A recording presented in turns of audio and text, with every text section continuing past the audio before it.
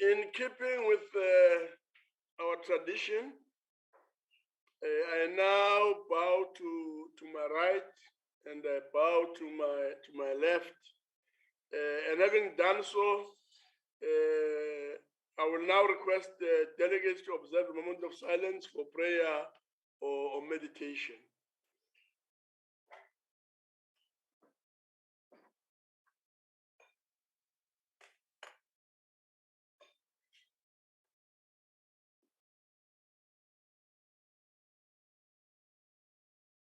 No, thank you very much. Honorable delegates, before we proceed, I would like to remind you of the following: that the virtual sitting constitutes the sitting of the National Council of Provinces, that the place of the sitting is deemed to be Cape Town, where the seat of the National Council of Provinces is, that delegates in the virtual sitting enjoy the same powers and privileges that apply in the sitting of the National Council of Provinces, that for the purposes of the quorum, all delegates who are logged onto the virtual platform shall be considered present, that delegates must switch on their videos if they want to speak, and that delegates should ensure that the microphones on their gadgets are muted and must always remain muted, that the interpretation facility is active, and that has been noted, that permanent delegates, members of the executive, special delegates and SALGA representatives are requested to ensure that the interpretation facility on their gadgets are properly activated to facilitate access to the interpretation services. That any delegate who wishes to speak must use the raise your hand function and or icon, and as we usually say, that by now members are familiar with the use of the raise your hand function or icon. Honorable delegates have been informed that there will be no notices of motion or motions without notice. We will therefore proceed. And before we proceed to the first order, I would like to take this opportunity to welcome the Minister of, and Deputy Minister of Transport, the Minister and Deputy Minister of Forestry, Fisheries and Environment, MECs, SALGA representatives, and all special delegates to the House. So honorable delegates will now proceed to the first order, policy debate on budget vote 40, transport appropriation bill. I will therefore call upon the Honorable Minister, Honorable F. Malula, Minister of Transport, to open the debate. Honorable Minister. Honorable House Chair, Chairperson of the Select Committee on Transport, Public Service and Administration, Public Works and Infrastructure, Honorable Kenny Mwema, dear Deputy Minister, Ms. Sindisiwe Chikunga, members of the Executive Council responsible for transport, honorable members, fellow South Africans. I must start by thanking the Select Committee of Transport, Public Service and Administration, Public Works and Infrastructure for its robust and uncompromising oversight. Your leadership and guidance has kept us on a path that places the aspiration of the people at the center of our service delivery agenda. The profound words of the renowned American poet, novelist and activist Maya Angelou set the tone for our budget vote this year when she said, I quote, "I've learned that people will forget what you said, people will forget what you did, but people will never forget how you made them feel," close quote. This is the essence of our approach to service delivery. Delivering services that people can see, can experience, and more importantly, transform their lives in ways that make them feel the progress we are making.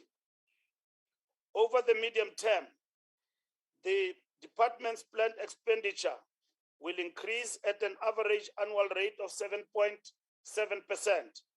This means an increase from 69.1 billion in 2022-2023 to 81.6 billion in 2025. The road transport program facilitates activities related to the maintenance of the country's national and provincial road network. An allocation of 76.4 billion goes to the South African National Roads Agency, SANRAL. Transfers to SANRAL account for 33.5% of the department's budget over the medium term and 65.5% of the budget of the road transport program. Over the medium term, 45.3 billion or 59.3% of the allocation to SANRAL is budgeted to upgrade, strengthen and refurbish the national non-toll roads network. An amount of 2.8 billion is allocated to the Moloto Road, which traverses the provinces of Gauteng, Mpumalanga, and Limpopo. A budget of 3.7 billion is allocated for the N2 Wild Coast project in the Eastern Cape, and 2.1 billion allocated to fund reduced tariffs for the Gauteng Freeway Improvement project. We've been working closely with the Minister of Finance to finalize outstanding matters that will enable the final determination by Cabinet on the funding of the Gauteng Freeway Improvement project. We have no doubt that the delay in making the final decision on e-tolls negatively affects the SANRAL balance sheet and its ability to raise capital for its catalytic projects. This is a matter Cabinet is seized with, and a pronouncement will be made once the final decision has been taken. The maintenance of provincial and municipal roads remains one of our biggest challenges. We have a collective responsibility as different spheres of government to ensure that these roads are managed within a framework of national norms and standards to maximize their role in enabling economic activity and access to social amenities. The maintenance of provincial roads is largely funded through the Provincial Roads Maintenance Grant. A budget of 337.4 billion has been allocated to the PRMG over the medium term.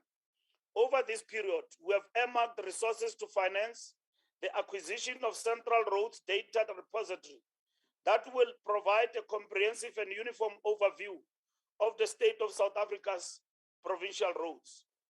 Through our collective efforts with the private sector and civil society, we will embrace creative solutions to decisively tackle potholes that have become a defining character of our secondary and tertiary road networks. This financial year, we will reprioritize our resources to establish a project management unit that will serve as an engineering and project management knowledge repository to assist provinces and municipalities in giving traction to projects funded through conditional grants. This unit will also serve as a hub to monitor and track our portfolio of capital projects across all our entities.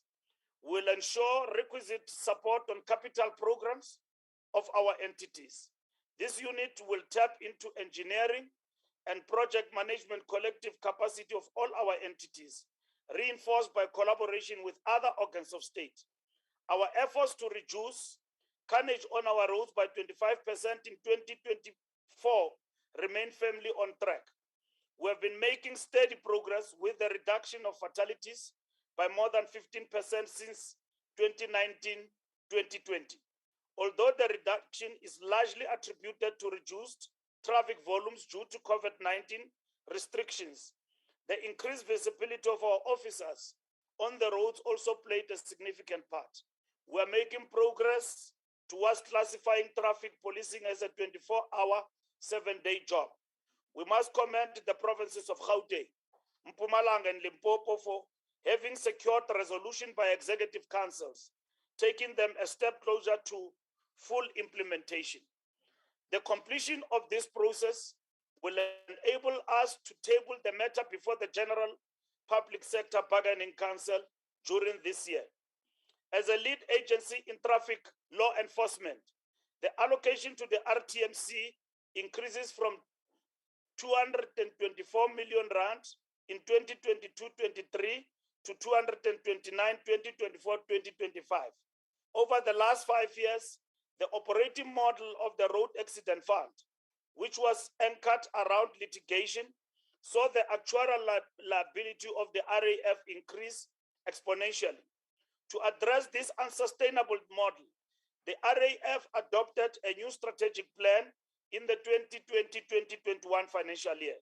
Through this plan, a new operating model was adopted, which was anchored on reducing legal costs and therefore a move away from litigation to claims management, thus prioritizing early investigation and settlement of claims within 120 days. Improving efficiencies at the driving license testing centers will be driven by a new service delivery model that will not only improve the experience of the motorist, but will significantly reduce turnaround times. We have agreed with provinces and SALGA on a bouquet of services that will improve the experience of the motorists when they visit the DLTCs. This included the online payment system and the deployment of smart enrollment infrastructure. The RTMC is finalizing an agreement with the Health Professions Council of South Africa to enable motorists to do an eye test at an optometrist of their choice and results directly uploaded in the system. We are making headway in tackling the backlog in the printing of driving license cards. Since January 2022, the driving license card account DLCA has produced 1,026,674 cards. As on 16 May 2022, we remain with a backlog of 526,841 cards. We are confident that this backlog will be eliminated by the end of June 2022. We remain resolute in our commitment to position public transport as an enabler of three-shift economy that will accelerate our economic recovery interventions. Capacity challenges in the implementing integrated public transport networks, IPTNs, in some of the cities have given rise to complications that have either delayed or stalled progress. The suspension of the cities of Msunduzi, Buffalo City, and Bombela had the effect of delaying delivery of a public transport system that responds to the needs of the citizens. We will work with these cities and assist them to comply with the National Treasury requirements to get back in the fold of the public transport network grant. The rollout of the IPTNs will equally be strengthened by the establishment of an oversight mechanism under the leadership of the minister and the political principals of the relevant cities implementing IPTNs. This will ensure accountability for the implementation of the IPTNs at political level. 7 cities are already operational and are working towards expanding current services. These are the city of Cape Town, George, Ekurhuleni, Johannesburg, Tshwane, Nelson Mandela Bay, and Polokwane. Polokwane is operating a starter service which will be scaled up to a full service. 3 additional cities are working towards the launch of new services. These are Rustenburg, Mangaung, and eThekwini. eThekwini is currently experiencing challenges due to unsuccessful negotiations with taxi operators on the affected routes. Over the medium term, all 10 cities are expected to be fully operational with expansions to directly serve major townships. The grant has allocation of 20.4 billion over the medium term. The grant has been reduced by 754 million in 2022-23 and 105 million in 2024-2025. These reductions are aligned to the City of Cape Town's revised implementation plan and cash flow projections for the My City public transport network, funded through the budget facility for infrastructure through this grant. Through this facility, an amount of 621 million is allocated through this grant over the medium term for phase 2A of the City of Cape Town's My City public transport network, linking the undeserved areas of Khayelitsha and Mitchell's Plain to the city center. Transfers to the cities of the public transport network grant are set to increase at an average annual rate of 14.3%, from 6 billion in 2022-2023 to 7.7 billion in 2024-2025. Over the medium term, 76 million has been allocated towards expanding the capacity for public transport grant monitoring. The department has commenced with the process to procure expert and technical services to monitor, oversee, and fast-track implementation at the city level and improve spending efficiency and probity. Cities and provinces must deliver on their public transport executive obligation. As such, we will not hesitate to invoke provisions of Section 55(6) of the National Land Transport Act. This section empowers the minister to take appropriate steps that include issuing directives to provincial executive and municipal councils when a province or a municipality cannot or does not fulfill an executive obligation relating to public transport. These directives are mandatory and must be complied with. We are on course in the implementation of 2020 Taxi Lekgotla resolution. Key among this is the finalization of a subsidy policy underpinned by a public transport funding model. Our rail infrastructure is in a major state of disrepair because of theft and vandalism that has crippled our rail recovery interventions. The criminals who continue to undermine our efforts to provide a reliable commuter rail services must face the full might of the law. And we've got not less than over 28 criminals who have been locked up in terms of this intervention. We have equally called for the ban of scrap metal exports who provide a perverse incentive for this criminality. We remain ready to work with the Minister of Trade and Industry and Competition to ensure that such a ban becomes a reality.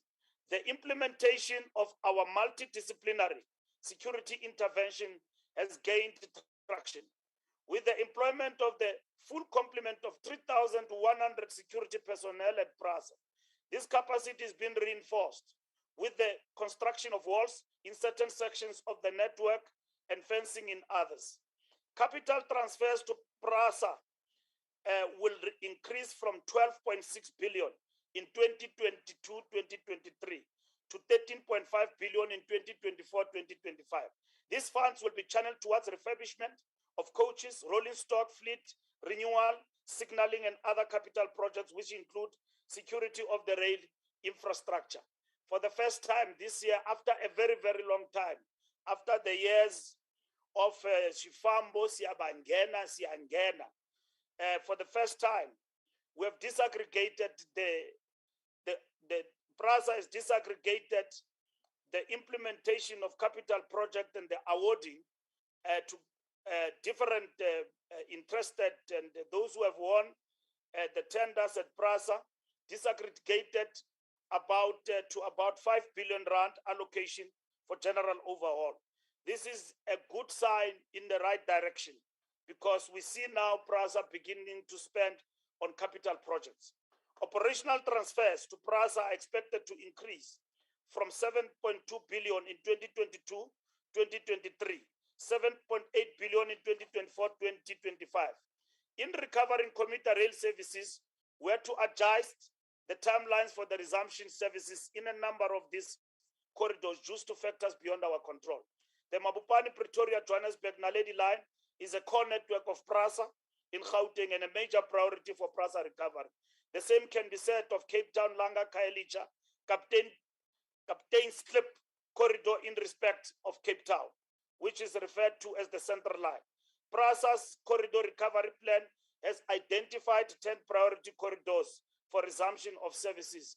5 out of 10 has now been recovered, and then we're looking forward to full recovery by November this year. And we've got all those corridors that we can mention from Cape Town to Pretoria, from Pretoria to Umlazi, and all around the country. The Mopani line has already resumed services, which is being undertaken in 2 phases. Phase 1 implementation currently in full swing with 5 stations operational in Pretoria, Hercules, Mountain View, Pretoria North, and Mabopane. 3 new trains have undergone the 120-kilometer test and are ready for service. Phase 2 will see an additional 15 train stations renovated and brought back into service. More train trips will also be introduced with shorter headways. The return to service of the Central Line is also being undertaken in Phase 2. Phase 1 entails restoring services on the Cape Town, Belleville, Langa to Pinelands, and Nyanga segments. We anticipate the completion of the rehabilitation works and resumption of services by end of July 2022 for this phase. We must also appreciate that the Langa to Belleville via Sarepta is currently affected by illegal occupation, and we are dealing with that, and we're looking forward to moving the occupiers very soon from the line. Phase 2 entails the recovery of Nyanga to Krisani segment as well as Nyanga to Captain's Cliff. These segments will take longer to recover due to the extent of the damage of the infrastructure. We anticipate completing this recovery and resume services by December 2022. I want to thank all my colleagues, in particular the Department of Human Settlement, and as well the City of Cape Town and the province for working with us to recover the service at the faster pace. In conclusion, this year we will be hosting the International Maritime Organization World Maritime Day parallel event in October. It is our expectation that delegates from the 173 member countries of the IMO will descend on our shores in Durban for this prestigious event. At the end of the event, we'll hand over the flag to the next host, the Islamic Republic of Iran. I hereby table budget vote number 40 of the Department of Transport. Chairperson, I thank you.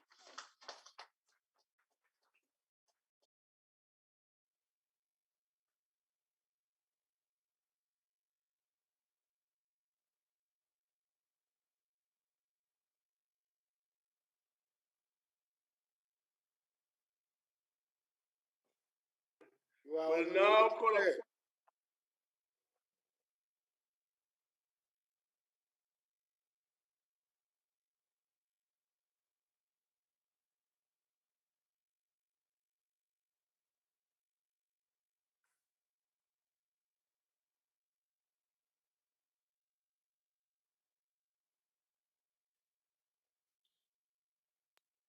There seems to be some problem here, but we'll now proceed to Honorable K.M. Muima.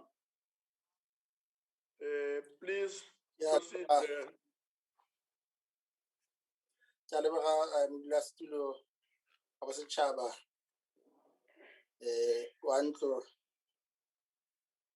Di province mtutlegi Ramasondo ke boe gape ke dibitse tlotloa ka go maloko a kopano theo molao ya khotla di province ya bosetšhaba le letona la di palangwa re mbalula ke re dumela. Indeed, allow me to rise on behalf of the African National Congress to express our support behind the budget as tabled by Honorable Minister, informed by our appreciation that the road infrastructure is indeed an effective way to improve road safety. And it helps communities by increasing access to jobs, stores, schools, and other recreational facilities. A lack of high quality and safe roads impacts people's daily activities. And indeed, this means, Honorable National Chair, that the economy needs reliable infrastructure, particularly around transport, to connect supply chain, and efficiently move goods and services across borders. As mentioned, infrastructure connects households across metropolitan areas to higher quality opportunities for employment, healthcare, and education. As a result, the department, we are appreciative of the presentation that they made to us in terms of the budget and also the APP, in terms of the identification around 8 areas that are its priority for the next coming 3 years. Amongst those priorities, Chair, that has been identified is the safety as an enabler of service delivery, public transport that enables social emancipation and an economy that works, infrastructure built that stimulates economic growth and job creation, and building a maritime nation and elevating the ocean's economy.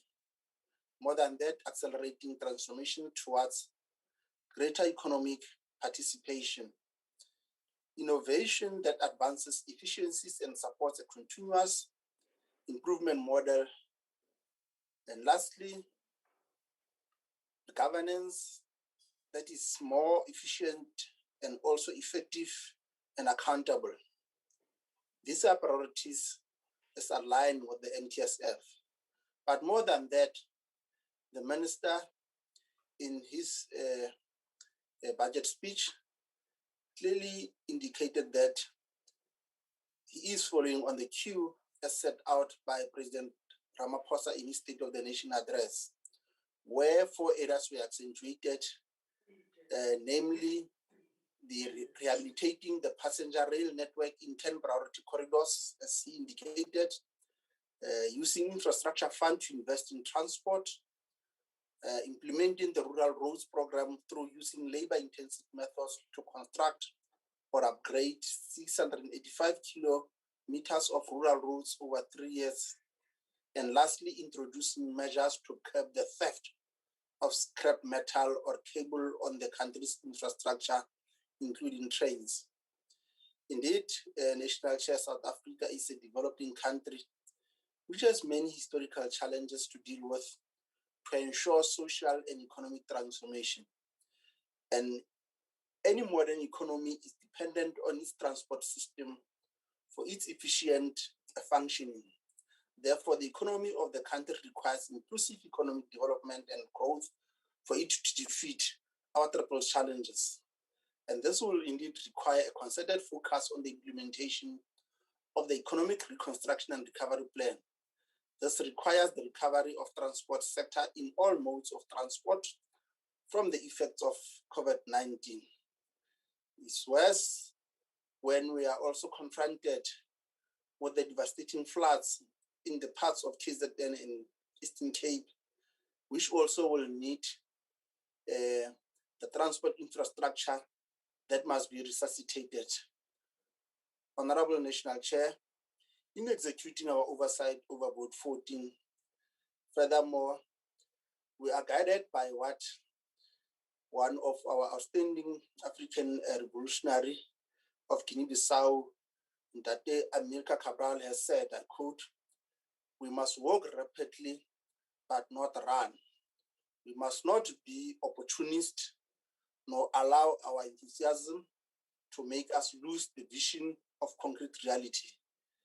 This is so because the restoration of road, rail, and port infrastructure is imperative for the normalization of economic activity in the province. And as a result thereof, we appreciate the effort by the department in terms of focusing on the transport infrastructure, in terms of port, in terms of rail, in terms of road in the KZN province, which was also impacted. And indeed, this impacts on the economy of the major industrial heartland of the country in Gauteng, and therefore requires to be restored as a matter of urgency. And we appreciate the leadership that the minister has provided to one of its entities, Sandra, to come to the party. Indeed, Honorable Chair, The transport sector supports the functioning of many other economic sectors in terms of mining and manufacturing industry, as well as the tourism and leisure industry. So therefore, the sector creates jobs both directly and indirectly and plays a critical and strategic and positive role in the economy for all. Therefore, this budget policy vote on transport is occurring at a critical conjuncture in the economic development of the country. It is critical that the country is able to reverse the triple challenges of poverty, inequality, and unemployment. The transport sector is a key driver to ensure inclusive economic development and growth. The National Department of Transport National Chair has a number of critical vacancies which require to be filled to ensure that programs of the department can be efficiently executed. And the transport sector requires skills and capability for its development, and the department should seek such skilled and capable people to fill the vacancies. There are a number of entities which report to the department and are implementing arms which operate in all our provinces, and it is therefore these entities that must also focus on enhancing its capacity. It is imperative that these entities are able to follow the leadership role of the Minister of putting much more emphasis on good corporate governance and financial management and accountability. Indeed, Honorable National Chair, these entities manage large budgets and projects on behalf of the National Department of Transport and therefore need to be fit for purpose. Many of these entities also need to ensure that indeed they follow the line. The next critical leg in developing an efficient transport system, the National Chair, lies in the coordination between National Department of Transport, provincial departments of transport, is with regard to public transport, whilst provincial roads and traffic are a provincial function that operates within common legislation and regulation. However, at this juncture, it is important that there is a heightened coordination between national, provincial, and municipal entities to ensure that indeed the norms and standards set out by the National Department in terms of its policy is followed to the latter. Furthermore, Chair, the civil aviation is crucial for the countries, given its geography being far away from the major markets. It is the most efficient mode of transport.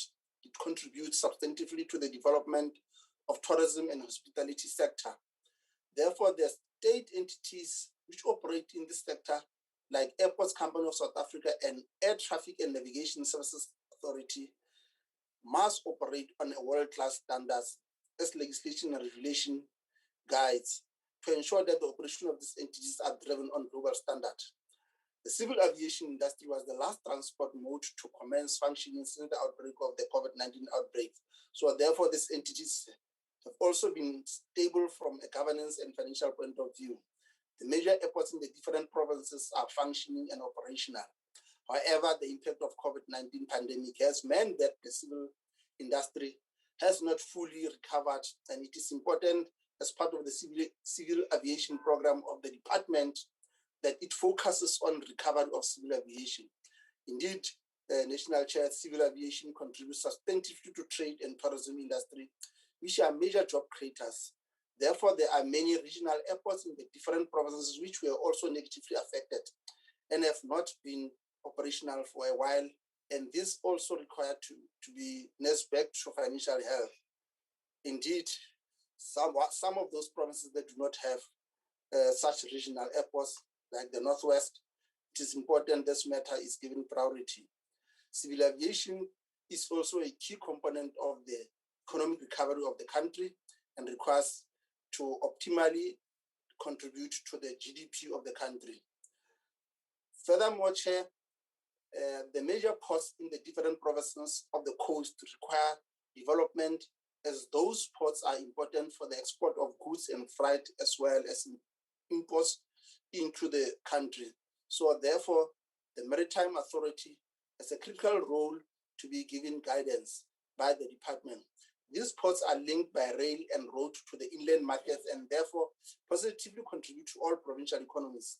Recently, the devastating floods affected the port of Durban, which is the largest port for the import of goods and export. port operation requires restoring and normalize as a matter of urgency. This port's operation not only affects the economy of KZN, but also that of the inland market.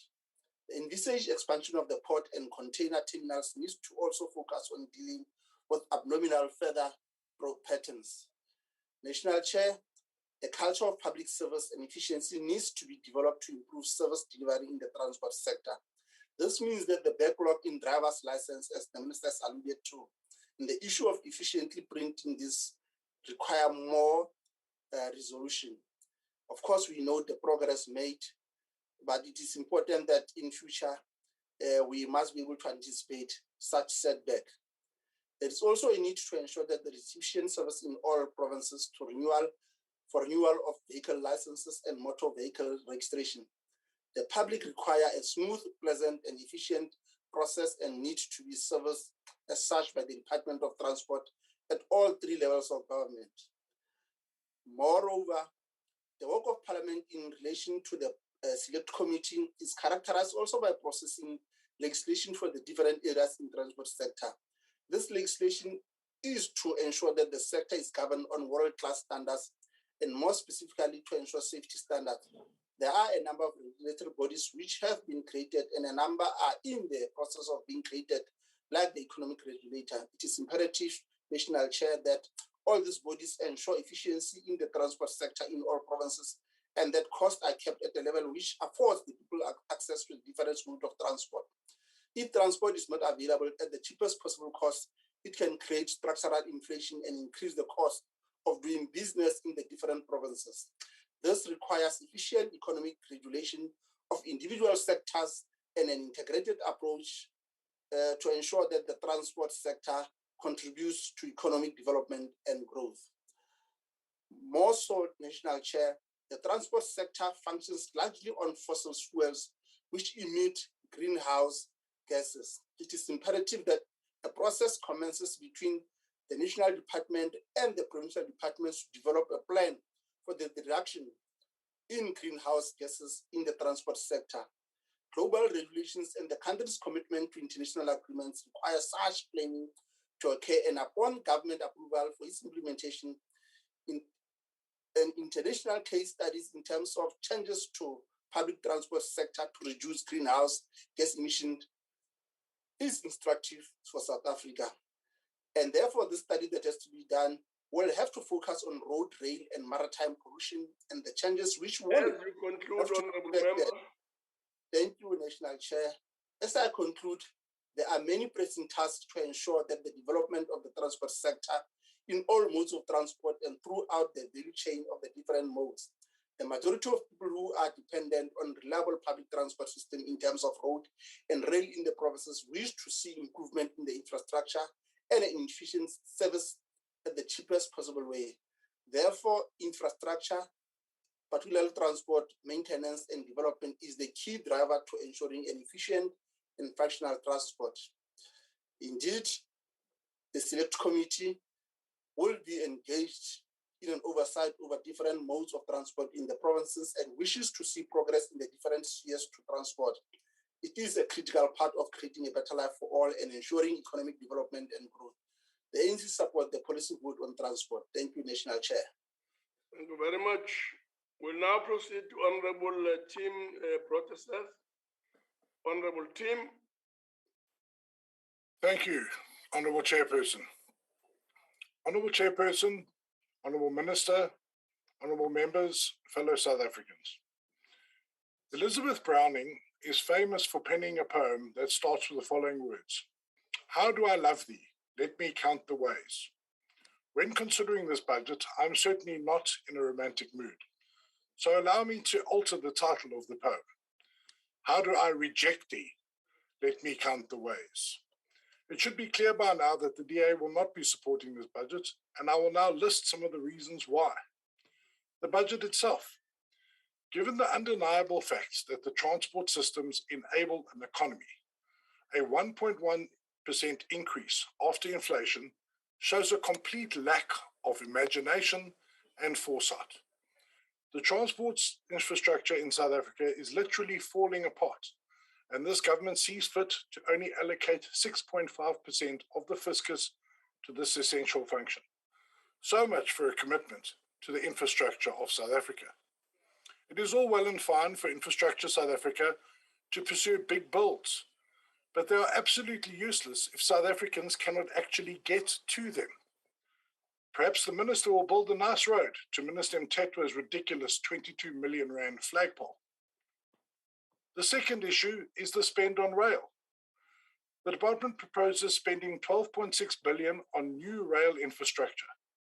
These funds should be spent on restoring existing infrastructure and providing minor linkages at crucial points to open up rail transport infrastructure. The current approach shows a complete and utter disconnect of a government that does not understand rail. After all, under their watch, 95% of rail services have evaporated over the last decade. The third issue is the spend on consultants. The department has revealed its inherent incompetence by increasing the consultant budget by a whopping 73%, despite numerous vacancies in the department. This shows the department is completely naked and exposed in terms of skills, to the point where they are forced to employ consultants to cover the knowledge gap. The ad hoc employment of consultants will never lead to a coordinated approach to mobility challenges. This state of affairs clearly shows the evisceration of competence caused by almost 3 decades of cadre deployment, jobs propel social policy of the governing party. The fourth issue is the spend on roads. Here the priorities of the department are completely skewed. The lion's share of the budget goes to SANRAL, and the scraps on the floor go to the provinces. Whilst it is understood that blue light convoys stick to the national roads, it may be a lesson for them to occasionally traverse provincial roads, where they're able to see where the government's funds should really be spent.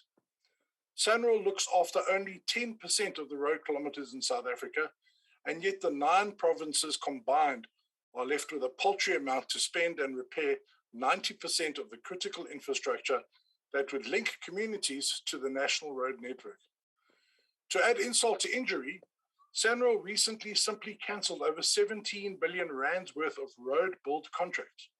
The reason given, and I quote, "The tenders were cancelled due to a material irregularity in the tender process, where a resolution was made by the board in January 2020 was not implemented in the evaluation of the said tenders," I end quote. This development has created a crisis in the industry, as these contracts had already been awarded and the companies involved had already started their necessary planning. So the question is, what is this material irregularity?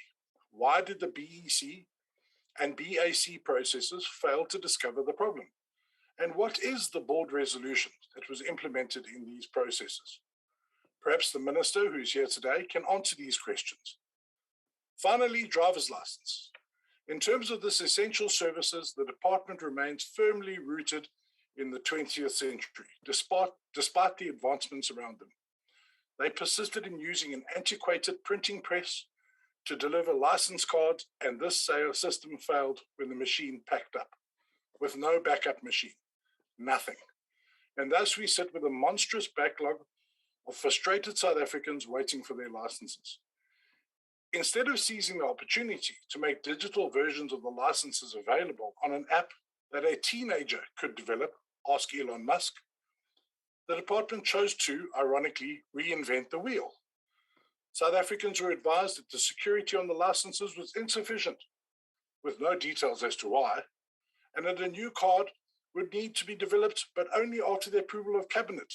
Obviously, there's lots of licensing experts in Cabinet, and would only be available in November 2023. In terms of the digital license, that format will only be available on July 2024, more than 2 years from now. Given the pattern of government in not getting things done on time, I would advise South Africans not to hold their breath. In conclusion, Mr. Chairperson, I could continue the ways in which the DA rejects this budget, but that would take the entire time allocated to this budget. Transport is mobility. Mobility represents freedom. We have to plan properly, and that planning starts at the threshold of a rural dwelling. to a village, to a town, to a city centre, from a harbour to the train or truck, to the infrastructure needed to move goods around the country. Unless every step of that journey is taken into account, unless we employ the professionals needed, unless we stop stealing from ourselves, we will never reach the mobility goals of South Africans. International best practice must be adopted, and we must move into the 21st century to make our country competitive. I thank you.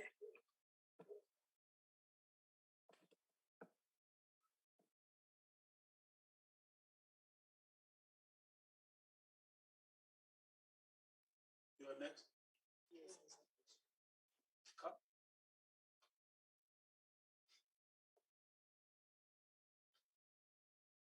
We will now proceed to Honorable Tigana Kotiwe. Honorable Tigana Kotiwe. Honorable Chairperson of the National Council of Provinces, Honorable Minister, Honorable Deputy Minister, Honorable members of the House, my colleagues from various provinces, delegates from the provinces, and distinguished guests, good afternoon. Honorable Chairperson and members, it is my honor and privilege to represent the government of the Eastern Cape in this debate.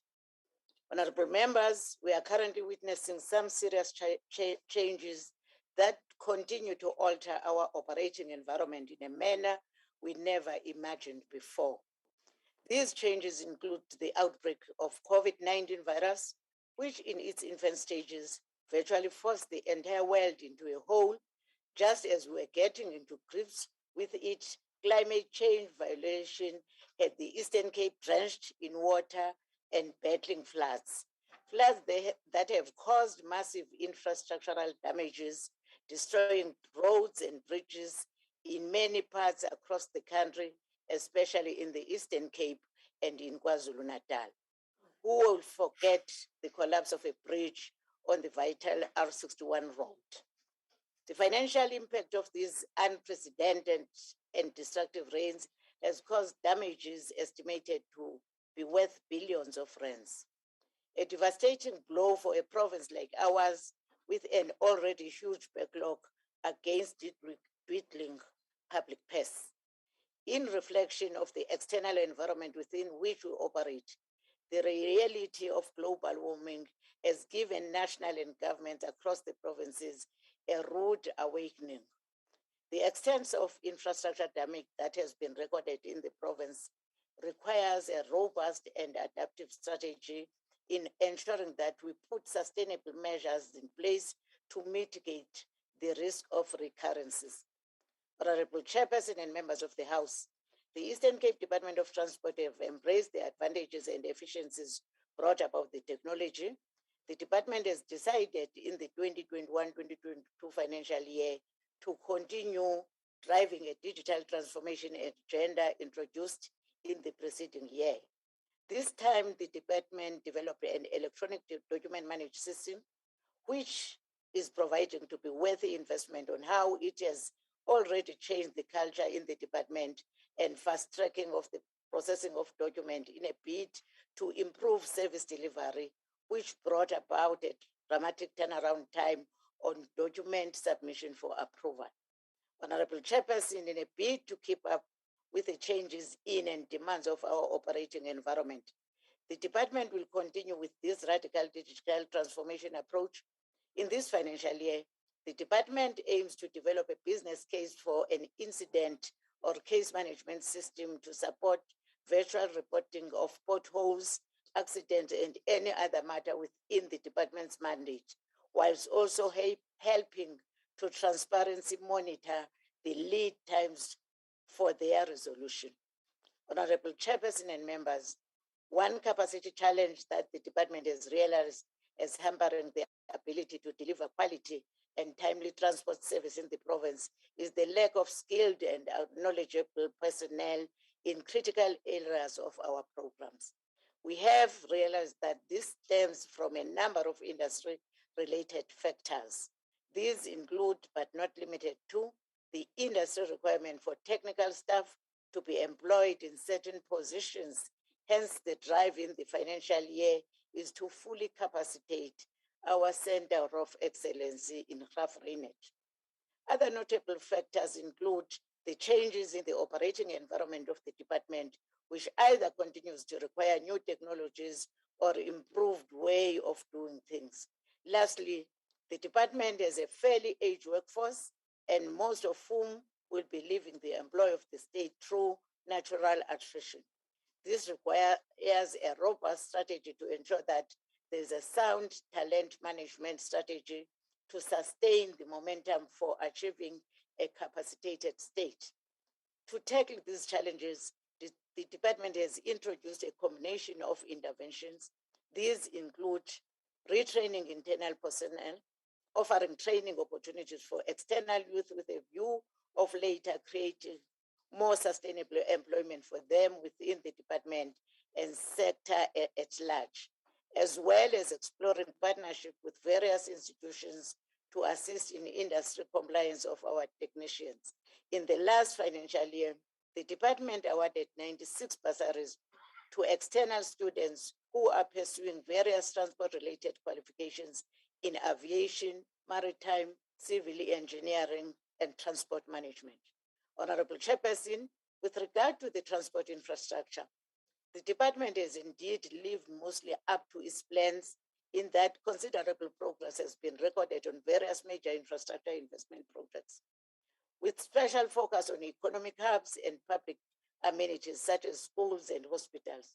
The projects we are currently working on include the last phase of N2 Sipetu Hospital in Dabangulu, currently at 30% to completion, the two of the Willowvale to Dwesa route, right up to Msengene Junction, currently at 82% complete. Phase 1 of the Hluleka Nature Reserve project, currently at 90% complete. This is to mention just a few. Honorable members, in the state of the province address, the Honorable Premier mentioned the 18 projects worth 7 billion that are currently being implemented by Sanran in the province. The National Minister of Transport, Honorable Mbalula, has accepted our request for Sanral to take over 5 major roads in the province, and these are Regisville to Coffee Bay, where there's a famous hole in the wall sea resort, in Ngobo to Elliot, which includes Saturn's Neck, Matatiel to Kasha's Neck, R61 to Tala via Ngocha, and the rest of R61, that is from Port St. John's to Mtavuma River in the Eastern Cape borders of Eastern Cape and KZN. There is an agreement that while administrative processes are being finalized for the proclamation, repair work will be done on these roads. This process, Honorable Chair, is intended to leverage on the financial and capacity muscle Sanral possesses. Regarding traffic law enforcement, the department has introduced an interim flexi shift system known as 24-hour 2, in terms of which traffic inspectors are deployed to the most critical roads during most crucial times, while waiting for the finalization of the 24/7 policy at national level. The flexi system has yielded positive results for the province since we recorded at 7.9 reduction on road fatalities during the past festive season compared to the previous financial years. Honorable Chairperson, the importance of transport services and transport infrastructure as an enabler for economic development and a driver for economic activity can never be overemphasized. It's for this reason that we, as the province of the Eastern Cape, wish to register that availing funds for transport services is a massive investment on the economic viability of the Eastern Cape and the rest of South Africa and a better future of its people. The Eastern Cape support the budget vote. I thank you.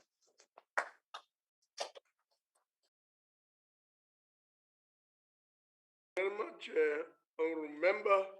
We'll now proceed to Honorable Dango. Chairperson. Honorable Mohamed Dango.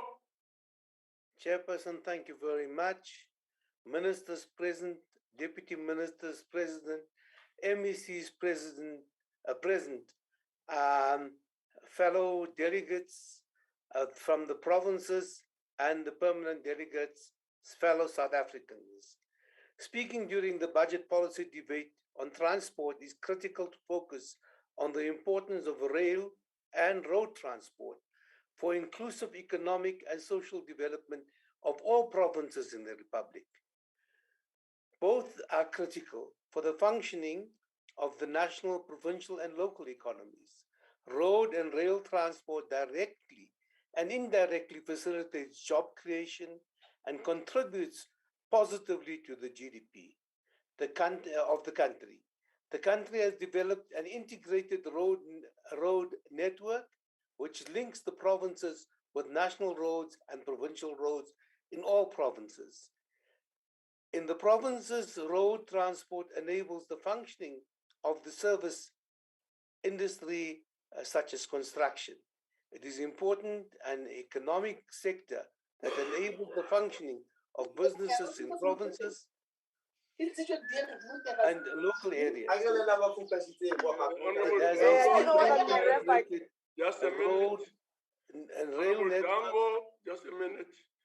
Honorable Hihi, there seems to be a problem there.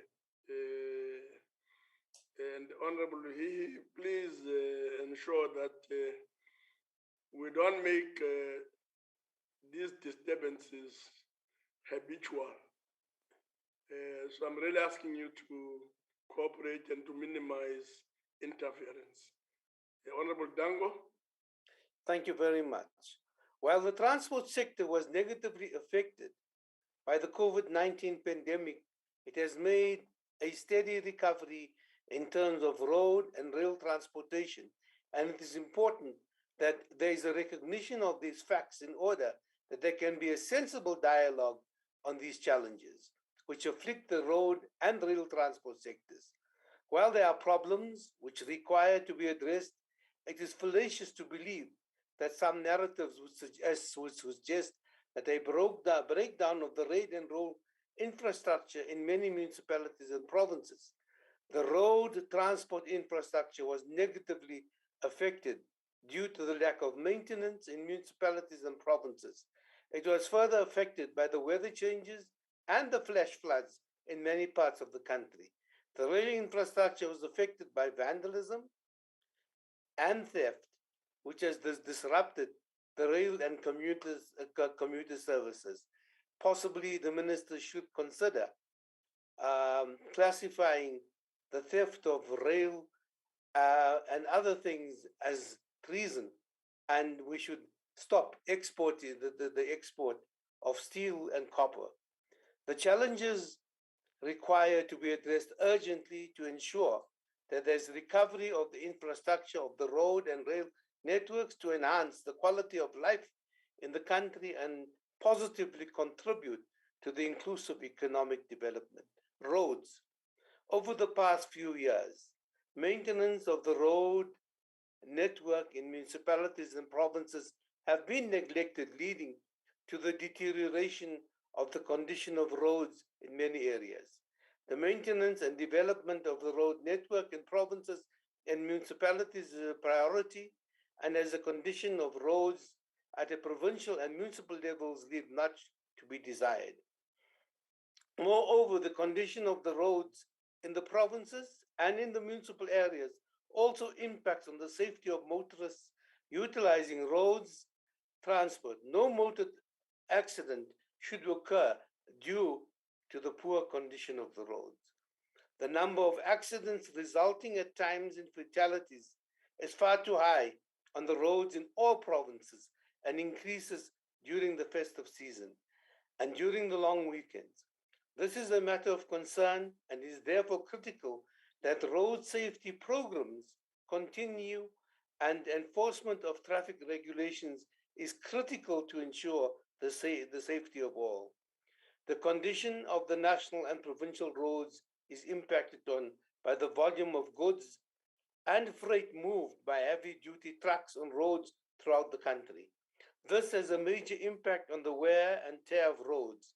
This translates into more regular maintenance of the road surface than is normally the case, and in most cases, reduces the road resurfacing time by half. This increase the cost of maintenance of the road network, However, there is still cheaper to repair the surface of the roads than to build new roads due to poor maintenance. The National Department of Transport, like provincial transport departments, have been allocated budgets for road maintenance, and these resources must be optimized to achieve the greatest value on the national, provincial, and municipal roads to ensure that the maintenance of roads into the future occurs. This requires greater levels of coordination and cooperation between the three spheres of government in the transport sector. There is no longer room for silos between the three levels of government, as service delivery must be optimized and be efficient. Road maintenance and development is an important area of creating employment for the communities of the provinces at different levels, thereby reducing unemployment in the country. In this allocated budget, a number of important road projects have been budgeted for, and these projects need to occur as a matter of urgency. And in this regard, it is very positive that the Moloto Corridor Road project has been budgeted for and allocated to Sunral. The condition of this road has been a source of concern for the community in the province. Given the high level of accidents resulting in the many fatalities on this road, it is also pressing to note that the road development is going to occur as a non-toll road, that the critical road development is the N2 from Durban to the Wild Coast, which is a critical link between KZN and the Eastern Province. It is also an important part of developing the tourism industry in the provinces, as this industry is also a major creator of jobs. Rail transport. The ANC government policy has been the policy to move from the delivery of goods and freight from road to rail. And this requires it to be implemented in earnest by the National Department of Road and Transport in conjunction with provincial department transports and local entities. If it is critical that weight transport regulations are followed and that way bridges are well functional in all provinces as part of the moving of freight and goods from road to rail. This will enable the preservation of the road networks and ensure that less financial resources is required for the maintenance and more resources are utilized for road development. Find out now. And you have answers today. Rail,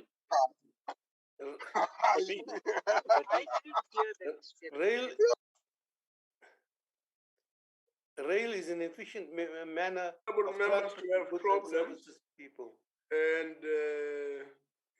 Moodley and your team there, please behave. Proceed, Honorable Tang. Thank you.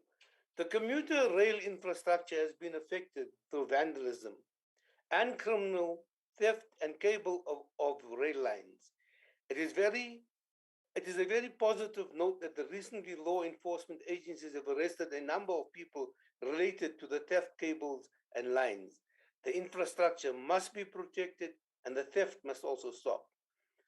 More needs to be done by law enforcement agencies to stop the destruction of rail infrastructure. Government needs to consider banning the sale of cable and rail lines from the scrap steel business. The working class and poor communities depend on the community rail systems, road transport, and it's imperative that the infrastructure is repaired and maintained at the highest possible safety standards. Work on the rail infrastructure has commenced, as announced by the State President in his SONA address of 2020, with the Mabopane line in Gauteng and the Central line in Cape Town. These lines must be operational within this financial year. It is also pleasing to note that work has commenced on rehabilitating the road and rail lines in affected areas by the devastating floods. Much more needs to be done to rehabilitate the railway stations, which service local communities in all provinces and have been vandalized. The redevelopment of these, and Chairperson, you and I had visited Kliptown Railway Station, which was a bit sad. The redevelopment of these railway stations should occur within this particular year, and hopefully that will be done. The movement of goods and freight and iron and road has suffered from setbacks as there has been a decline in the volume of goods and freight by rail. The Transnet freight rail needs to change the business model as the road transport is cheaper to transport than goods on rail. This is a result of the freight rail pricing itself out of the requirements rather than seeking sufficient business in the market. Freight rail needs to restructure their business model. In conclusion, Chairperson, it is imperative that the National Department of Transport is able to coordinate the provincial and municipal departments to ensure that there's a restoration of the road and rail infrastructure and its development. Capacity and capability must be developed for the transport infrastructure maintenance and development. Security of the rail network requires improvement in order to preserve what we have and to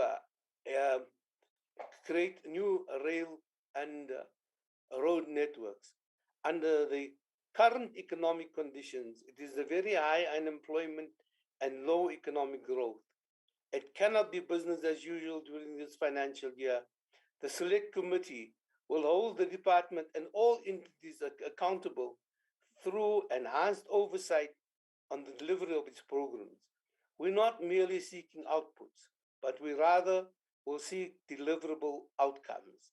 The ANC supports this particular vote, Chairperson, but just in the end to say that poetry is one of the things that I actually love and had grown up with.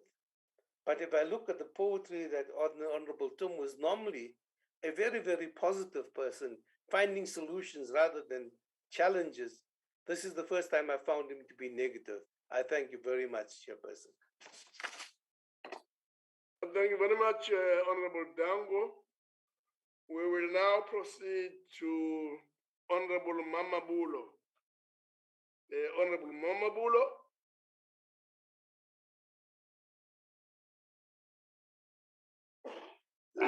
Honorable Chair, I hope you can hear me. Yes, yes, you're audible. Okay, thank you very much. Honorable Chair, let me take the opportunity to greet the Honorable Minister, Honorable Fikile Mbalula, and let me greet all ministers, all the deputy minister, and all deputy ministers, MECs, all of MECs, councillors, and all honorable members, and the people of our country, and all guests.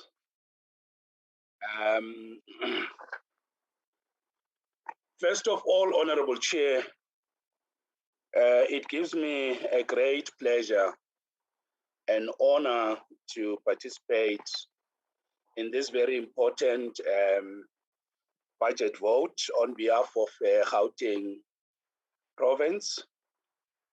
And I would like to join my colleagues and honorable members who have already welcomed the budget speech delivered by Honorable Minister. And of course, as a province, we welcome the budget. We just want to start by commenting Honorable Minister Mbalula for the excellent work and leadership he has done and shown in our province during the very difficult times of COVID-19. Minister was with us on the ground, going to different taxi ranks both to deal with the protocols of COVID-19, but also we have seen Minister joining us on the ground to promote the vaccination drive. We want to welcome that, honorable members. The second issue is that, as Minister has mentioned, we welcome the decisive leadership that has been shown and displayed with respect to a very difficult matter of resolving the complex problem relating to renewal of driver licenses, which is a problem that emanated, as you know, honorable members, from the difficulties of the hard lockdowns. We are pleased with the progress that has been made, and we believe that we are set for even much more improvement in this area of our work. Minister and honorable members, we are very much pleased as the province of Gauteng that working with the minister, we have established 2 centers of excellences as DLTCs in the city of Johannesburg, in Midrand, the Waterfall area, and of course in the city of Tshwane, in Centurion. We are very much confident that those 2 DLTCs are a benchmark and a site of best practice on how DLTCs will be managed in our country moving forward. And I can assure you, members, that the residents of our province are appreciative and have already given us feedback, welcoming the 2 centers of excellence and model offices for better service delivery by government of the African National Congress in providing services to our people. We also are appreciative of all the technological innovations that have been put in place with respect to a campaign that we call Request a Slot. Together with Honorable Minister, we have introduced this campaign to respond to the difficulty and challenge where people have clearly said there was a problem with the online booking system, and we are very much pleased that that has since been resolved. And we welcome also, Minister, the announcement you have just made about rolling out the smart enrollment system, and we are pleased that our province of Gauteng will be prioritized in this regard. We have already held meetings with the CEOs of RTMC, the head of the department in the Department of Roads and Transport, where that included the CEO of Gautrain Management Agency, GMA, and of course, in those discussions, the team has already outlined how they are going to roll out the smart enrollment system. This system, honorable members, is going to bring good relief to the people in the DLTCs. We know that the current systems are causing problems of long queues, providing defective service, and many other challenges.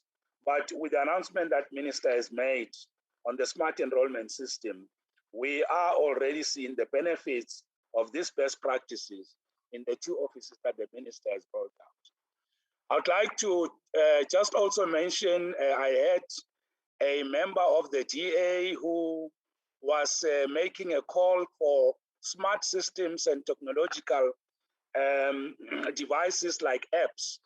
I think the honorable member is too late. I'm not sure in which part of the country he lives, but I would like to ask him to to visit the province of Gauteng so that he can see that the minister and of course with the RTMC have already introduced very advanced technological systems. We've got an app where people can apply for a slot. We've introduced digital platforms, and I think he should have started there by commending the excellent work that has been done to introduce digital platforms. So, Minister, we know him is still in his youthful age, you can see the energy, Mr. Fixit, and we are very much pleased with the innovation and the smart technological systems that we are seeing that are already coming on our way. And I hope the honorable member will take the challenge of visiting our province so that we can be able to induct him into much more smarter ways of doing work in transport led by the honorable minister. Chair, hoping that I still have time, I would really like to mention this profound issue, which Honorable Dango has mentioned, of welcoming the resources set aside for fixing the Moloto Road. As a province of Gauteng, we are deeply delighted that Minister in his budget speech has assured all of us, and we have every reason to celebrate the assurance, which says that money is being set aside to be invested in the upgrade and improvement of Moloto Road, particularly on the part coming into Gauteng province. We are looking forward, Minister, to Sandra and yourself making sure that those resources speedily bring relief to road users and the people on that very important corridor where currently, as you know, Minister, there are honorable challenges. But we commend you for the announcement that you have made, and we are quite sure that the people in our province in Mpumalanga will be deeply delighted to hear that resources have been set aside for that. We are also happy, Minister, with the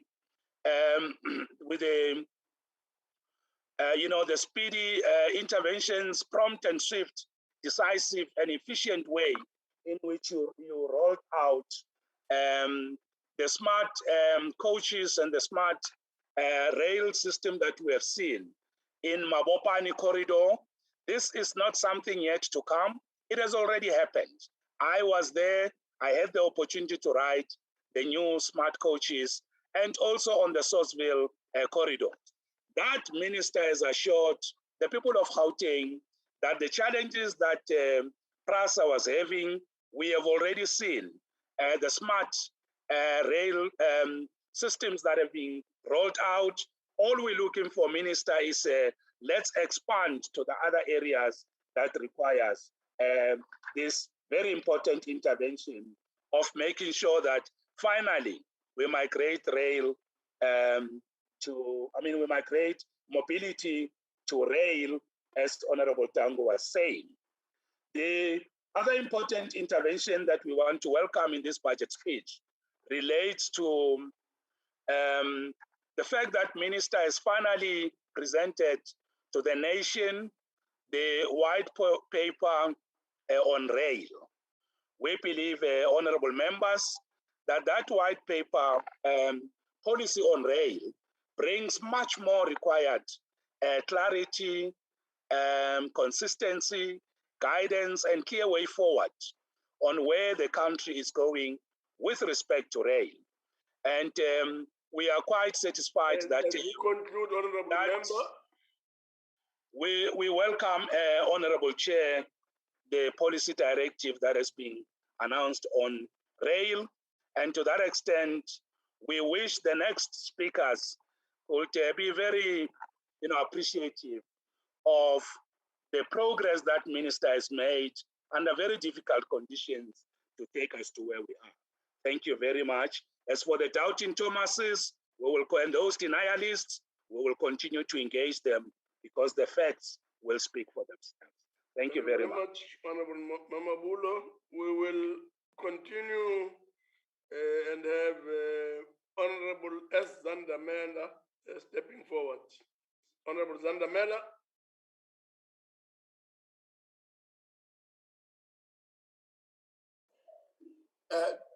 No, Chairperson, it has to be Honorable Aplain. Yeah, that's not what my guide here says. It says Zandamela, but please proceed, Aplain. Thank you very much, Chairperson. Now, Chairperson, the EFF rejects the budget vote 40 on transport. Before 1994, there was not much attention paid to the effective planning of transport system in South African policy and legislation. as emphasis was often placed on those who wished to provide public transport services through acts such as the Black Services Act of 1952 and the Black Transport Services Act of 1957. 28 years later, not much has changed or been achieved, as transport needs for the majority of South Africans are still not being met. The department failed to overcome challenges of providing a more effective system of public transportation. Transport needs such as safety, shorter travel times, less overcrowding, affordable taxi fares, reduced walking distance, and improved access to facilities are still a challenge for the Black majority of our people.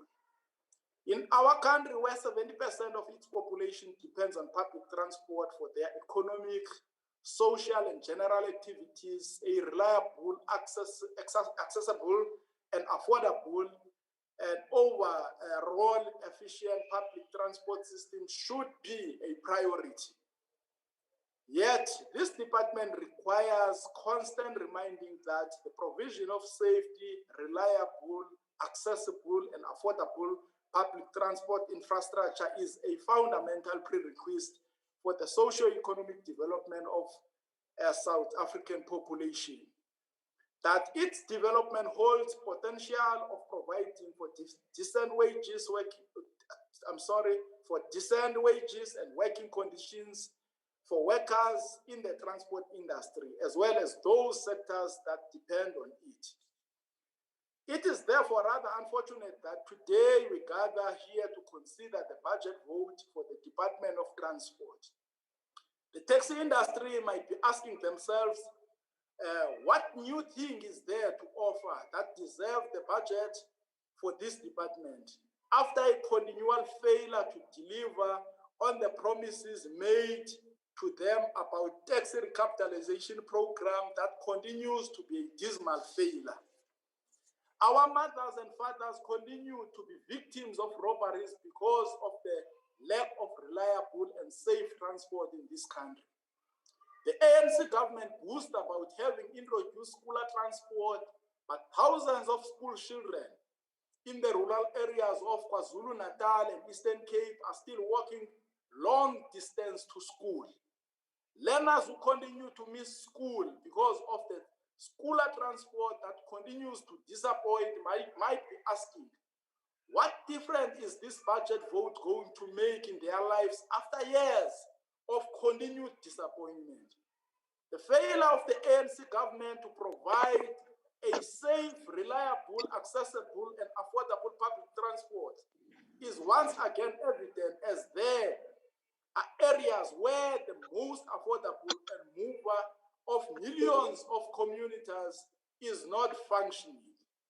Poor South Africans are spending a bigger portion of their hard-earned incomes on expensive transport, with blame being shifted to looters of rail tracks, yet no mention is made of how much PRASA spends on security and why the looting of rail tracks continues unabatedly despite the security measures that are in place. The worst negligence by the department, however, has to be the way that lets the passenger rail system go. Rail passenger traffic in South Africa decreased over the years, with only 237.3 million rail passenger journey reported in 2018, as compared to the 616,992 million rail passenger journey in 2009.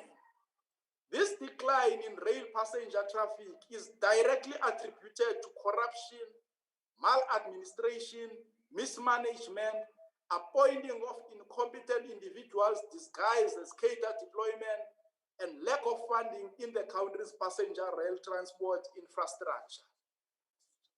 The same is true for the infrastructure for transporting goods. Movement of goods is mainly by road due to the failure of rail, As a consequence, the roads are in a mess and full of potholes because they were not built for trucks that carry such heavy loads. The government has failed to address crucial aspects of public policy planning in a sustainable manner. The Department of Transport has failed to fill vacancies as it sits with 171 vacant posts, which is something which has become a norm as targets are not being achieved. The ruling party has ignored the potential which the transport sector has of acting as a catalyst for economic development and job creation. The department is chronically handicapped and cannot even meet the targets they have set for themselves. We reject this budget as there has been poor responses to the needs of low-income travelers who wake up the vast majority of South African urban population. I'm very worried that the guy who just spoke with me, he was blowing hot air about the people who are opposing, will never agree to things that to politicians open opportunity for other politicians and their families to loot the money of the state. Thank you very much, Chairperson. Thank you very much. Our next speaker is going to be Honorable Chikunga. Honorable Chikunga. I'll send you some books, and I don't know what you're going to think of it. Honorable Chikunga. Honorable House Chairperson, Minister of Transport, Honorable Fikile Mbalula, MECs of Transport, Honorable members of the NCOP, our honored guests, ladies and gentlemen. Chairperson, for 28 years since the dawn of the democratic dispensation, it has been a tireless and committed daily mandate of the government led by the African National Congress to tackle the structural inequalities, unemployment and poverty created by a legacy of centuries of the apartheid regime and colonial rule.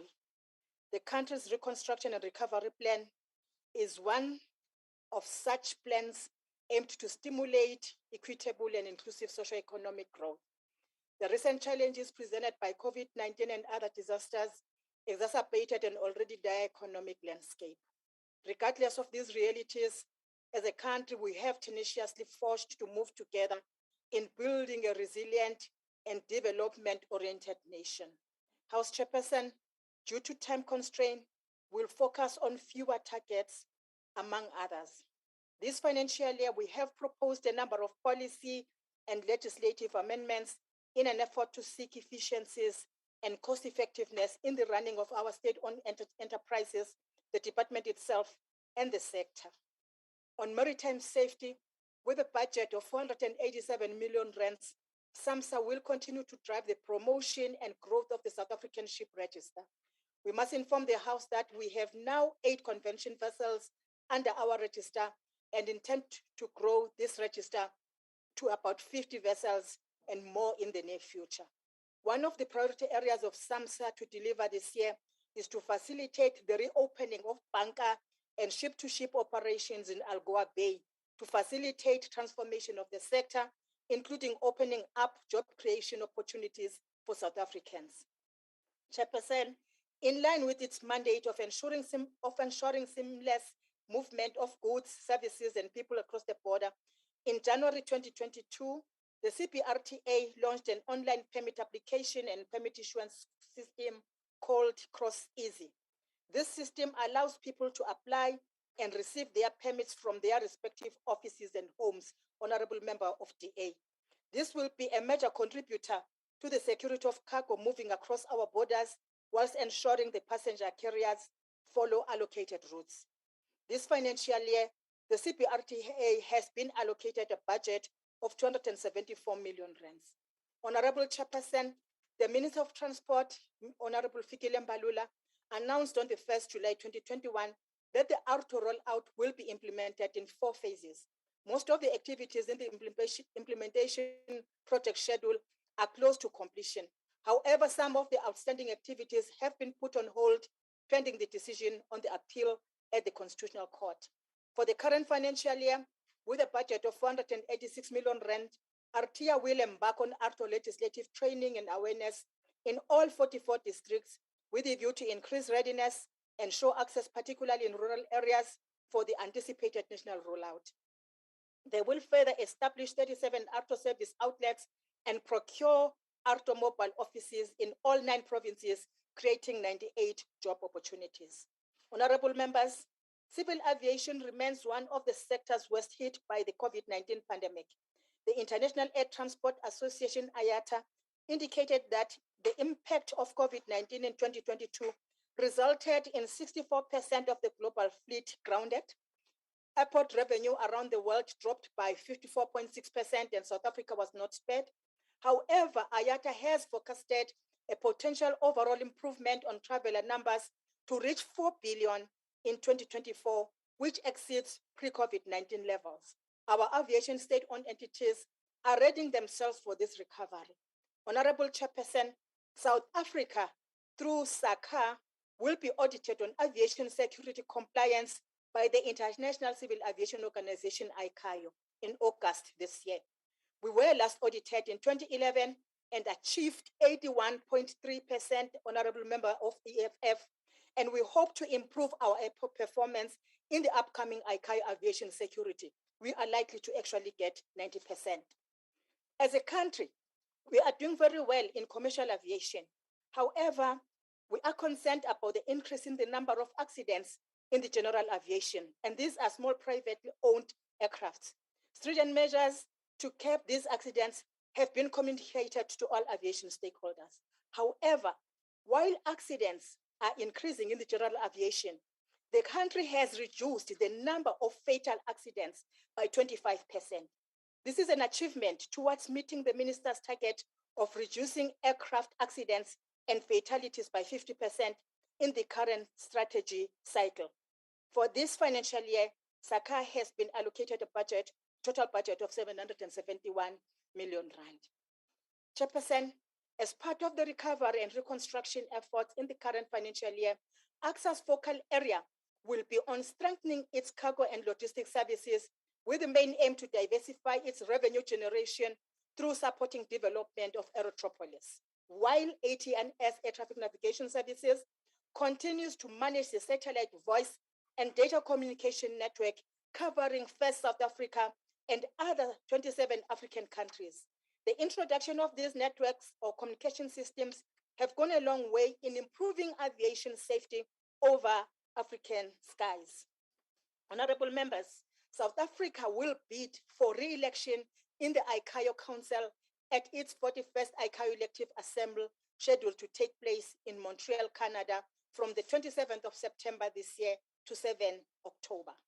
Honorable members, on rail safety, it is critical that we inform the House that with a budget of 278 million rands, the RSR Rail Safety Regulator will commence with the development and implementation of a digitized and an integrated information management system to meet the requirements set out in the RSR Act, honorable member of DA. RSR will also focus on improving safety level in the reached areas as well as level crossings. House Chairperson, with a modest budget of 42 million rand for the 2022-23 financial year, the Ports Regulator of South Africa will continue to implement the multi-year tariff methodology and tariff strategy to ensure that the pricing of both the port infrastructure and the services and facilities provided in the 8 commercial ports owned by our NPA are cost reflective and, where applicable, adjusted for inflation. Honorable members, for this financial year, we have prioritized skills development and training in order to organically build capabilities and capacity of the transport sector. We have also continued to recruit young talent, especially women and persons with disabilities, either as interns or as new entrants or even senior executives. The total budget for training and skills development for this year is 26.8 million rand, of which 15.4 million rand, which is 57%, is for our university bursary programs. from where we are funding 330 students per year who are studying various transport qualifications at 13 South African tertiary institutions, including universities. Some have graduated, others are graduating even this year. We also appeal to the private sector to partner and or collaborate with the department to ensure that our young people find employment and improve the skills capacity of the sector. It is important to highlight that throughout the transport sector, we have ensured the implementation of a gender-responsive budgeting approach. Such a commitment will ensure that we fight the scourge of gender-based violence and femicide in the sector. Honorable members, as the transport sector, we're hard hit by COVID-19 and we lost quite a number of our capable employees. I must commend our national and provincial departments, as well as SOEs, employee health and wellness units, for heightening and strengthening preventative measures and providing tremendous psychosocial support to infected and affected employees and their families. We extend our heartfelt condolences to all the families of the fallen employees across the transport sector. Chairperson, we committed ourselves to appoint the required skills, experience, and expertise, especially at senior and executive levels. To this end, we are proud to inform the House that we now have 5 capable women CEOs in our 12 state-owned entities, and of course, 1 Deputy Director General for Integrated Transport Planning, who also is a woman. These women run the HNS, AXA, SACA, Post Regulator, and the RSR, and of course the ITP branch. We must commend the Minister and boards for responding so positively to the call to transform our sector. We have also appointed a CEO of the CPRTA.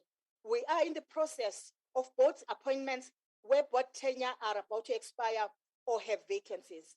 As I conclude, I wish to thank the Minister of Transport, thank the MECs and the honorable members of the Select Committee, and also extend my appreciation to the acting DG and the staff of the Department of Transport, as well as the chairs and CEOs of our state-owned companies for their commitment and hard work and support.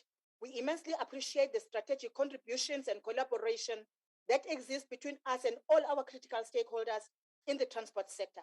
Let us unite and grow South Africa together. The future belongs to those who prepare for it and build it today. Honorable Chairperson, Mr. Bruton said, transport indeed is allocated 6% of the total budget. And I agree with you that it is an important sector. But of course, health, of course, education, of course, the security of our people are equally important. And as government, we've got to strike a balance. And for EFF, you always reject, so will not be surprised. I thank you very much. Thank you very much, Honorable Deputy Minister. The next speaker is Honorable T.S. Mjali. Honorable Mjali. Thanks, Honorable Chair. Honorable Minister, Honorable Deputy Minister, members of the NCOP, please receive my warm greetings. Honorable Minister Mbalula, first and foremost, I'm sure you'll appreciate that while we are facing serious challenges and serious problems in our country, we have certain fellows who just come and want to engage on romantical issues, focusing on romantical poems, failing to even suggest to you, Honorable Minister, any suggestion as part of the solutions. That is why masiqhuba thina bona bafika ngokuzokhala ibambeziqine ngezandla zombili, Honorable Minister, while they continue to engage on romantical issues. We are not here for romance. What is worse is that they are even very far closer to the beauty that we could even pay attention to. Honorable Chair, allow me to rise and present a debate on the budget vote having been tabled by the Minister. The budget that has just been presented by the Minister of Transport indeed talks to and responds to the needs and the aspirations of the people of this country, especially the people of KwaZulu-Natal, who recently, Honorable Chair, have been hit by heavy rains that caused havoc in the province of KwaZulu-Natal. That being said, allow me, Honorable Chair, to send our deepest condolences to all the families who lost their loved ones during these difficult times. And may God be with them, as we still also pray for those that who have still not yet been found, we hope that in due course, as the research unit continues to try all they can do to find them. As the province of KwaZulu-Natal, we are pleased, Honorable Minister, by the pronouncement that you've made, but more so by the commitments that are complemented by the timeframes on when and how the work will be done. It is known that as the Department of Transport were the hardest hit by the floods of the recent month. These floods left the trail of destruction to our road infrastructure. We must thank you, Honorable Minister Mbalula, for assigning a team of engineers to work with our province in the process of repairing and reconstructing our road infrastructure. Since day one, the team have been hard at work, ensuring that the rebuilding of our province starts. And we must indicate, Honorable Minister, that you having been on the ground, first-hand information, it has assisted for you in to be able to respond appropriately. The assessments having concluded and the process of rebuilding the damaged infrastructure has thus begun. We've categorized our responses into a short as well as the middle and the long-term priorities. The short-term priorities are responses that had to ensure that we open all major and access roads to allow the economic flow, but also to ensure that people are able to go to work, children are able to go to school.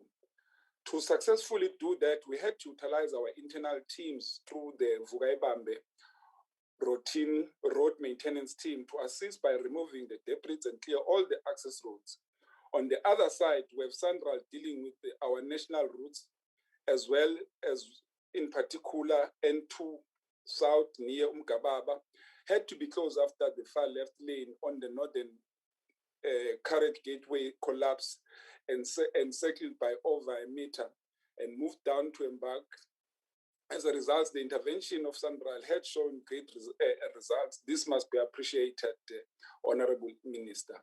While we all thought we were done with the assessment, in particular on Monday, Honorable Minister, of the 12th of May, we woke up to a large sinkhole on the busy N3 towards Durban after a key reach interchange.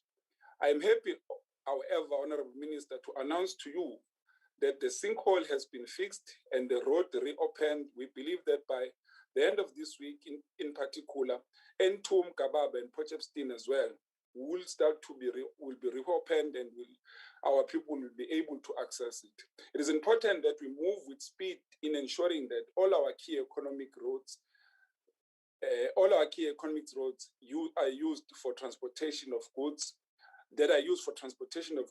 are open so that our province can remain open for business to ensure our economic recovery. Honorable Chairperson, in total, the province had around about 1,369 projects, which include gravel road, tar, and bridges that needed an intervention. That being said, as the KwaZulu-Natal Department of Transport, they have been able to submit 49 bridge sites to the National Department of Public Works for consideration, as well as out of that number, 18 bridges in particular who are on site have been assessed and approved for the implementation within the financial budget of 2022-2023. 9 bridge sites have been assessed, and the South African National Defence Force is currently busy with the feasibility report. Once approved, they will be added to the 18 for the implementation. A total of 22 bridge sites still requires assessment and feasibility to be conducted by the South African National Defence Force engineers. The assessment of these bridge sites should have been concluded by the end of May, Honorable Chairperson. Honorable members, the total cost which is estimated for the recent damage in our province is sitting at about 6.3 billion. Once again, extend our appreciation to His Excellency President Cyril Ramaphosa for having declared this tragedy as a national disaster. This is very important as we seek to pick up the pieces, as it were, rebuilding and reconstructing our province. We fully understand that enormity of work ahead of us, but we can assure this House that our teams are equal to the task. We also appeal to our people that they be a little bit patient with us as we are in this journey to restore hope and return the people's life to normality. As the Department of Transport, Honorable Chair, just on the 5th of May, the department was able to adopt an allocated budget of 12.4 billion for the financial year 2022-2023. We are, however, aware that in order to speedily respond to this tragedy, we needed to reprioritize our budget spending. And as a result, we have made an amount of 2.6 billion rand for the floods repairs. This then seeks to say, no, are we going to wait for the National Department, but we will start the work as we go along. Honorable Chairperson, as the Department of Transport in KwaZulu-Natal, we've always find ourselves following from behind due to the inclined weather conditions in our province. This would be noted as well since in 2019 we had the severe rainfall, and as a result, many roads and bridges were washed away. In December last year, we had a similar situation, and again in January we had floods. We had floods that affected many areas of our province. Some of these roads and bridges that were damaged, where we were still in the process of getting them repaired. Now that we had these recent floods, it really has made the situation even worse. We would have to, as a matter of urgency, as a transportation sector, start looking at an impact of climate change in our sector so we can find futuristic solutions that will also change the way that we build our infrastructure. But as it may, we are however determined, and we shall prosper. The whole country has been with us. They provided us with humanitarian relief during our time of need, and they continue to do so, and we thank them. Let me quote what former President Samora Machel once said, open close, solidarity is not an act of charity, but a mutual aid between forces fighting for the same objective, close quote. As I conclude, Honorable Chair, let us make a clear and call to our people that we're with you during the difficult times. We cross all the rivers. We've seen the roads that are affected. We are still working with you. It's a journey that we're going to be working with you in repairing and reconstructing so that we get back things to where they were. We thank the national government by ensuring that they work with us during this difficult time. Those that will speak against the progress made by ANC-led government, as you conclude, we know, member. Yes, as I learned, Honorable Chair, we must say that we are a government at work.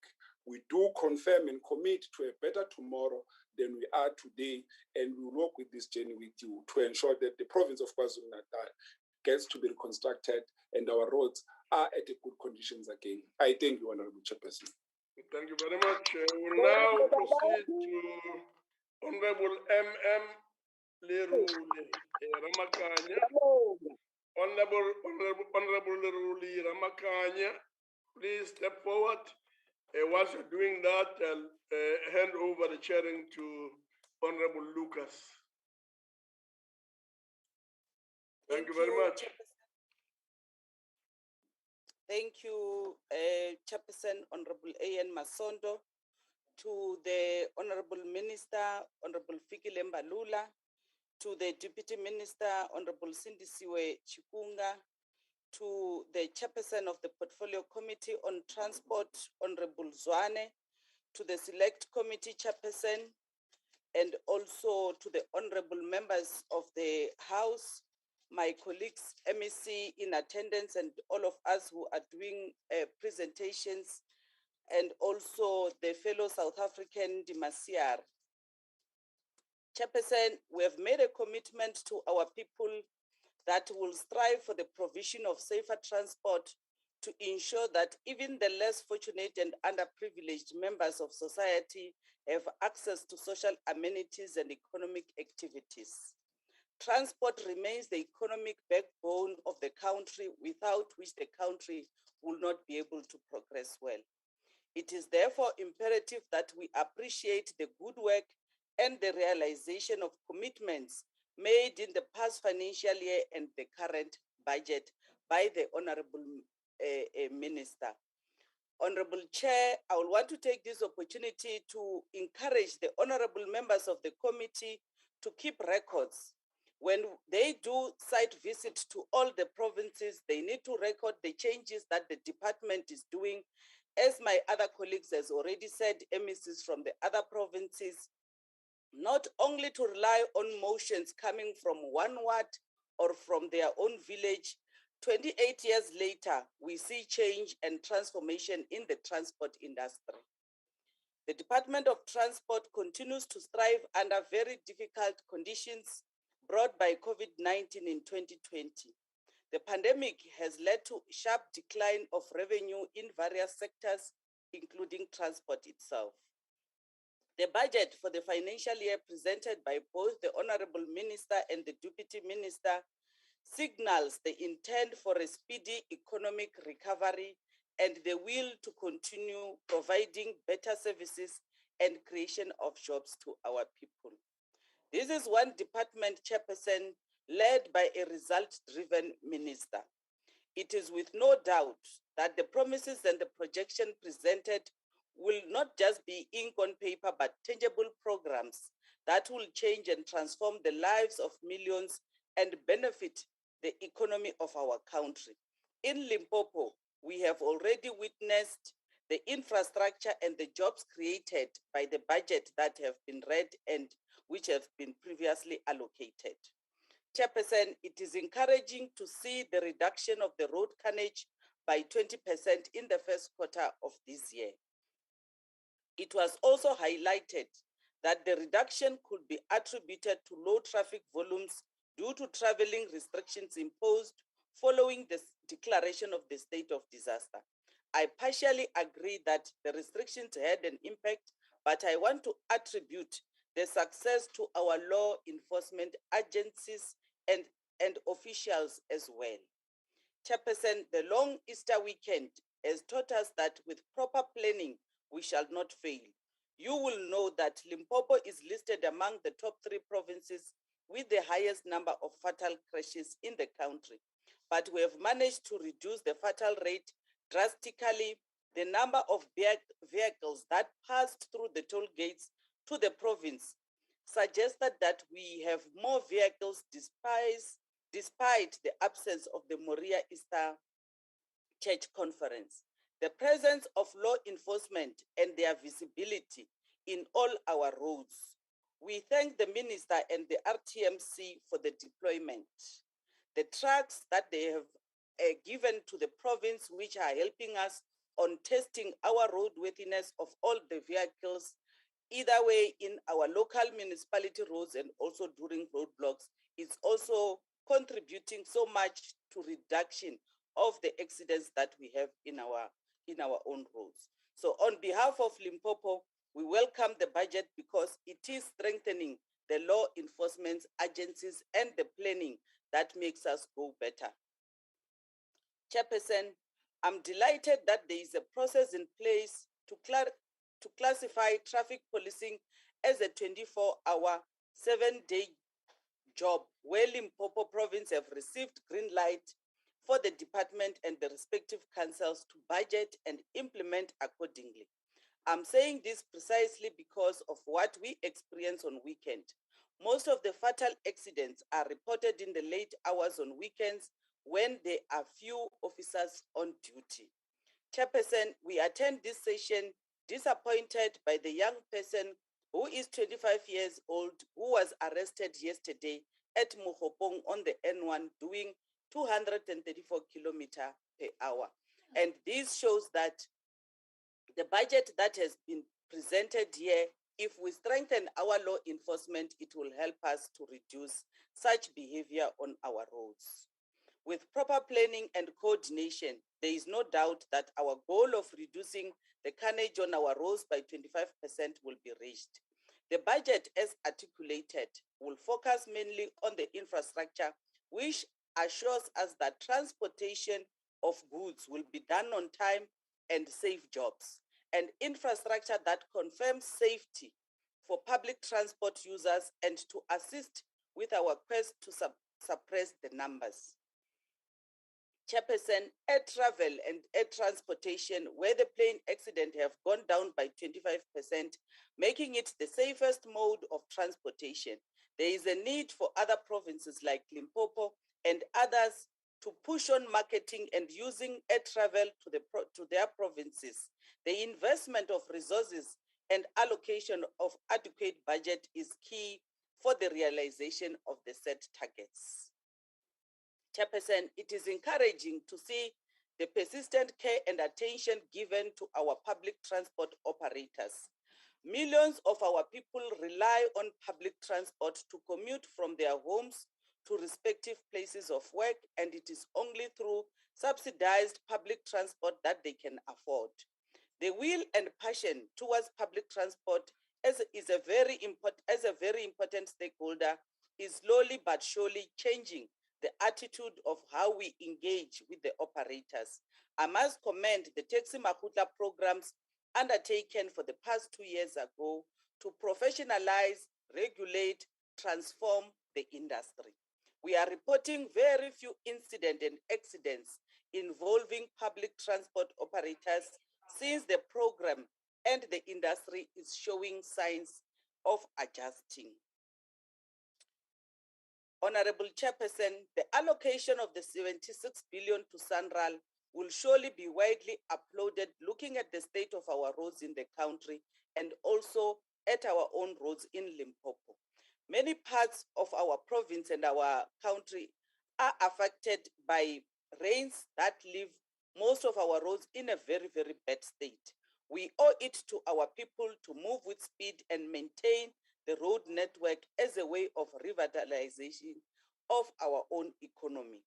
The sixth administration under the leadership of President Cyril Ramaphosa has invested heavily on infrastructure, and we owe it to our people to ensure that we have maintenance plan to keep our roads safe.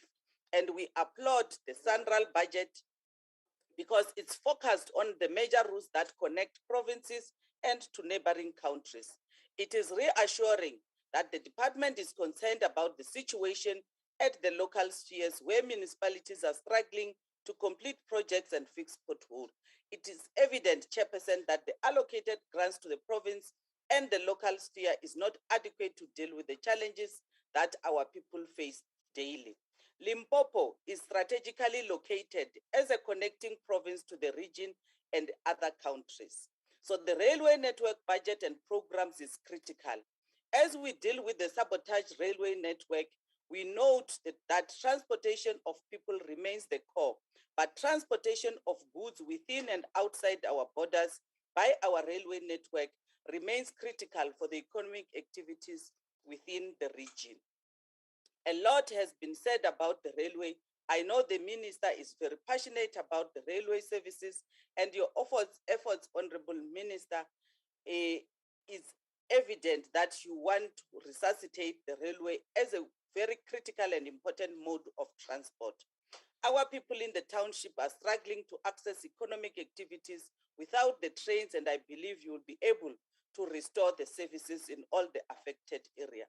Chairperson, in conclusion, on behalf of Limpopo, we support the budget as it has been articulated by the Honorable Minister and the Deputy Minister, and we take this opportunity to thank the department and the RTMC for the support and the programs that we share between ourselves as a province and the national department. We hope that this budget will be able to go and serve the people of South Africa. And we are hoping, Honorable Chair, that we are not going to have any court case contesting this budget in court, because that in itself deter or delay the support or the services that we are able to give to the people of South Africa. On behalf of Limpopo, we support the budget. Thank you very much. Thank you very much, Honorable MEC. The next will be SF Dutoy. Over to you, Honorable Dutoy. Thank you. Thank you, Honorable Chair. I'm glad that MEC Mama Bulo of Gauteng is on this platform.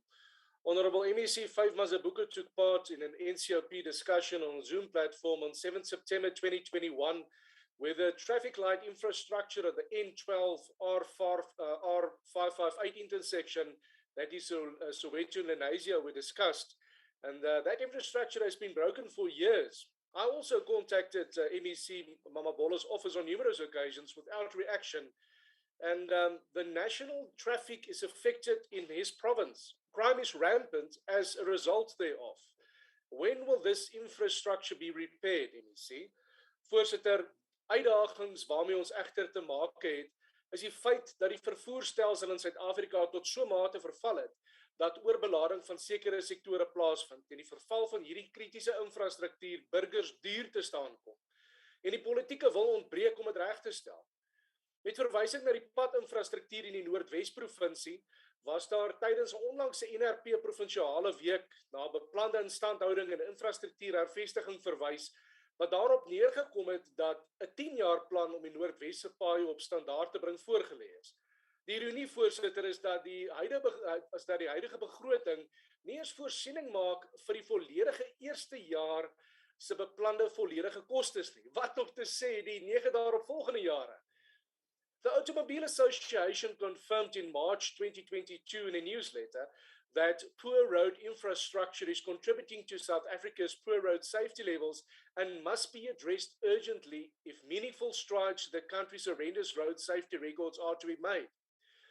Chair, the association says, open quote, if targets to reduce road fatalities in South Africa are to be met, such as halving the number of the road deaths in the country by 2030, urgent attention must be paid to the road and municipal infrastructure, or these targets will remain unattainable, close quote. Die Vryheidsfront Plus verwelkom die feit dat befondsing vir hierdie begroting beskikbaar gestel is om na beide nasionale as ook provinsiale padinfrastruktuur om te sien. Dit is egter die spandering en die aanwending van hierdie fondse wat kommerwekkend is, voorsitter. Die begroting skiet egter tekort, aangesien dit 'n bewese feit is dat tenders in die meeste gevalle waar swart ekonomies bemagtigde kontrakteurs betrokke is, teen verhoogde tariewe toegeken word, en wat daartoe lei dat oorspandering aan die projekte plaasvind. Voorsitter, is 'n bewese feit dat die afwesigheid van die spoorinfrastruktuur en die algemene treindienste die resultaat van die regering se oksiderende uitwerking op hierdie land is. Die kultuur van verwoesting, wetteloosheid en diefstal en plunder het ons spoorinfrastruktuur of eerder die tekort daaraan waar ons vandag is. Even National Treasury mentioned in their supporting documents on this vote that the Passenger Rail Agency struggled for many years to roll out its modernization program, which was meant to improve the reliability of services and increase the number of passengers. National Treasury went further to state, open quote, the recent appointment of permanent board for the Passenger Rail Agency of South Africa is expected to lead the intensified implementation of modernization program, close quote. In other words, the reason for the department failing in so many instances up to now was, as well as in so many other departments, was wrong human capital at the helm, cater deployment. It cost the department and the country millions. Voorsitter, dit voel met tye of hierdie perd al holrig gery is, maar dit bly 'n realiteit. The wrong jockey is on the horse, with cadres that's making the rules and spending money in this department. Opportunities will be lost, solutions will be few, and success even less. Dankie, voorsitter. Baie dankie, achtbare De Tooy. Thank you very much. We are moving and we are going to call on MEC Lakshmi Narain of Mpumalanga to continue with the debate. Thank you, Honorable Chairperson. Honorable Chairperson, Mr. Masondo, Honorable Deputy Chairperson, Ms. Sylvia Lucas, Honorable Minister of Transport, Mr. Fikile Mbalula, Deputy Minister, Honorable Members of the NCOP, Special Delegates, ladies and gentlemen, good afternoon. Honorable Chairperson, let us appreciate the opportunity to participate in this policy debate on transport budget. Transport challenges can never be discussed in isolation from road infrastructure, and I will articulate reasons for my view as I make my presentation. Mpumalanga has a road network size of approximately 13,837 kilometers across all three districts, of which 5,474 kilometers is paved and 8,363 kilometers is unpaved. The 5 worst condition ratings recorded during 2019 are roughness, binder condition, failures of potholes, crocodile cracks, and unpaved shoulders. The Visual Condition Index, which is the VCI of the whole road network in the province, decreased from 64% in 2018 to 63% in 2019. The VCI of the non-coal haul provincial roads remained at 60% in 2019. Though the percentage of poor to very poor roads has decreased by approximately 3% since 2018, the current percentage of poor to very poor roads is 29%, indicating a high maintenance and rehabilitation need. 3% of provincial paved roads are very poor, requiring expensive rehabilitation interventions. A further 26% of provincial paved roads are poor, requiring immediate intervention to prevent further deterioration. 37% of provincial paved roads are fair, indicating a high need for preventive maintenance interventions such as reseals. If these roads are resealed, further deterioration associated with expensive future rehabilitation costs can be postponed. The recommended poor to very poor proportion of the paved road network is 10% or less. The provincial road network at 29% far exceeds the 10%, highlighting the huge maintenance backlog. The department is still struggling to meet the current road infrastructure maintenance demand in the province, and this is primarily due to the following: the reduced equitable share funding allocation, the withdrawal of the coal haulage fund, an aging paved road network, and the deteriorating road conditions, which far exceed the rate at which maintenance is undertaken. Honorable Chairperson, Mpumalanga primarily depends on the following funding sources, over which over the years have assisted in sustaining and improving the network: the coal haulage fund. The goal of the coal haulage road rehabilitation and repair program was to rehabilitate the then failing coal road network and adequately maintain the network in order to sustain reliable coal supply to Eskom power stations in the province. In the process, the following objectives were achieved: improve the condition of coal roads and transportation service levels, maintained the coal road network on an ongoing basis to ensure sustainable and reliable coal supplies to power stations, reduced vehicle operation costs, and improved the safety of the coal road network for all users. The second is the Provincial Roads Maintenance Grant, and this funding is to supplement provinces' budgets for road infrastructure maintenance. Currently provides for more than 70% of the funding. Equitable share, this funding is raised from equitable division of the revenue raised nationally amongst the three spheres of government.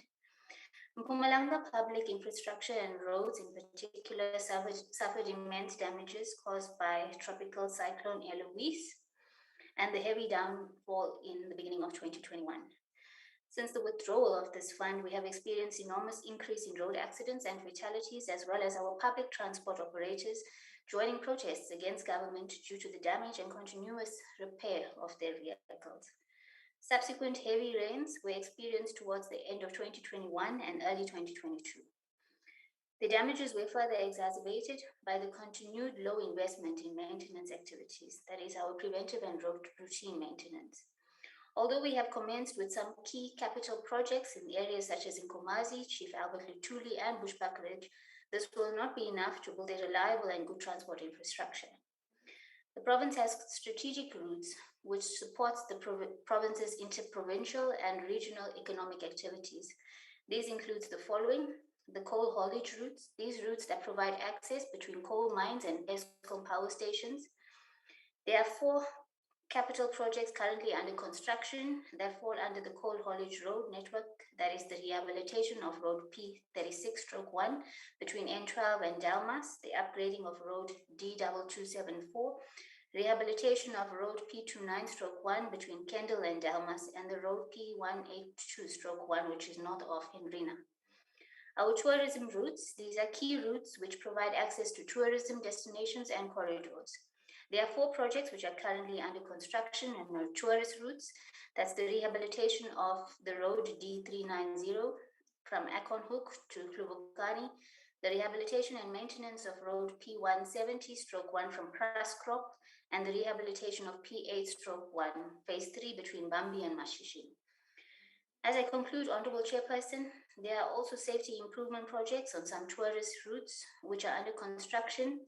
These are a repair of a sinkhole on road P9/1 between Sabi and Kraskop, the slip failure repairs on roads D1043 and P57/1. Honorable Chairperson, our communities have become intolerant to unresolved service delivery challenges, And as we debate this policy budget, we need to ask ourselves, what legacy do we want to give to our communities, and what impedes us from improving the conditions of our roads? As we gradually approach the national general elections, voters will be merciless to non-performance. I will close with a quote from an unknown author, which says, I open quote, "Great leaders possess special attributes that distinguishes them from others.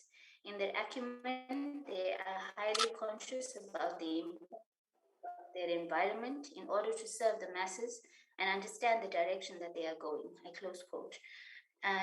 Honorable Chairperson, Mpumalanga supports the budget vote as tabled by the Honorable Minister. I thank you. Thank you very much, Honorable MEC. We will continue and we will now call on Honorable Boshoff to continue with the debate. Hi, dankie, achtbare ondervoorsitter. Honourable Minister, at a meeting held on 3 May 2022 regarding the state of our provincial secondary and tertiary roads, you stated that these roads are of concern to you and that the department's approach to service delivery needs to change. This, Minister, is absolutely true, and I trust that these remarks will be put into action, as we can no longer sit back and allow the already heavily burdened taxpayer to pay the price through the loss of lives, injuries, and damaged vehicles, mainly due to the conditions of our roads. One life lost is one life too many. There are various factors contributing to the state of our roads. One such is the fact that the rail infrastructure has all but collapsed, which has led to the majority of companies having to resort to the transportation of goods by road. This in itself is not only an expensive method of transportation for the business owner, but these vehicles place an extreme burden on the road network, as the majority of the roads are not built to carry these loads. Minister, it is therefore imperative that you, as a matter of urgency, engage with National Treasury to assist in providing even more funds for the maintenance and or rehabilitation of all roads under your jurisdiction, but more especially the rural roads, keeping in mind not to usurp any constitutionally defined powers of the province or the local municipalities. One only has to look at Mpumalanga, the province where I come from. Sorry, protection, please. The province where I come from, to see the impact. Where I come from, to see the impact, the heavy vehicles transporting platinum ore and coal. Mamu Bibi, you're disturbing, man. Keep quiet. You're disturbing, Mamu Bibi. Richards Bay and Durban Harbour have on our Honourable Chair, may I be protected, please? Honourable Boshoff, just a moment, please. Is there a call for order? Who is calling for order? If there is none, let us allow. Can you allow Honourable Boshoff to continue? Must switch on video. The video. Video. It's fine. Thank you. We will. Yes, we will sustain that order. Thank you very much. So, I'm sorry, Honourable Boshoff. It is a request that members must put on their videos, because usually it is, even if it's not directly broadcasted, it is recorded for later broadcast. So, I'm sorry for that. We will give you 1 more minute and you may continue. Honourable Deputy Chair, my video is on. It's just that we don't see it. It's just that we don't see you. So it's fine if you have a problem. It is on, so it must be. If you be. have a problem, you may continue. If you have a problem. Thank you very much. Thank you. Honourable Minister, speaking of the Mpumalanga roads, in Mpumalanga, we do not need road signs. You only have to follow the potholes to get to the towns that you wish to visit. I wish to bring to your attention as well is that the tourism sector has been hit very hard, as many bus and tour operators refuse to travel the rural roads, as they do not want to put their passengers' lives at risk This has had an impact on the informal traders, the tourism businesses, and they need every cent to survive. As you know, Minister, the state of any roads are crucial in securing feasible investments and ensuring economic growth. No sane investor will invest in an area where the first port of entry is in a state of disrepair. And unfortunately, the majority of secondary roads in the country have contributed to businesses closing down and jobs being shed. Minister, you hold the power in your two hands, and I implore you to use it to show the citizens of this country you care by fixing not only our roads, but our transport system as well. The speakers today have applauded you on the extra budget for the Monoto corridor. However, Honourable Minister, what you did not say is that the National Treasury tabled a statement that the rail part of this project will be discontinued and to rather focus on the widening of the road. Whilst this project is underway, commuters making use of the bus transport to get to work and back are subjected to poor service delivery given to them by the Patco Bus Company. Honourable Chair, this decision does not make sense, as the President in his State of the Nation address in February stated that this project is receiving the attention it deserves with the necessary budgetary requirements. Now, the community have to hear that the project has been abandoned, the rail project I'm referring to, after millions has been spent on a feasibility report. The disappointment of the Komashlango community knows no bounds, and once again they have been let down by government. It is evident the lives and livelihoods of this community are not conclude, Honourable by the ruling party. Thank you, Chair. Minister, take note. 2024 is around the corner, and these elections will bring about the change this country needs. Thank you very much. The voters. I gave you 2 more minutes, and you are still continuing. As you conclude, I'm sorry, Honourable Chair, but I was interjected, and I still have you 55 seconds left on my clock. I gave you 2 No, more. this is not. You didn't. I was telling myself. Honourable Boshoff, I hope you have now concluded. Honourable Hadebe, Honourable Hadebe, it's over to you. I am not concluded. Honourable I timed myself. Honourable Boshoff, your time is and expired. I insist that I be given my other 55 seconds. Boshoff, if you have a problem, you can take it up, but your time has expired. Can we please respect the presiding officer? Can we respect the presiding officer, please? We will continue, and we will call on Honourable Hadebe to continue with the debate. If we must respect the presiding officer, then you must respect the speakers as well. Honourable Boshoff, can you please respect the presiding officer? You may continue, Honourable Hadebe. Same goes for you, Honourable Chairperson. Chair. Thank you so much. Honourable Minister, Honourable Deputy Minister, Honourable Members. This department has been tasked with the importance of ensuring the safety of every South African.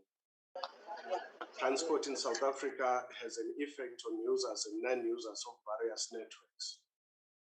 It is an enabler of economic access and freedom of movement for the people of this country.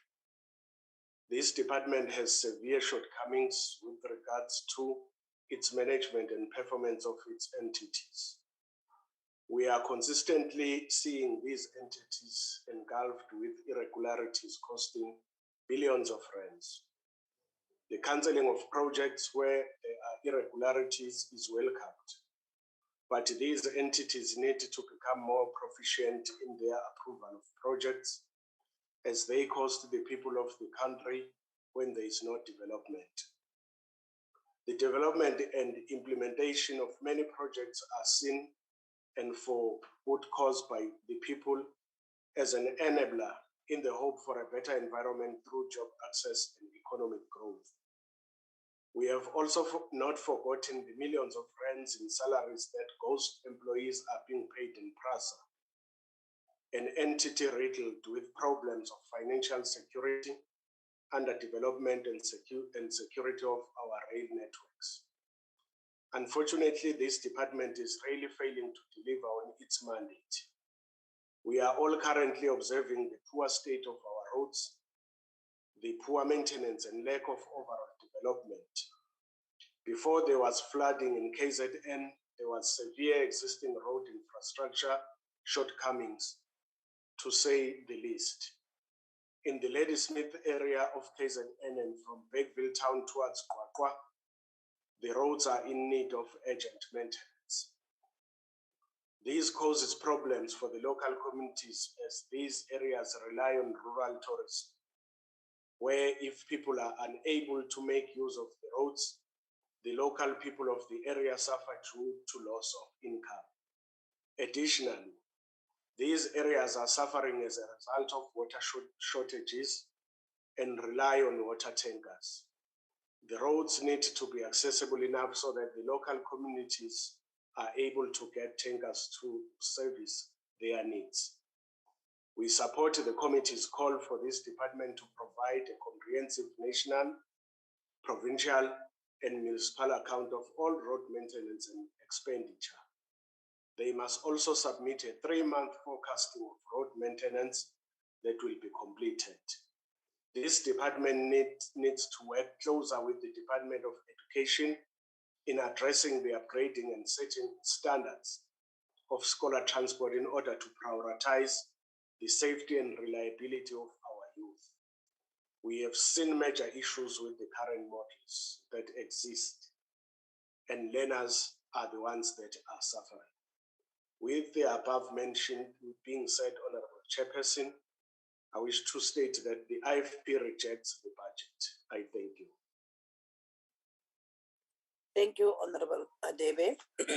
We will continue and will now call on Councillor Dion de Vos to continue with the debate of SANCA. Honorable Chairperson of the NCOP, Honorable Deputy Chairperson of the NCOP, Honorable Minister of Transport, Honorable Deputy Minister of Transport, Honorable Chief Whip of the NCOP, Honorable House Chairpersons, Honorable Permanent Delegates, and Honorable Special Delegates.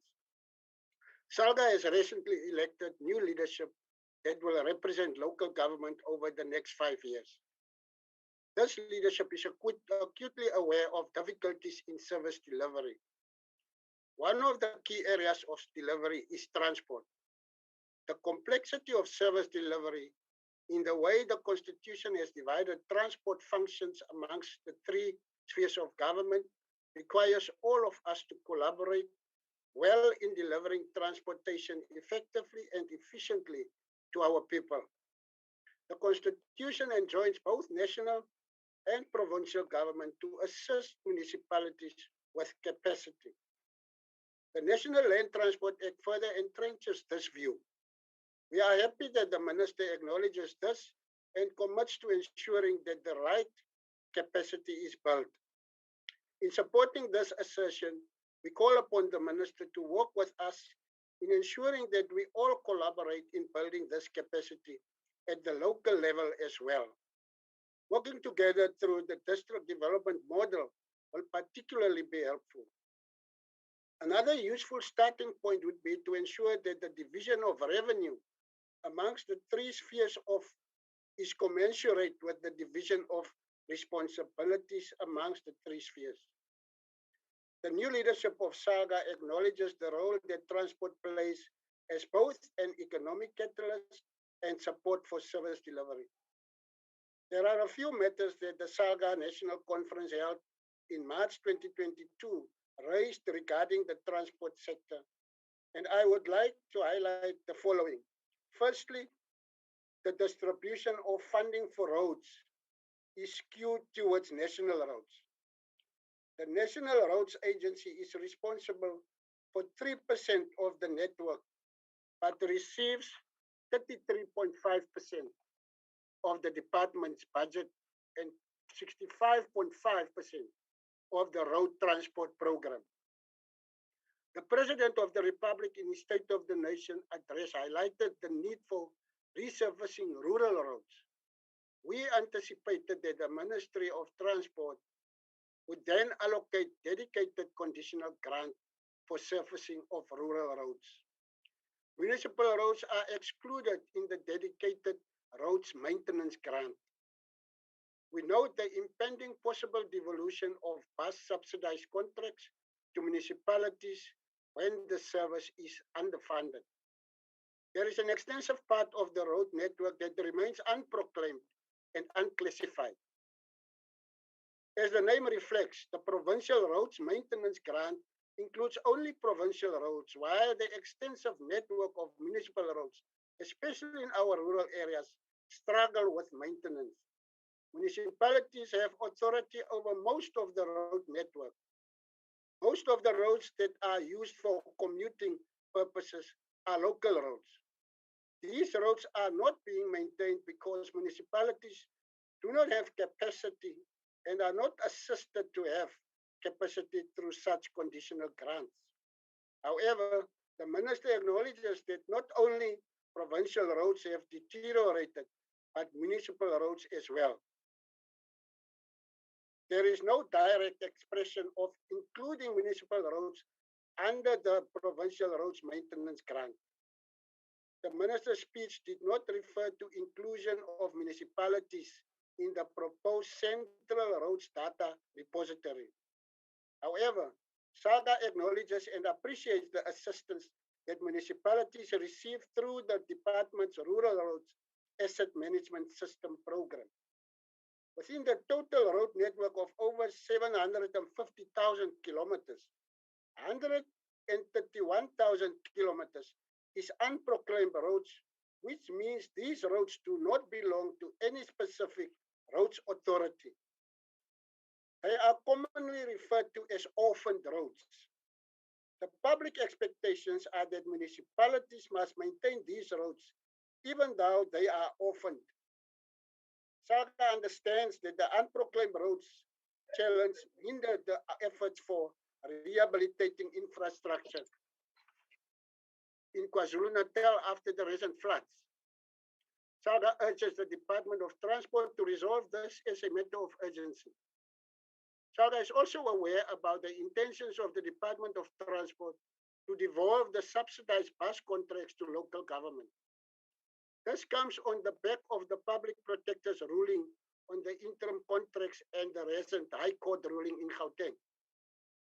Should the decision to proceed with the revolution, the funding must follow the function, otherwise municipalities will not be able to deliver the function.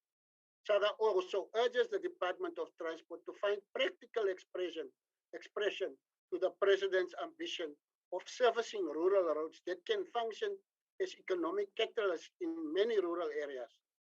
SAGA also appreciates the Department's willingness to work with municipalities that have been suspended from the public transport network grant. Finally, Honorable Chairperson, the budget is an indispensable tool by which the aspirations of our constituency are realized. We trust that the Minister of Transport will heed our request. We remain available to work with the Ministry and Department in navigating these complexities associated with providing efficient mobility for our people. I thank you, Honorable Chairperson. Thank you very much, Honorable Councillor De Vos. We will now call on Honorable Lont to continue with the debate. Thank you, Honorable Chairperson, Honorable Minister, and Honorable Members. Can you hear me? We can hear you. It's long that we haven't seen you. Goeie goeiedag, voorzitter. Firstly, before I start the speech proper, Councillor De Vos, I quickly had to Google you to see where you're from. And I wanted to start off by congratulating you because I drove through Graafrenet last week on how beautifully clean the town is. But then I actually read down further and I saw you actually lost the municipality after you were the mayor and got rewarded the district mayoralship. And unfortunately, yesterday, a coalition of corruption put the ANC back in power, but I'm sure that will not last long. As they say, there's no honor amongst thieves.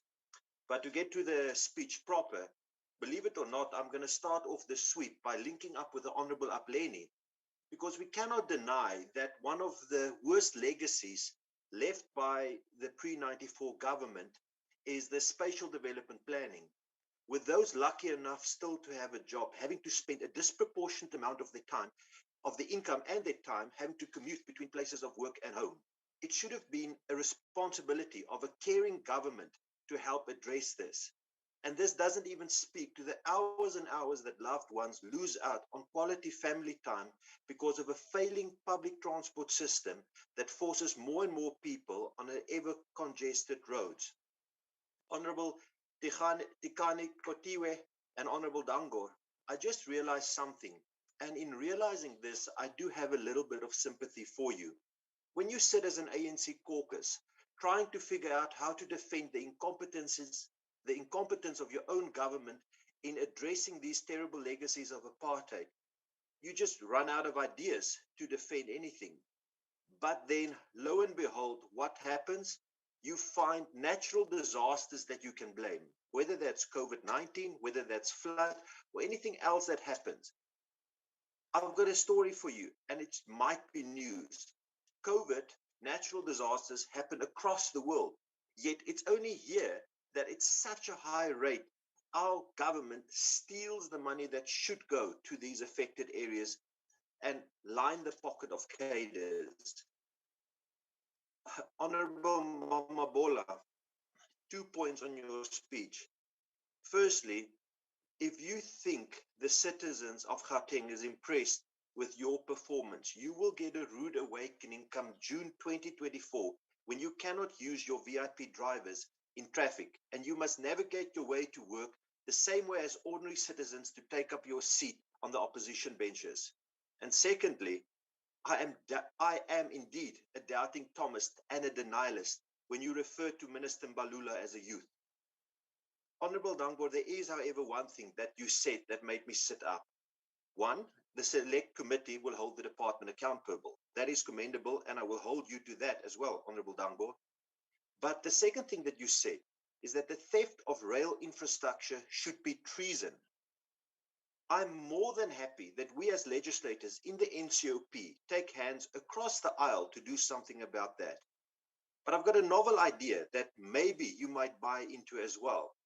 Let us not stop there. What about we say the theft of public resources by those in positions of power should be treason? Those entrusted with upholding and protecting the Constitution, the country and the citizens we serve should be dealt with even more severely when they transgress. But I suspect when it comes to that and you have to hold your colleagues accountable, you would not want to do that. On the department's website, it proudly proclaims transport, the heartbeat of economic growth and social development. If we do go with this saying, the department claims to be the heart of our economic life.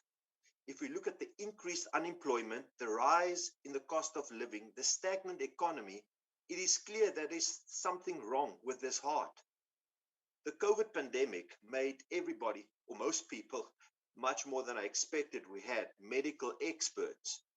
But for those that do not claim to know everything, the term code blue is a hospital emergency code used to describe the critical status of a patient.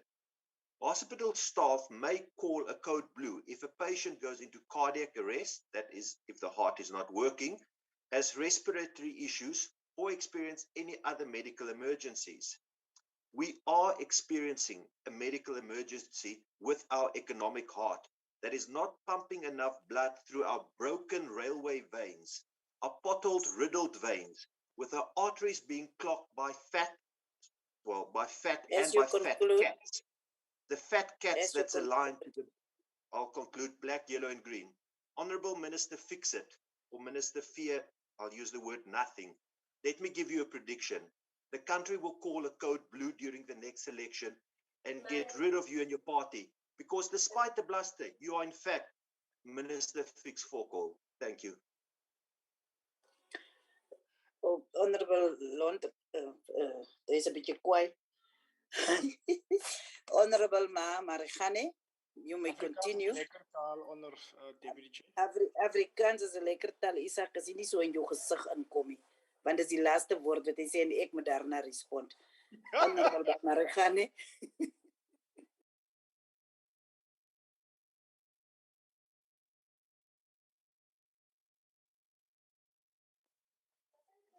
Mama Rehane? Liliet, you were there. Thanks, Honorable Deputy Chairperson, Minister. Can you hear me? You are audible. You may continue.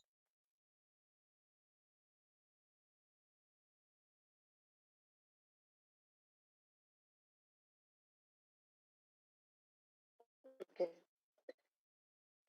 Honorable Lucas, I'll take some of your time if you don't mind.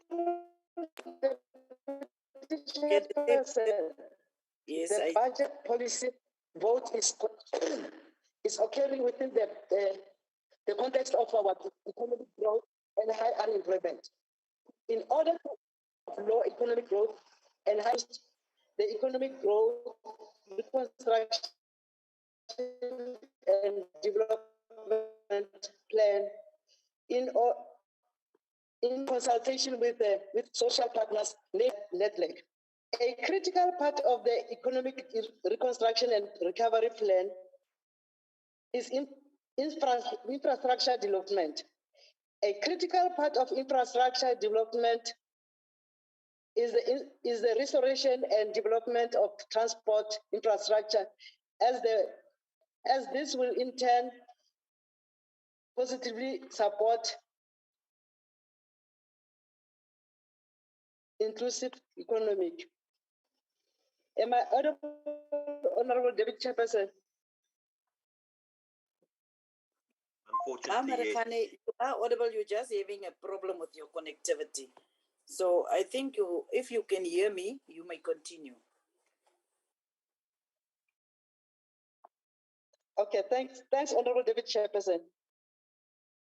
In the State of the Nation addressed by the Honorable President Ramaphosa, spoke to 4 critical areas in the transport sector which require attention and will form part of the government programs to enhance the transport sector, and these are rehabilitating the leaders, using infrastructure fund to invest in transport, implementing the rural roads program through using labor-intensive methods to construct or upgrade 685 kilometers of rural roads over the next year, and introducing measures to curb the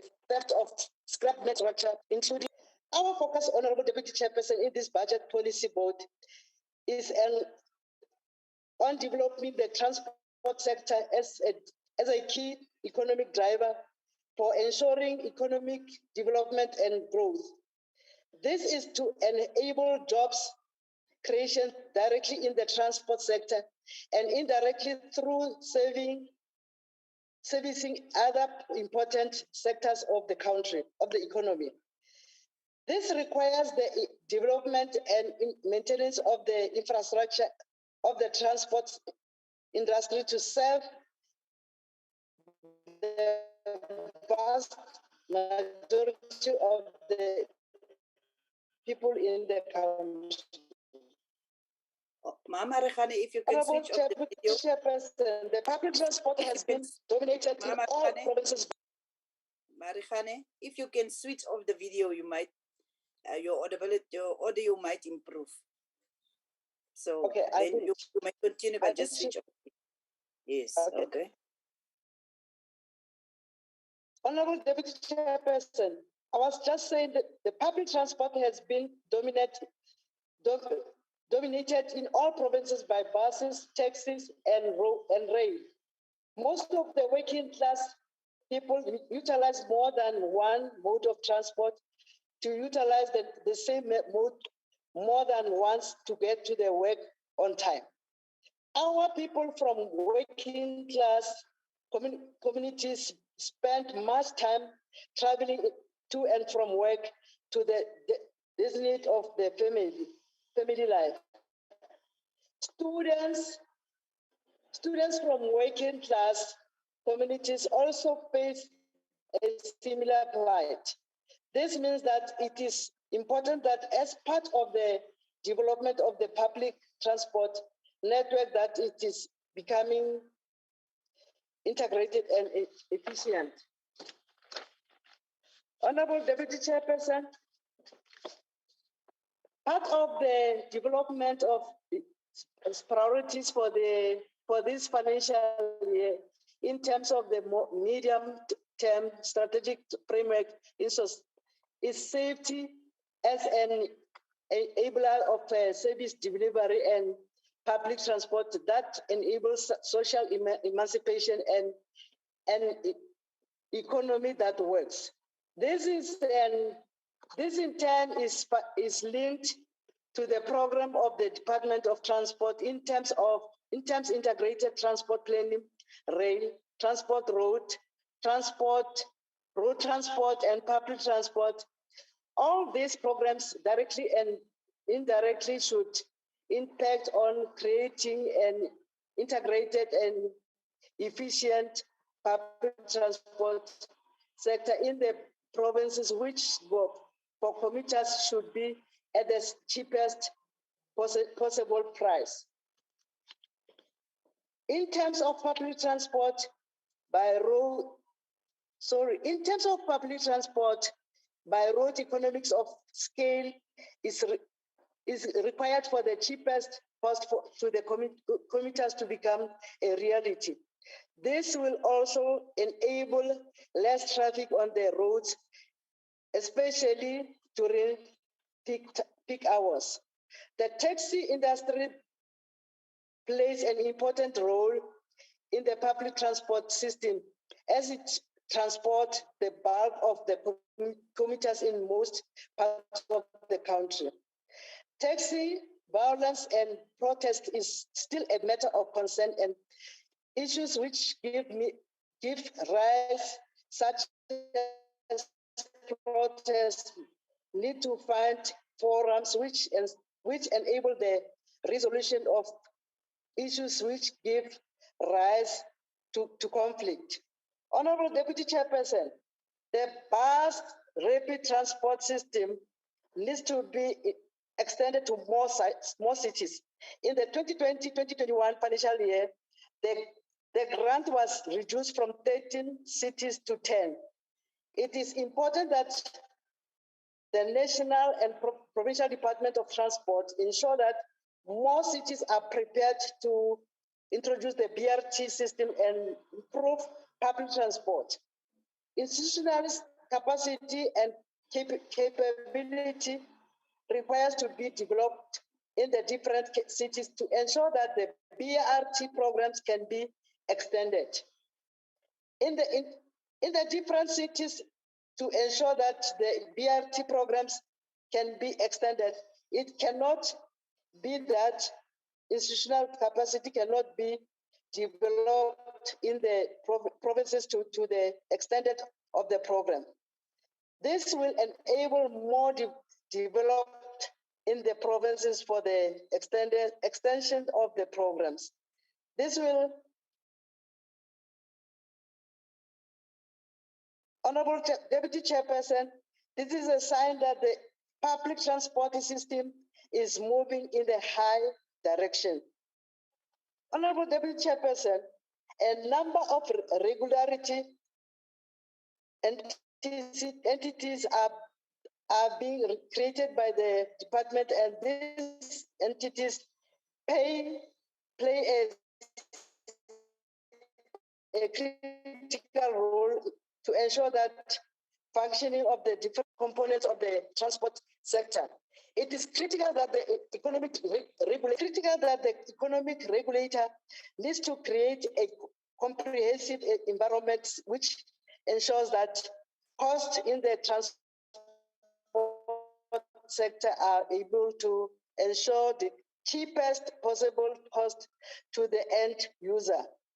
The same must apply to the regulator, as this will ensure that state entities in the sector need to operate efficiently and be dependent on the market volume and rather than a reliance in the regulatory margins to meet their revenue requirement. Governance issues are important in all entities reporting to the department, and all board positions need to be filled. Senior management positions must also be filled to enable financial control and accountability.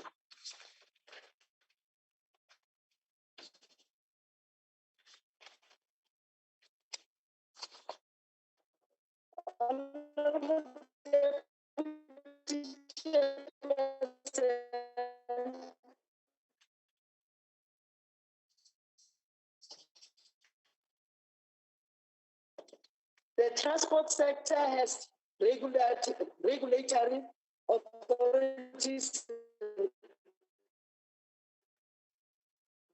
dealing with the safety, such as the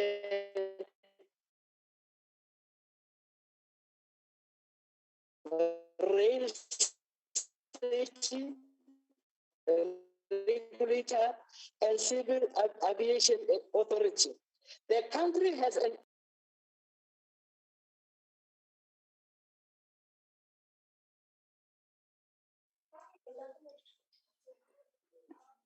Is Honorable Mama Rehane nog? Is she still on the platform? Can we just hear from the table? Do you still observe her? And because I don't want to continue, and after that she might come back because she didn't hear us. It usually happens like that. But it seems as if she's not on the platform, as if the network have kicked her out. Let us continue and then request the Honorable Minister to conclude the debate. Honorable Minister, over to you. Honorable Minister.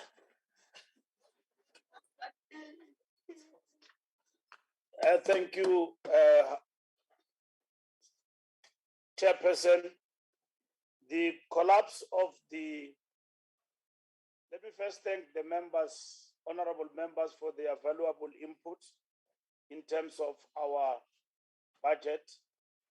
The collapse of the rail infrastructure is a well-known, well-stated reality, and it affects both passenger and freight and logistics. And our answer to that is the rail policy that we have just made public. The rail policy is going to intervene in terms of concessions, PSP, triple Ps, to ensure that we revive the branch lines in the country. It's a revolution that is coming, the rail policy. And at the same time, to ensure that when it comes to logistics, we are able to intervene to assist Transnet, among others, in collaboration with business. But we're opening up space for business also to come to the party. So that rail policy is a big intervention, and only one member spoke about it. Our capital program, only targeting modernization, is also intended to sustain the current system until we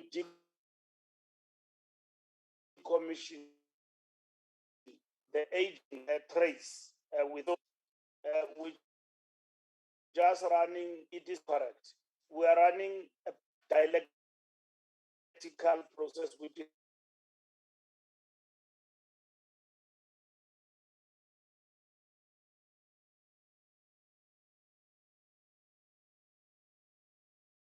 we have invested in modernization of the passenger rail system with manufacturing capability having been developed.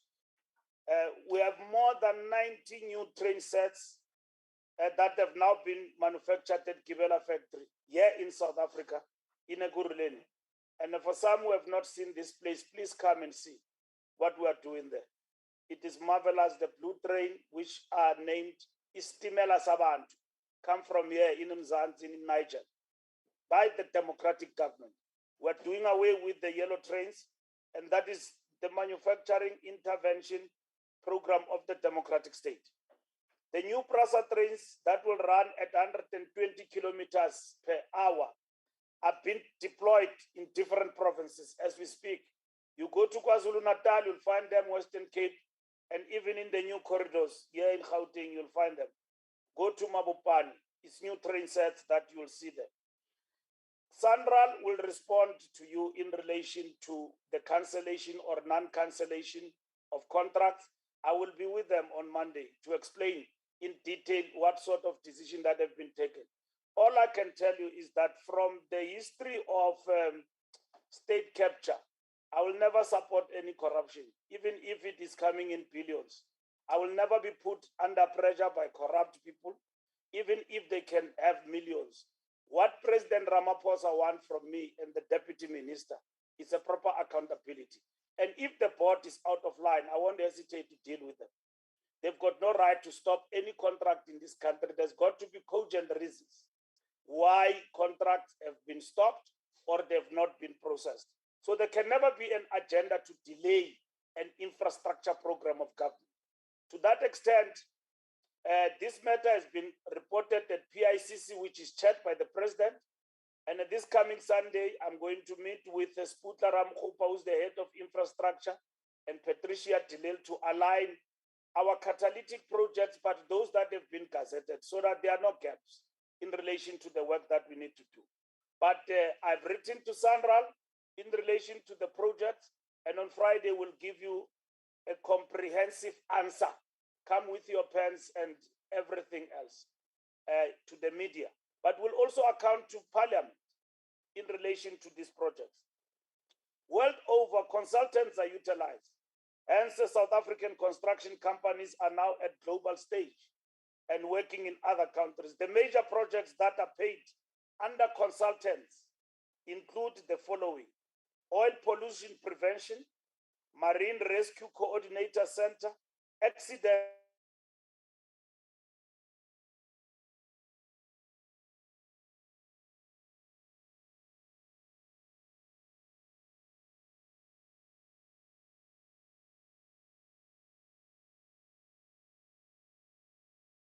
will move like that. We've got to go through cabinet. We're not running a banana republic. First thing, if there is corruption in this, you are going to blame it on cabinet. So cabinet must process all the important fundamental projects in this country through various departments without entrenching red tape in what we seek to do. The key aspect of the mobile driving license security and its verification by law enforcement agency is a key component even going to the future. SADC regional agreements that South Africa is signatory to require that driver's license must be in a position of a physical license.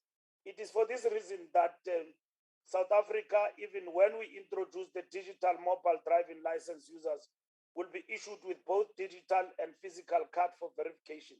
We've got a bouquet of intervention. Smart LEUs that we're introducing. We've got the online, we've got what MEC Mamabulu was talking about. If you come here in Midrand, I'm speaking here from the podium of rail safety regulator from the boardroom. So I'm not speaking from a hotel. I'm speaking from the offices of our entity. So this is state capacity. I don't need to go to a hotel.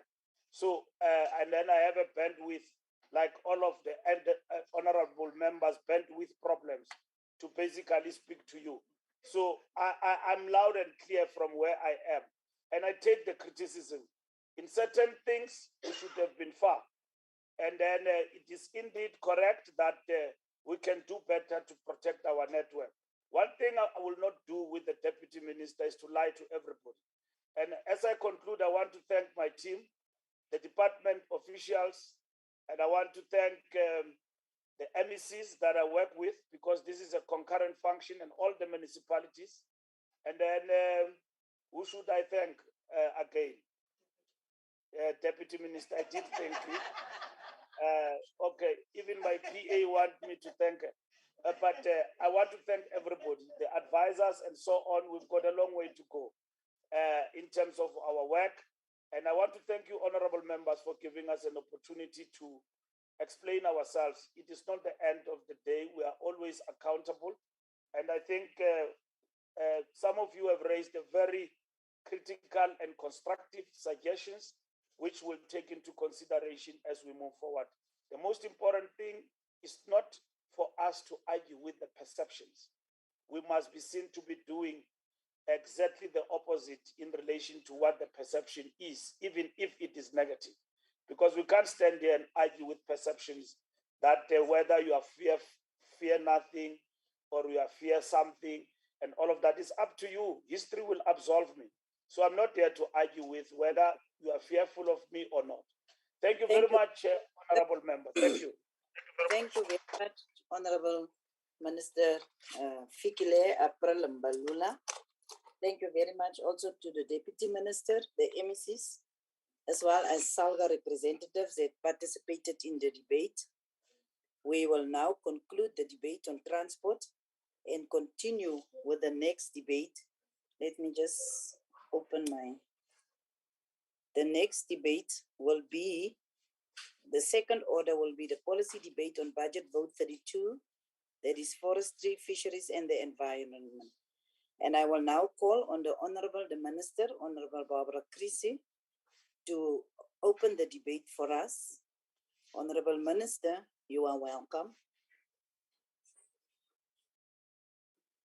Thank you very much, Honorable Deputy Speaker. Allow me to acknowledge our Deputy Minister, Ms. Makatso Sochu, MECs present, Honorable Tebogo Modise, and members of the Select Committee, chairpersons of entities reporting to our department, our Director General, Ms. Nomfundo Chabalala, and Team Environment, and CEOs of our public entities, honorable members. It has been several weeks since KwaZulu-Natal, parts of the Eastern Cape and Northwest Province suffered severe damage from floods. This tragic event has left many counting the cost, not only of the loss of loved ones, but also the damage caused to homes, infrastructure, and the economy. Severe weather events, a phenomena associated with global warming, are a reminder that climate change is already part of our lived reality. The sixth assessment report of the Intergovernmental Panel on Climate Change says that by 2030, 50% of the world's population will live in coastal areas that are exposed to floods, storms, tsunamis, and these phenomena will intensify the vulnerability of communities already living in conditions of poverty. In the face of this reality, the importance of early warning systems and effective rapid response to disasters cannot be overemphasized.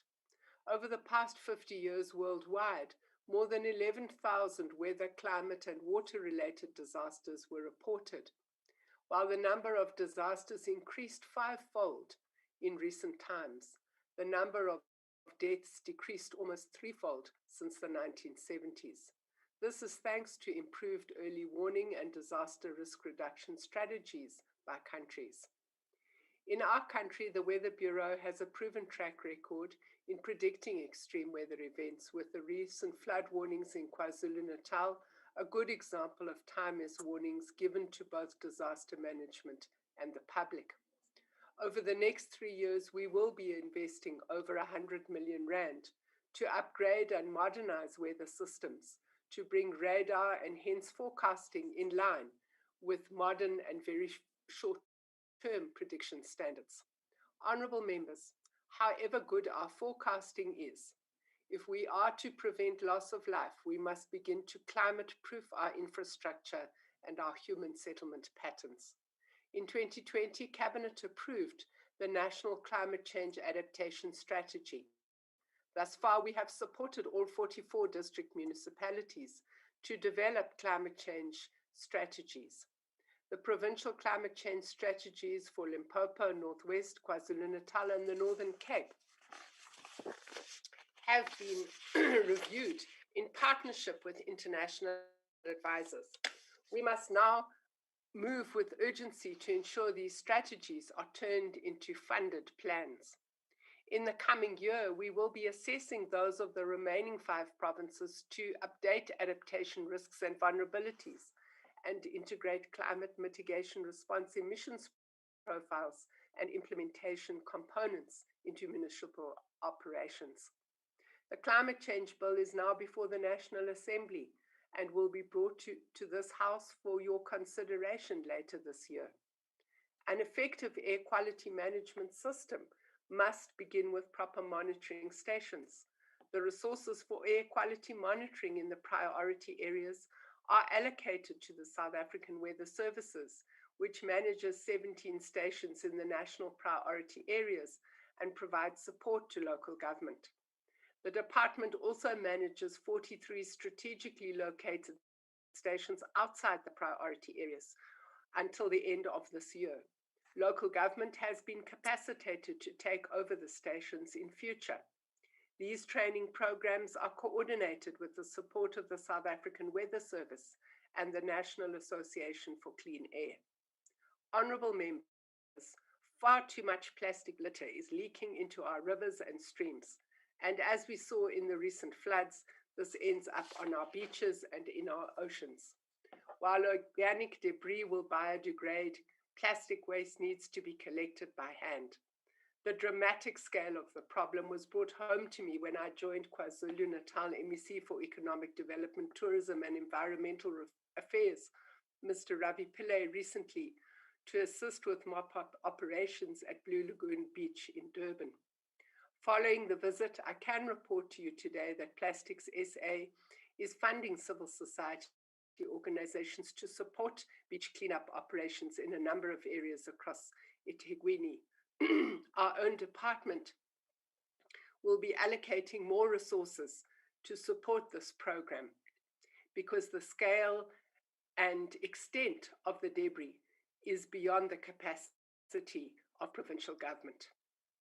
But having said this, the root of the plastic litter problem lies in the fact that a number of local municipalities are facing serious challenges with waste collection services, which results in illegal dumping. In an attempt to assist municipalities, the department engaged with Commuter National Treasury in 2018-19 to enable municipalities to procure specialized waste vehicles through the Municipal Infrastructure Grant. Over and above that, we have further assisted selected municipalities with the purchase of waste collection vehicles and what is known as Yellow Fleet. As a result, 24 municipalities will shortly be given waste vehicles, totaling almost 44.5 million rand. In Mpumalanga, the Mbombela and Bushbuck municipalities will each be provided with 2 compactor trucks and a skip loader, while the Bapalabora municipality in Limpopo will be supplied with 2 compactor trucks and a tractor loader backhoe. Compactor trucks will also be provided to the Collins Chabani and Masalyonia municipalities, with 1 already having been delivered to the Machabeni municipality last month. Skip loaders are to be delivered to Matsikama, Merofong, and Makana municipalities, and front-end loaders to, amongst others, the West Rand, Danhauser, David Kraper, and Moses Kotani municipalities. It is anticipated that the purchased fleet will have a huge impact on improving waste collection and landfill operations. I similarly led the Good Green Deeds cleanup campaigns in Philip Nell Park, in Tshwane, Kagiso, in Mogale City, and joined the cleanup drive in Mangaung recently. Honourable members, at the beginning of this month, I released the panel review report on the artificial breaching of the St. Lucia estuary in 2021. The review found that while the breach was contrary to the Global Environment Fund's recommendations that no artificial breaching should occur, the breach had happened in terms of the estuarine management plan, which permits limited breaching for ecological purposes. Amongst the panel's recommendations is that maintenance breaching could continue in exceptional circumstances, which need to be clarified before further action takes place. Also recommended is that Isimangaliso develop and intensify an in-house monitoring plan and build capacity to collect data. To assist with flood relief to farmers in the Umfolozi Msunduzi floodplain as a result of backflooding, the report recommends clearing the Msunduzi and beach channel of vegetation and sediment to allow water to flow freely from the floodplain to the mouth. Also recommended is dune maintenance to limit encroachment of vegetation. The panel stated that moving forward, it is clear that the St. Lucia Lake, protected and managed by Isimangaliso Wetland Park Authority, can no longer be managed as an isolated system. Activities in the floodplain and catchment areas of feeder rivers contribute to the health of the St. Lucia system. South Africa, as you know, is a signatory to the Convention on Biodiversity. The post-2020 biodiversity framework, which will be considered in Kunming, China in September this year, has three related aspects: conservation, sustainable use, and equitable community beneficiation. Cabinet has endorsed these three principles because they are in line with our own domestic policies and legislation. This means that going forward, it will be necessary to ensure that all three aspects are included in all policy documents.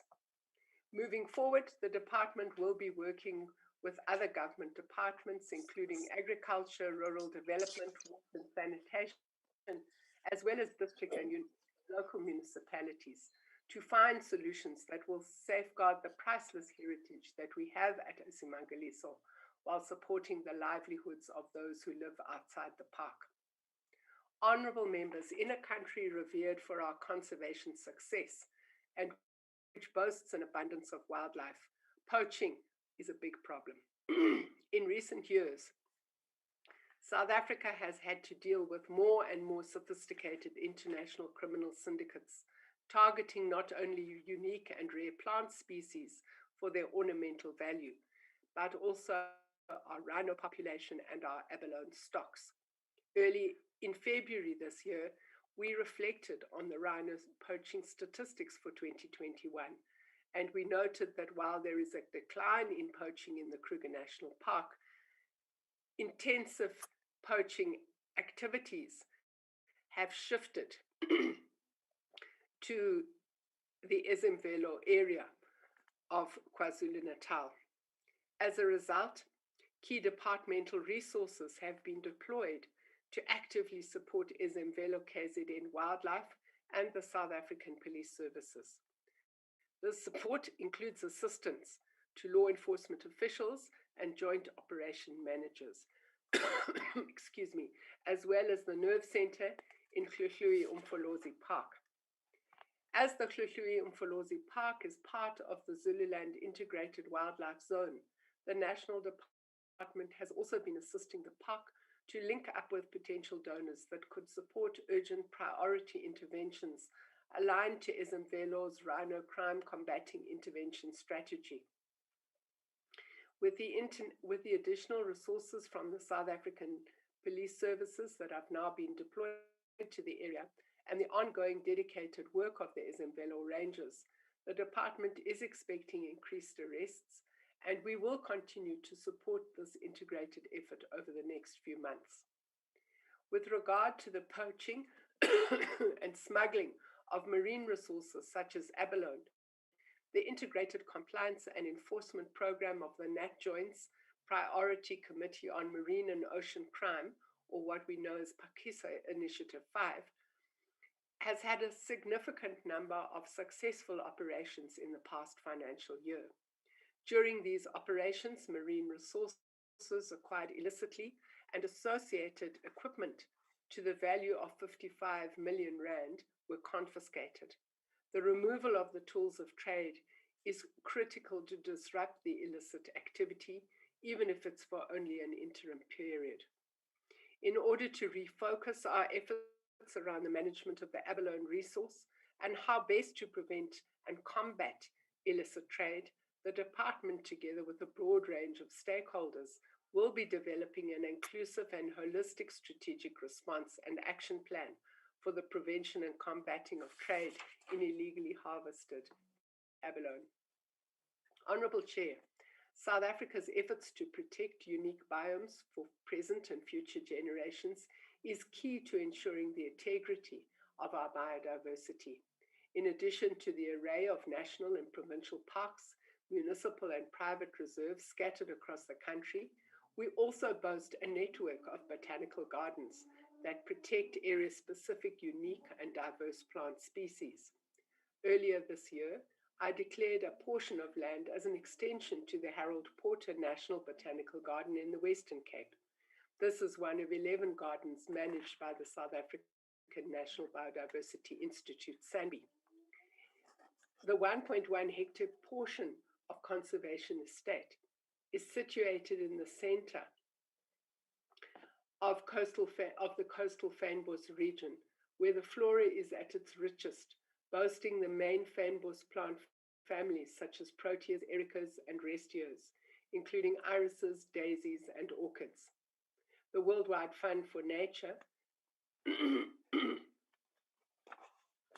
had secured the property in Betty's Bay in 2018 for the purpose of allowing SANBI to manage the site as an extension of the botanical garden.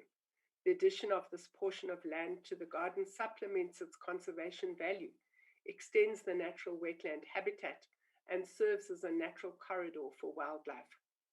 South Africa's first botanical garden in Limpopo, the Thohoyandou National Botanical Garden in the Vhembe Biosphere Reserve, will be officially launched on Sunday this weekend.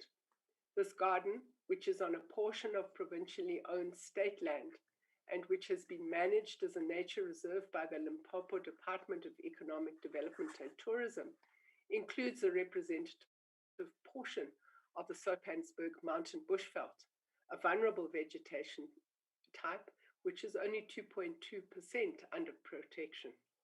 The addition of the garden will contribute to the representativity of the major biomes and vegetation types of South Africa into the National Botanical Garden System. The Thohoyandou Garden will serve as a biodiversity center for the province, showcasing traditional botanical garden infrastructure and biodiversity research facilities, which will be of great benefit to the province. 20 million has been secured from the provincial department's programs and a further 20 million from the Department of Tourism for garden development and tourism destination promotion. These projects are expected to create temporary jobs and work opportunities for the local community and enhance the garden as a tourism destination. Honourable members, this year, the department's environmental programs aim to create 62,000 work opportunities across the different Working For programs that will target women, youth, and persons living with disabilities. Through our natural resources management portfolio across the 9 provinces, teams will clear 127,000 hectares of alien invasive species for the first time. Our teams will also conduct follow-up clearing operations on 450,000 hectares of land and rehabilitate 100 wetlands. The Working on Fire program will continue to provide assistance to respond to veld and forest fires through its bases allocated across the 9 provinces. This year, we will support the Eastern Cape Parks and Tourism Authority in the OR Tambo District Municipality with the construction and renovation of accommodation units. 20 infrastructure projects are to be undertaken in support of traditional authorities in Limpopo, thus improving economic opportunities for emerging game farmers in the province as part of the development of the wildlife economy. Similar projects will be initiated in Ezimvelo, KZN wildlife conservation areas of the Nkanya-Kude district municipality. The department has made significant progress in transforming this fishing sector. To date, as you know, we have issued 15-year fishing rights to more than 100 small-scale fishing cooperatives across the northern, eastern, and the Cape and KwaZulu-Natal. This year, the process must be concluded in the Western Cape.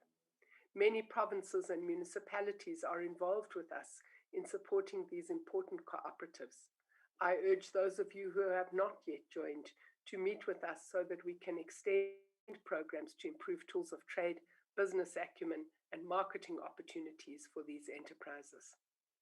Honourable members, allow me to conclude by thanking the Chairperson of the Select Committee, Honourable Tebogo Modise, and all the committee members for your support for the department's programs over the last year, and for your continued oversight, which ensures the work we do leaves no one behind. I would like to express my sincere thanks to our Director General, Ms. Nomfundo Chabalala, and Team Environment, which includes the CEOs and chairpersons of the boards of our entities for all your hard work, despite the challenges posed by the COVID-19 pandemic.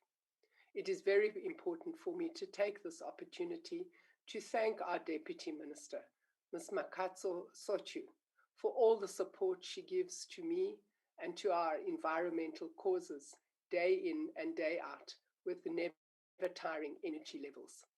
I would also like to thank them, MECs and mayors, who carry joint responsibility with me for ensuring a healthy environment. We look forward to continuing our partnership with you as we work to effectively combat climate change and biodiversity loss, as we build a new deal for people and for nature. I thank you. Thank you very much, Honorable Minister.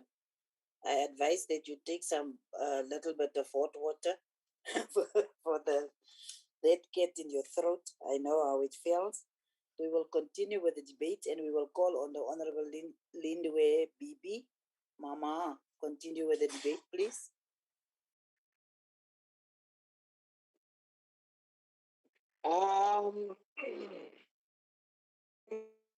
Deputy House, greetings to the Chairperson of the House, Bob Masondo, the Minister, and also Deputy Minister, Honorable of House, and also the special delegates of the different provinces. I greet you this afternoon.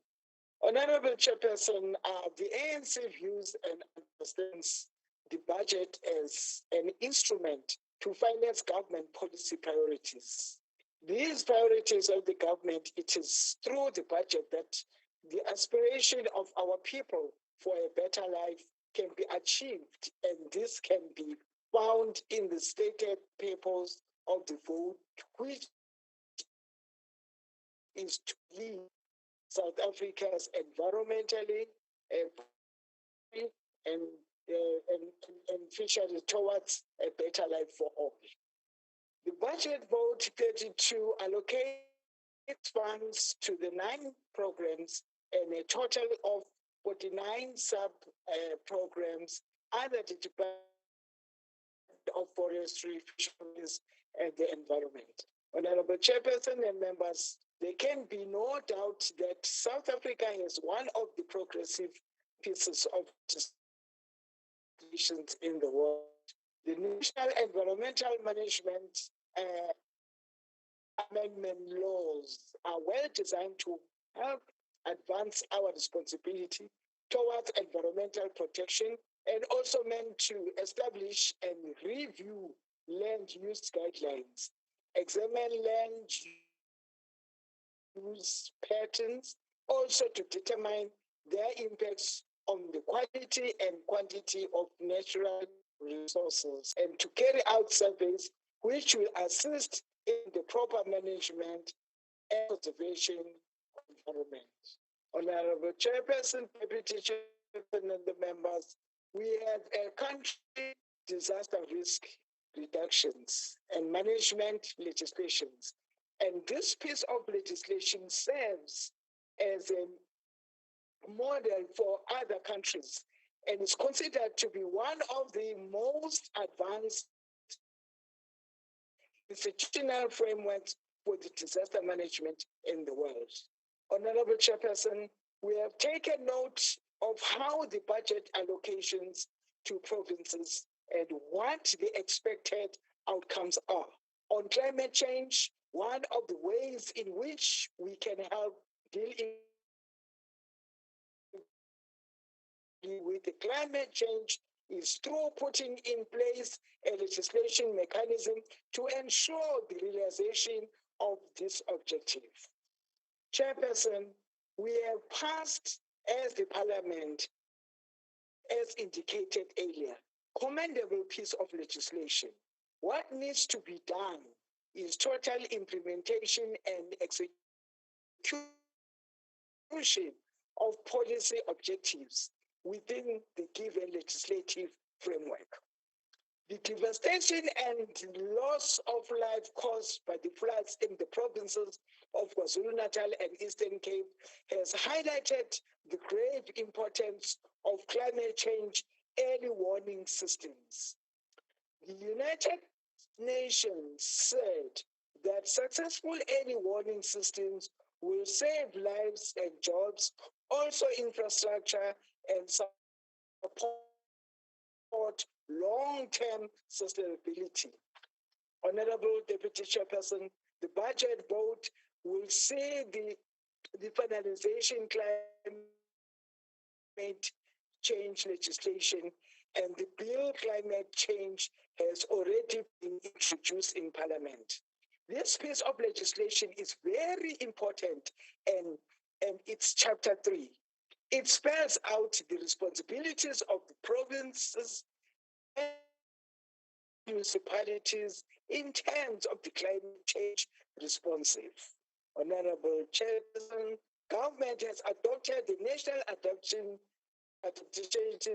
Strategy, which provides for an integrated and coordinated approach to managing adaptation measures to the effects of climate change built by all state organs, including local communities. It is our oversight interest in this Parliament to see the full implementation in this strategy in order to realize government's commitment to climate change mitigation plans. In South Africa, Weather Services is mandated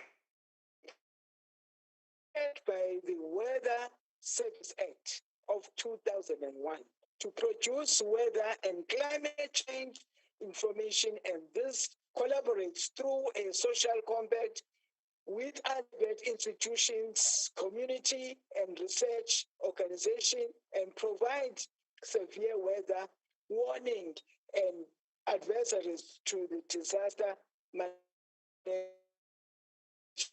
Center. Honorable Chairperson, the purpose of forestry management, the department tell us, is to facilitate the implementation of policies management of forests, the sustainability use and protection of land and water, and the management of agriculture, risk and disaster. The forestry branch has been allocated 1,998,600,000 rands over medium terms. What is of greatest importance for us as the ANC is to see not only outcome of the budget implementation, but we are interested in seeing the impact of this budget allocation in helping transform the lives of our poor communities, especially those living within forest lands. As the ANC, we would like to see interventions put in place for the full potential use of the forestry sector to drive empowerment, transformation, economic growth, and decent work, as well as the expansion of the sector. Deputy Sihlalo wami, ngithi angikusho lokhu ukuthi ukuthatha kombuso ka-African National Congress kwenza ukuthi abantu bakwazi ukuthi bazi-owne bona imvelo kana njalo ba-one ngisho amahlathi ukuze baye bezwe i-sense of ownership ukuze bayithole emhlabeni ngoba babehlale becwaswa njalo kube ngathithi umuntu omnyama ayikho into angasikayenze. Siyabonga Khongolose. Thanks to the government of the ANC that made ukuthi abantu bakwazi ukuthi babe nezinto zabo. The ANC supports the budget, Chairperson. Ngiyabonga kakhulu, Mama. Ngiyabonga, Mama. We will continue with the debate and we now call on the Honorable Catherine Lavskagni to continue with the debate. Thank you, Honorable Chair, Honorable Chairperson, Honorable Members, and Honorable Minister. Life in South Africa is not easy for more than half of our population. We are struggling with a lackluster economy, impacting on every aspect of our lives, and more so on the vulnerable and poor people. I would have loved to say that today's debate on the budget of the Department of Forestry, Fisheries and Environmental Affairs will lift us out of the doom and gloom, if it was not for the mere fact that our environment that should serve as a sustainable source to ensure our health and well-being is severely challenged. This department's strategic plans and budget covers 9 programs and various sub-programs, as well as 6 entities covering environmental management, conservation, and protection. In this, the 4th year of the strategic plan, there are quite a few new developments and initiatives, and all management plans that we welcome and hope will be implemented with the desired results. Strategies, master plans, and simply plans in general, as we know, creates hope and invites cooperation, while failed, cancelled, and unimplemented plans creates mistrust and disillusionment, of which we already have enough due to years of state capture, cadre deployment, corruption, policy uncertainty on many levels, and indecisive political leadership. We can just look at Sri Lanka to realize the real impact of these scenarios. The matter of land invasions, a common occurrence and very often politically inspired, became a challenge to the implementation of the Forestry Master Plan. An action plan has been developed for the Western Cape in terms of Section 29 of the National Forest Act. But Minister, land management problems in the Department of Environmental Affairs also exist outside of the ambit of forestry. For example, land in a province that belongs to the National Department not being transferred to that province has unique challenges when it comes to invasions and the management thereof, such as Knoflokskraal in the Western Cape. These situations create service delivery problems that also have a negative impact on the yearly Auditor General process. I would like to request the Minister to minimize red tape, money and working hours spent on issues that hamper service delivery by implementing a war room on land transfer and management within this department to address this issue. The biggest percentage of this department's budget is spent on environmental programs that covers the expanded public works program, providing temporary job opportunities for mostly vulnerable people of our country. Minister, this is a good program, but the Western Cape has concerns about the payment method and consequently the cash flow challenges created by the system. The contract between the national and the provincial spheres is working, but the challenges lie within the contracts with small and medium entities like NGOs when payments are not done within 30 days. Payments are more likely taking 90 days and have a devastating impact on these entities. I would like the Minister to look into this matter without inviting more challenges from the Auditor General. Honourable Chair, we are all aware that we have to minimise waste to landfill sites to ensure a healthy environment for the future. We welcome the initiative of including the yellow fleet to local governments via MIC funding, as well as the support to district municipalities and local governments by training, but have a concern about the financial sustainability given the poor state of local governments are in. A long-standing problem with the industry tires will hopefully addressed by the industry waste tire management plan. We will monitor that, Minister. Biodiversity and conservation is an important program, especially the monitoring of strategic water sources and rehabilitation of wetlands. Biodiversity programs has been announced as a priority by the President. biodiversity economical programs has been announced as a priority by the President, but seems somehow not that important according to the budget, except if the Minister has in mind that the private sector will mainly fund these projects. Another target is the 5% expansion of land for conservation, which is great, but who will fund it? Minister, international agreements are being agreed to and signed, for example, UNESCO undertakings, with impacts on budgets in the areas where these sites are. In the Western Cape, we have 5 biospheres, and those are mainly managed by private entities with serious budget constraints. Our request is if the Minister will consider a rand-by-rand support for these programs. Honourable Chair, the fisheries program is the worst affected by this budget. The total allowable catch that has been legally challenged and where the court indicated must be scientifically considered raise concerns about the capability of research and monitoring of stockpiles to ensure sustainable harvesting of fish and other stock. I also hope that the fishing rights allocation process in the Western Cape will address the appeals and the issues of all the applicants. The appointment of fishery development workers in coastal areas by the Marine and Living Resources Fund are welcomed. Another ongoing concern is the poaching of abalone and West Coast rock lobster, and a successful implementation of a focused strategy, as mentioned by the Minister, would be a first, as the strategy to save rhinos is not that satisfactory at the moment. Honourable Chair, we are experiencing the long-predicted impact of climate change through severe weather conditions and consequently disasters, resulting in the loss of lives. Air quality affecting people's health has been taken to court, while the Minister is going to convene a panel to evaluate applications for exemptions of emissions for some companies, based on the accepted argument of a just transition. Honourable Chair, we are in a tight spot, and hopefully we are not weighing people's jobs and livelihood against people's health and lives. The climate change bill, currently in the National Assembly, will serve as a framework for a just transition, including mitigation and adaptation strategies on all spheres of government. This bill has implications for all spheres of government and will be a challenge for local government especially.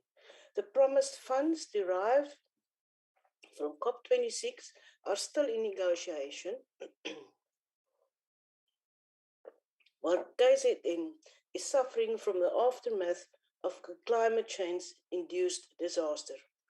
This again raises concerns if we really consider all risks when assessments are being done and if scientific research are being taken seriously by all levels of government.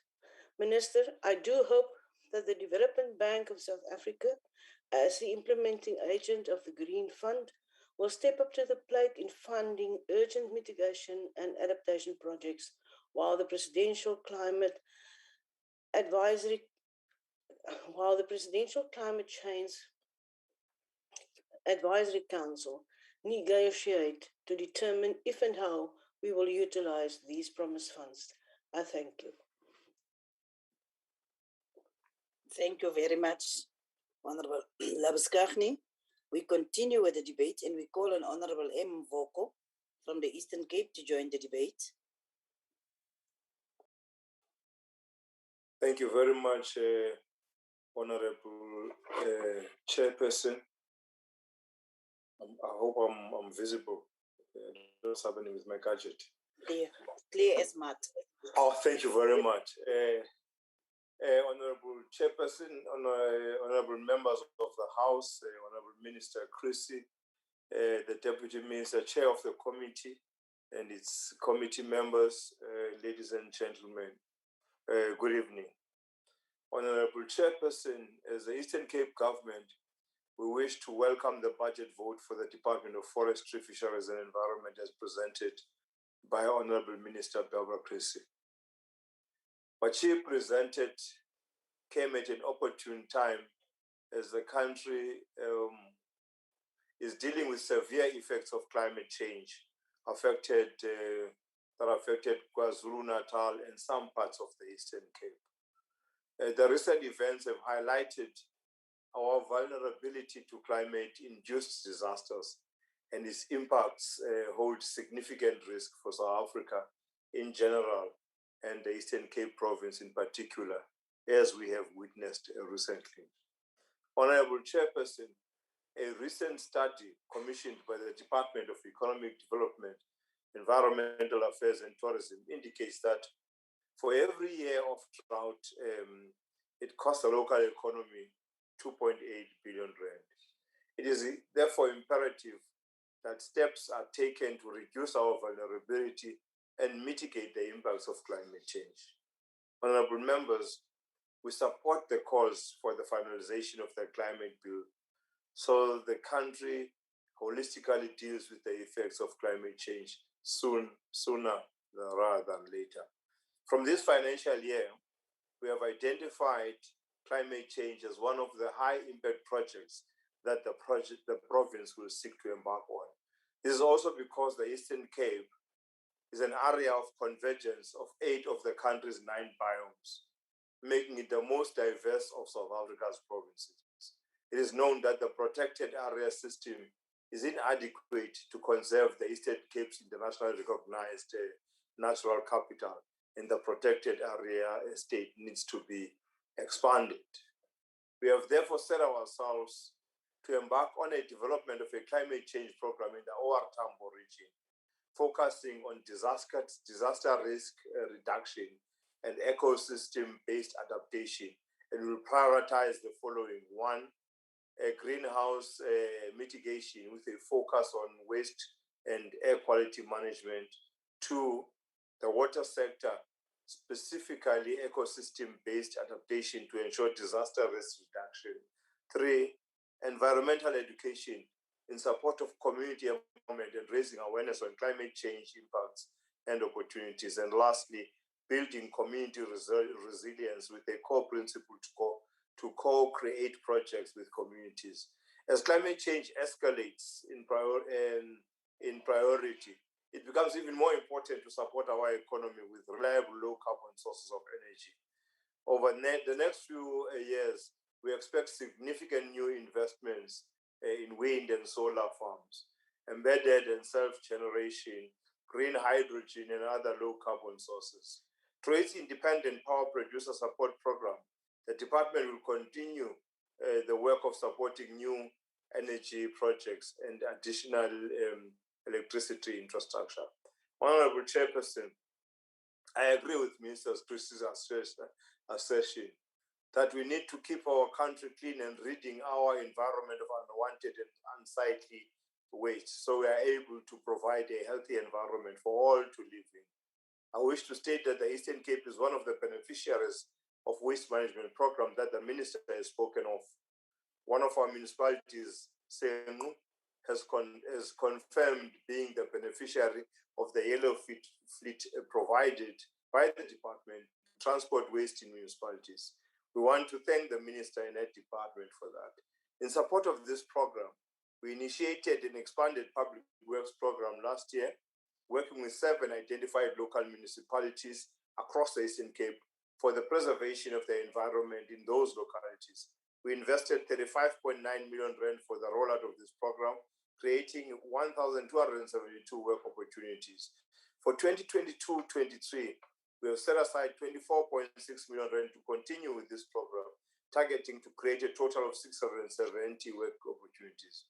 Waste recycling and the circular economy doesn't only speak to a healthy environment, but also offers huge opportunity to save valuable raw materials and energy associated with the processing of these materials. Waste recycling has shown a steady growth over the last few years. In 2019, we recycled 165 tons of waste, which has grown to 1,201 tons in 2021. There are 1,690 informal waste pickers operating at refuse disposal sites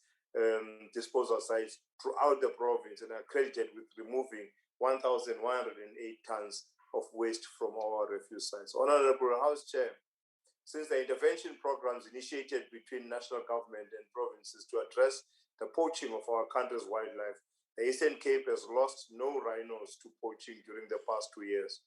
We believe that this can largely be attributed to our cooperation and continual collaborative efforts between national government and us, police, sandparks, National Prosecuting Authority, and the private sector. We agree with the Minister that the rhinoceros will be better protected if we build partnerships with private game farm and nature reserve owners who have the means to breed these animals and ensure their safety through anti-poaching efforts. Thank you once more for the opportunity, Honorable Chair. We are hopeful that we will work together as government to ensure safe and friendly environment for our people to live in, and above all, put all efforts to improve the lives of our people. I thank you very much. Thank you very much, Honorable Mvoko. We will continue and we will now call on the Honorable Winnie Ngwenya to continue with the debate. Thank you, Deputy Chair. Honorable Baba Masondo, House Chairperson of the House, and you, Deputy Chair, Honorable Chairperson, Mr. Mnyambe, Chief Whip of Mr.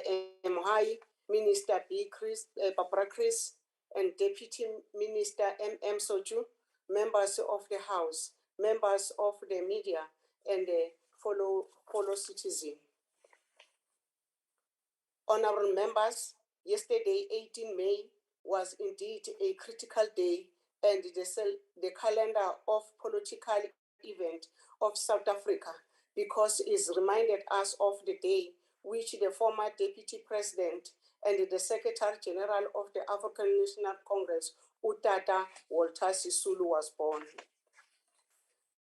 Utata Walter Sisulu was born on the 1912, the same year as the ANC was founded, and had believed he will have 110 years old this year. Honorable Deputy Chairperson, I believe that a majority of our members in the House will agree with me that the late Walter Sisulu has indeed sacrificed his life for the liberation of the country. On the basis of his sacrifice, I want to ensure that words of Nelson Mandela when he said, I quote, "Many of us have gained position, received according, and have been acclaimed, but none of us match the leadership and humility of a great man such as Walter Sisulu," close quote. I'm indeed touched by this word, since they inspire us as the debate, the budget vote 32 of the Department of Forestry, Fishery and the Environment. Honorable Deputy Chair, I just, as a Freedom Charter said, South Africa belongs to all who live in it, black and white. Our cities and towns belongs to all who live in it, black and white. We in ANC regard the Freedom Charter as a living soul and the heartbeat of our country, progressive constitution. It is the foundation of the Vision 2030 of the National Development Plan. The ANC remains committed to the realization of NDP Vision 2030 and to address the triple challenge of poverty, unemployment, and inequality. In the NDP, we find the highlights of key strategic goals of government, and these are aligned to the medium-term strategic frame of the government. It is for this reason that we call upon all South Africa to reach a new consensus at the President and the President of the Republic, Honorable Ramaphosa, has asked in his 2020 State of the Nation address that indeed South Africa belongs to all who live in it. It is the responsibility for all of South Africans that through the social compact by working towards the reconstruction and the recovery of economy, we shall achieve our aspiration.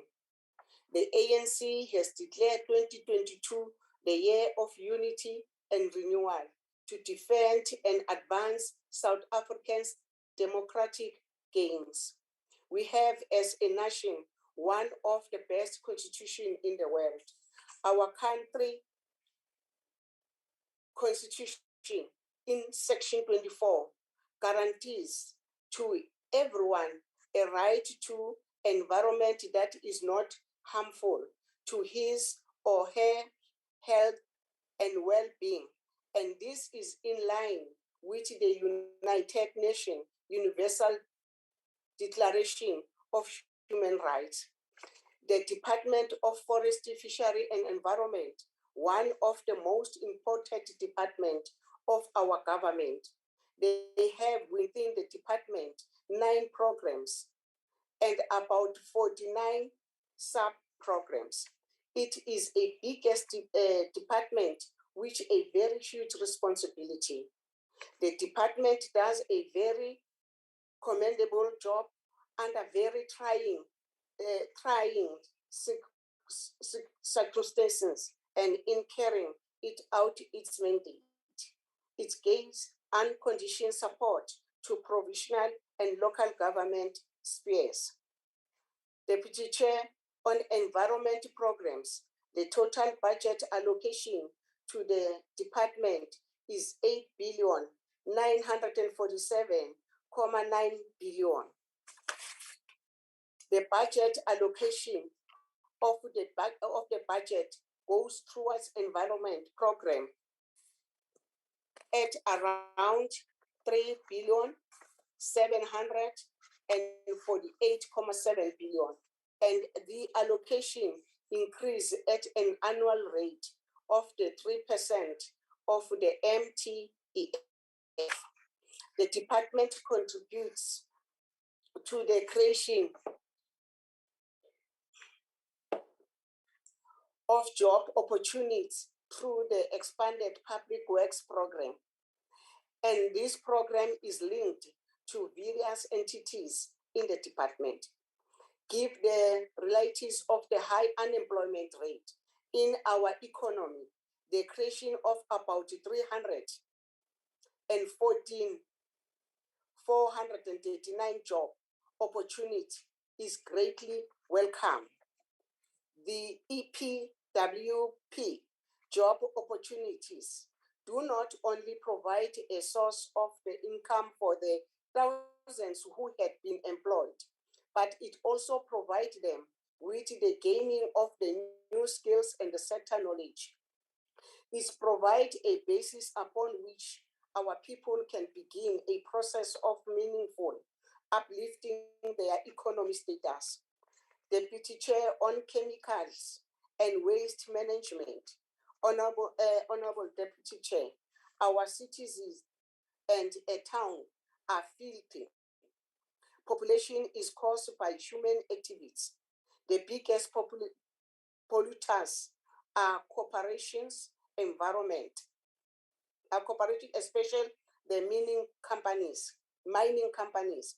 The impact of the population of our environment is a great cause for concern. This vote plan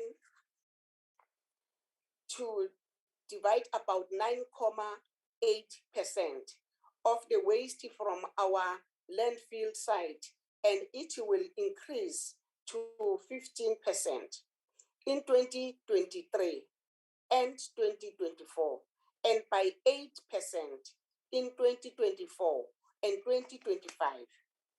The percentage can certainly be increased given the challenge relating to our landfill site and give certain municipality being unable to acquire new landfill site and the current one are running full.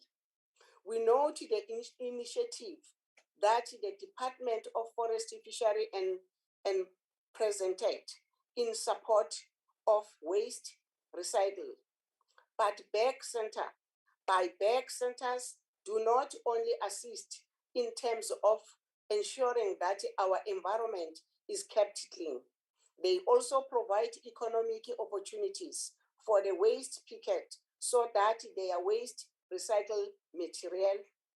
There are many opportunities found in the waste cycle industry, especially the recycle on metal, which contributes directly to our trade balance account, as it helps reduce the total amount of steel we imported as country.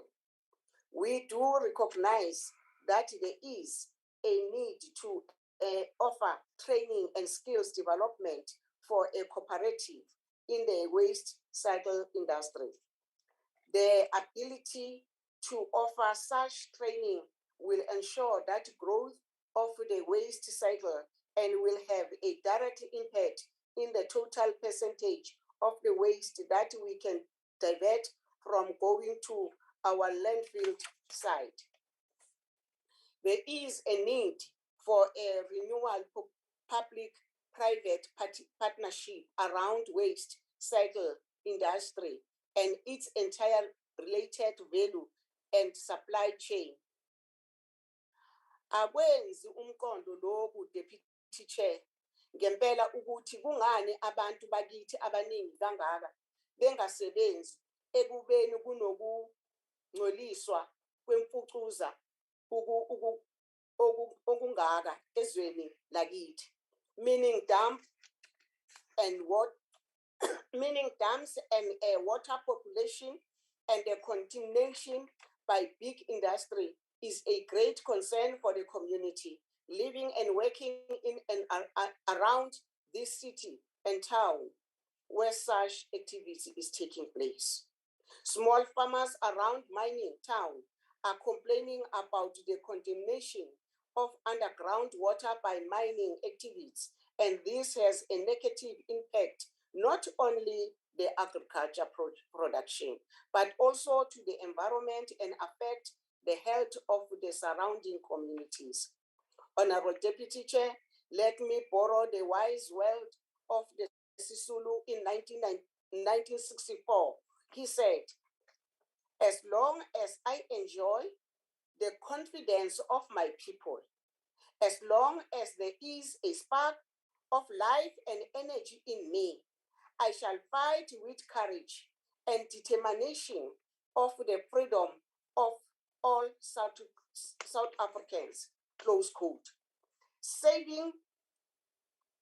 Sengivala sihlalo ohloniphekileyo, i-ANC iyaleseka leli voti lamashumi-32.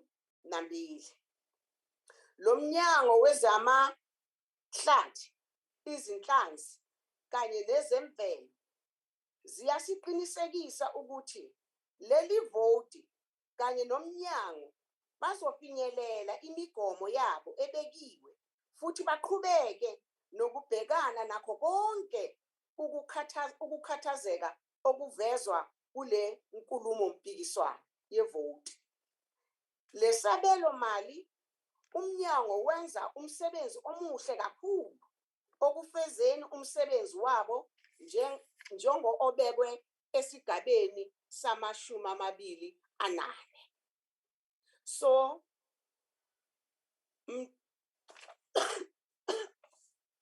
futhi udinga ukwesekwa yizinkampani ezizimele ngokusebenza isivumelwano sezenhlalakahle.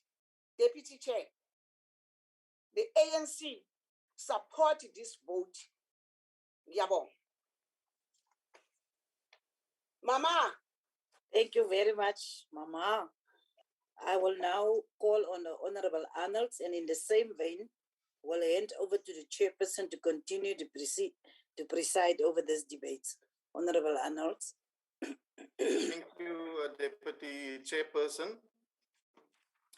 Minister, the Department of Forestry, Fisheries and Environment under your watch continue to waste scarce resources while communities staying in and around our forests are not benefiting at all. Fisheries in South Africa are currently underdeveloped.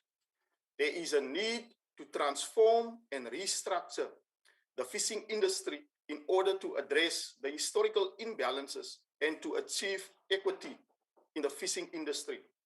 Section 2 of the Marine Living Resources Act makes way for the minister to introduce new entrants into the fishing sector. Yet, what we find is that fishing is being moved away from the traditional coastal communities to service the high-end market, deliberately so. This creates barriers for coastal fishing communities who depend on fishing for their livelihoods, but also for a sense of community, as traditional fishers used to fish not only for themselves and their families, but also used to donate excess fish to orphanages and old age homes. Your own NDP speaks about the importance of fisheries for the coastal communities, but small-scale fishers are not enjoying the benefits of the country's resources. As the EFF, we note the extension of the appeals process with regards to the conclusion of fishing rights in the Western Cape and acknowledge the suffering of the fishing communities under your government. Under the ruling government, fishing has become fully commercialized, breaking down social bonds that communities once had and stripping communities of their livelihoods. Under the policies of this department, we are once again reminded that this government and all its ministers have no concern for the living conditions of the poor people in South Africa. This government has no interest in the realities faced by its people as commercial interests continue to be prioritized over the needs of our people. We see this in the department, how the department allows fishing companies large bycatches which would otherwise sustain small fishing, scale fishing. The ANC is therefore responsible for the poverty, unemployment, and inequality which small-scale fishers are suffering. The same injustices occur in forestry, where small growers and forestry communities were not even considered when the National Forestry Act was crafted. Majority of South Africans do not share equally in the natural resources under the stewardship of your department. Your senior management positions in your department for the appointment of women stands at 45%, although you set a target for 47%, which is still below 50%. Air pollution continues to affect many South Africans suffering from respiratory illnesses. Under your watch, air quality monitoring and enforcement responsibility has been neglected.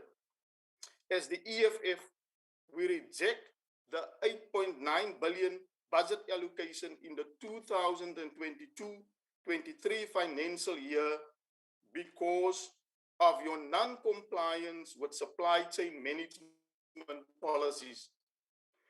We reject your lack of project planning and implementation, which often goes by without any timeframes put in place. The fisheries management branches has never delivered services timelessly due to human capacity shortages. We reject the lack of financial management, lack of good governance, and regular expenditure. And we demand a clean audit because the country is bleeding of corruption and mismanagement, making the poor majority to further suffer under your government. For these reasons, the EFF reject budget vote 32 of the Department of Forestry, Fisheries and Environment. Thank you, Chairperson. Yes, thank you very much, Honorable Arnold. We will now proceed to Honorable Sochu. Honorable Sochu. Thank you very much, Chairperson, and good afternoon and good evening to all members. To Honorable Minister Barbara Chrissy, all MECs present on the platform, Honorable Members of Parliament, ladies and gentlemen. Honorable Chairperson, let me also align myself with what Minister Chrissy alluded to. As we have just seen, witnessed and experienced the recent catastrophic and fatal floods in KwaZulu-Natal, climate change is already introducing itself in our country.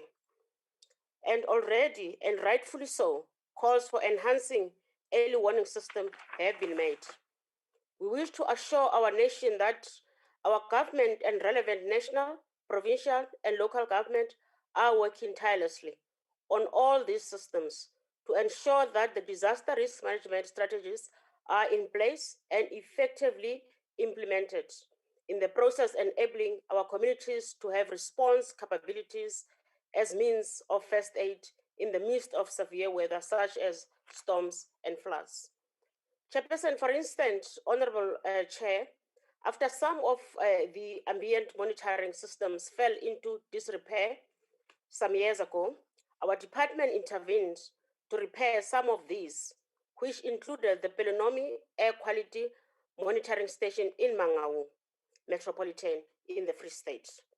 Our ministry undertook an inspection visit at this station in October 2021. And we are very pleased to say that the Plenary Ambient Air Quality Monitoring Station is now operational and reporting to the South African Air Quality Information System. Chairperson, it is a fact that carbon emissions are causing climate change, and we must address this efficiently and effectively. Notwithstanding, we are well advised as the country to continue to find a holistic approach in addressing climate change. Through the National Protected Area Expansion Strategy, strategic expansion interventions are being undertaken to identify geographic priorities for expanding the protected areas estate in South Africa. An urgent priority for us is to ensure effective management of our existing protected area estate that has continued to provide direct jobs and further facilitate economic activities through associated value chains, particularly in rural communities. Through the South African National Biodiversity Institute, South Africa is also continuing in establishing itself as a leader in promoting nature-based responses, such as ecosystem-based adaptation and ecosystem-based disaster risk reduction as part of our national climate change response. South Africa is also an active signatory to a treaty signed in 2002 by South Africa, Mozambique, and Zimbabwe. Through this treaty, we have seen the restoration of this important cross-border conservation landscape, where it has now been possible to return this year the rhino to Zinav National Park in Mozambique after becoming literally extinct more than 40 years ago.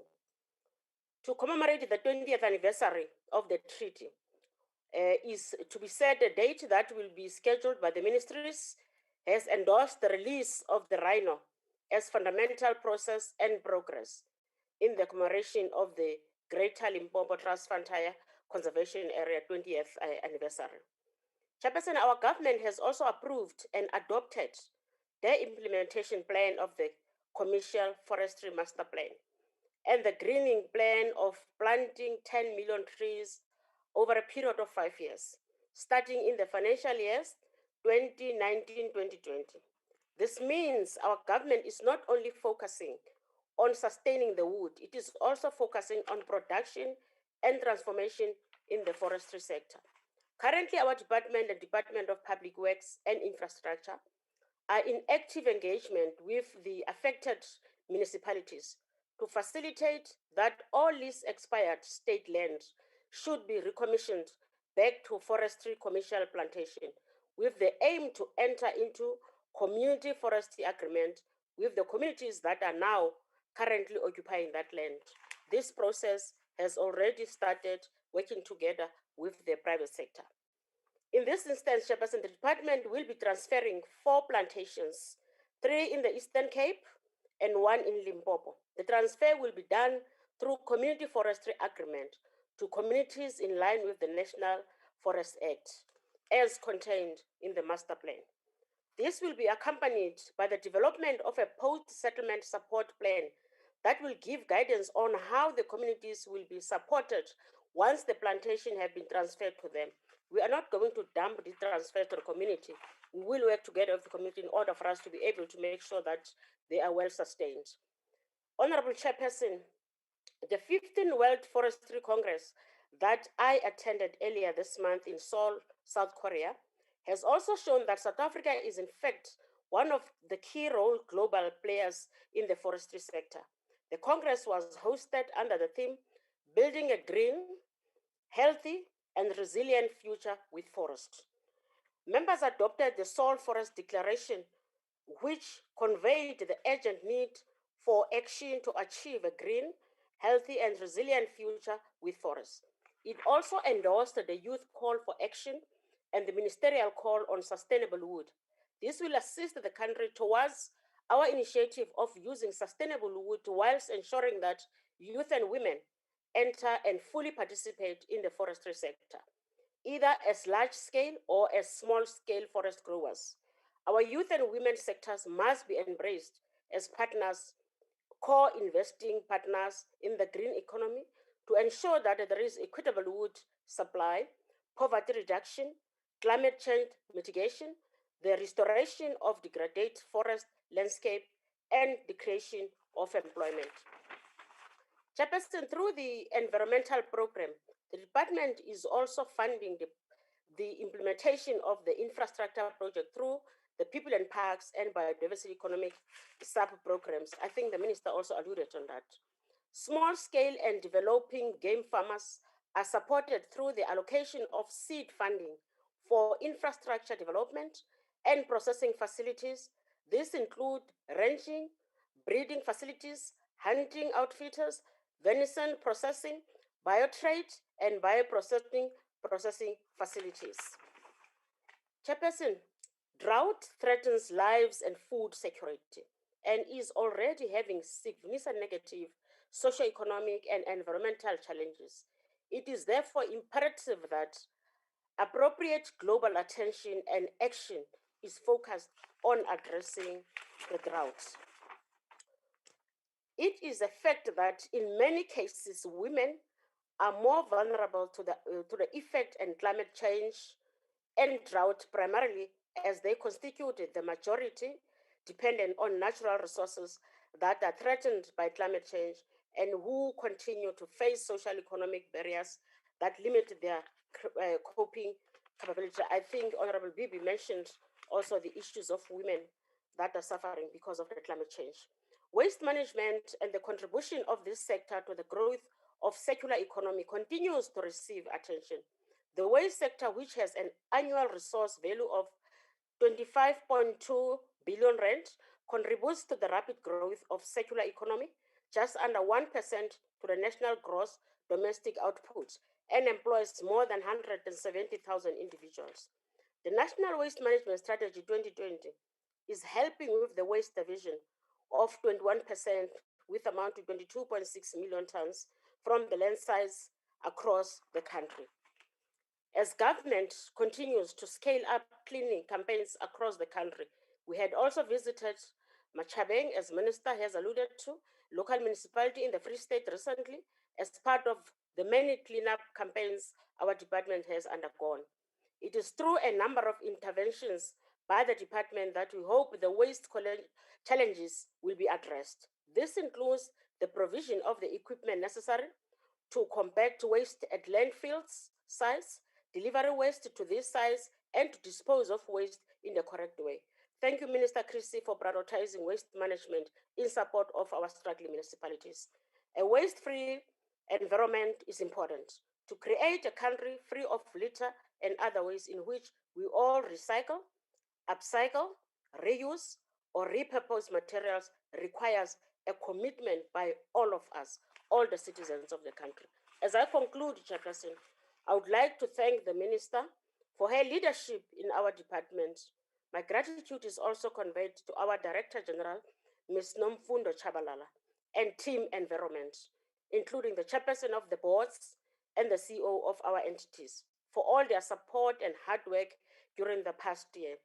I would also like to say a special thank you to our members of the Select Committee under the leadership of the Chairperson, Metebuho Mudise. I thank you very much, Chairperson.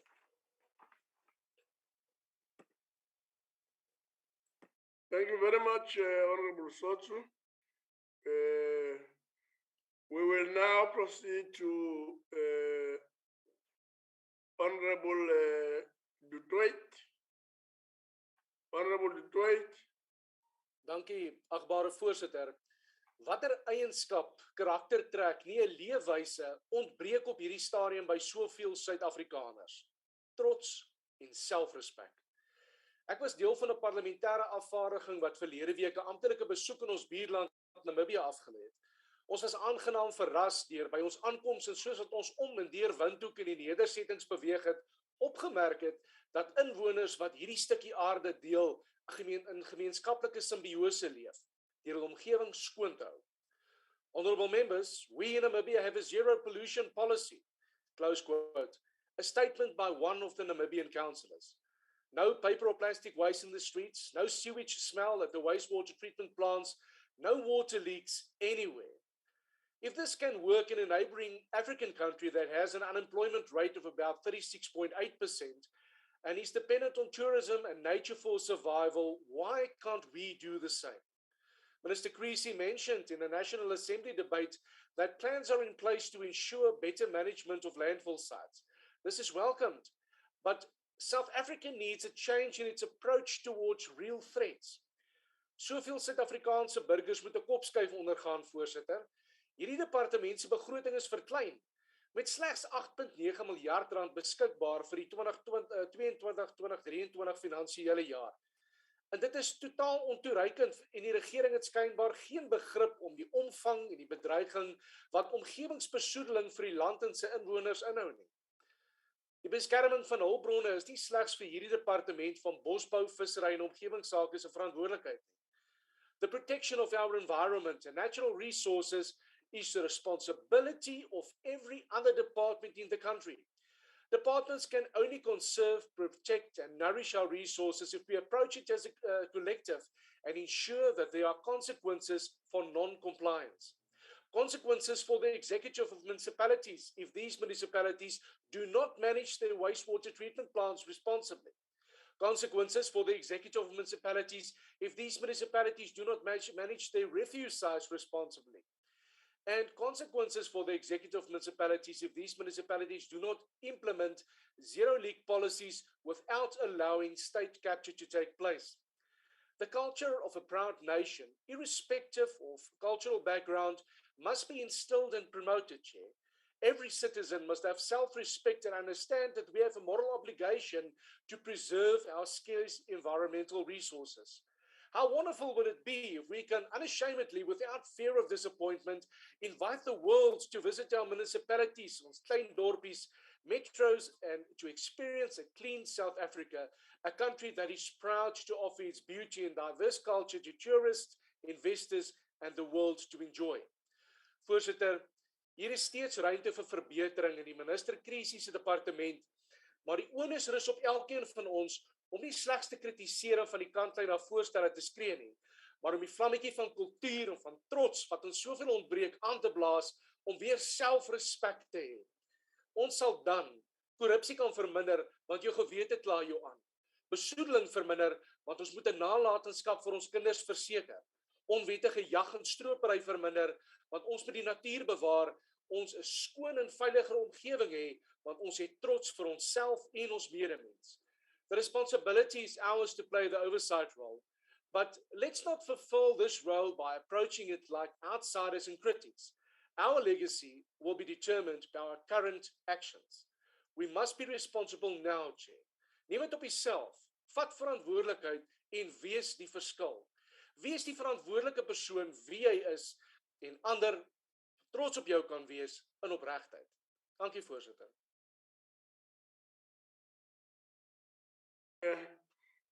Honorable Detroit, we will proceed to Councillor Pukunzi and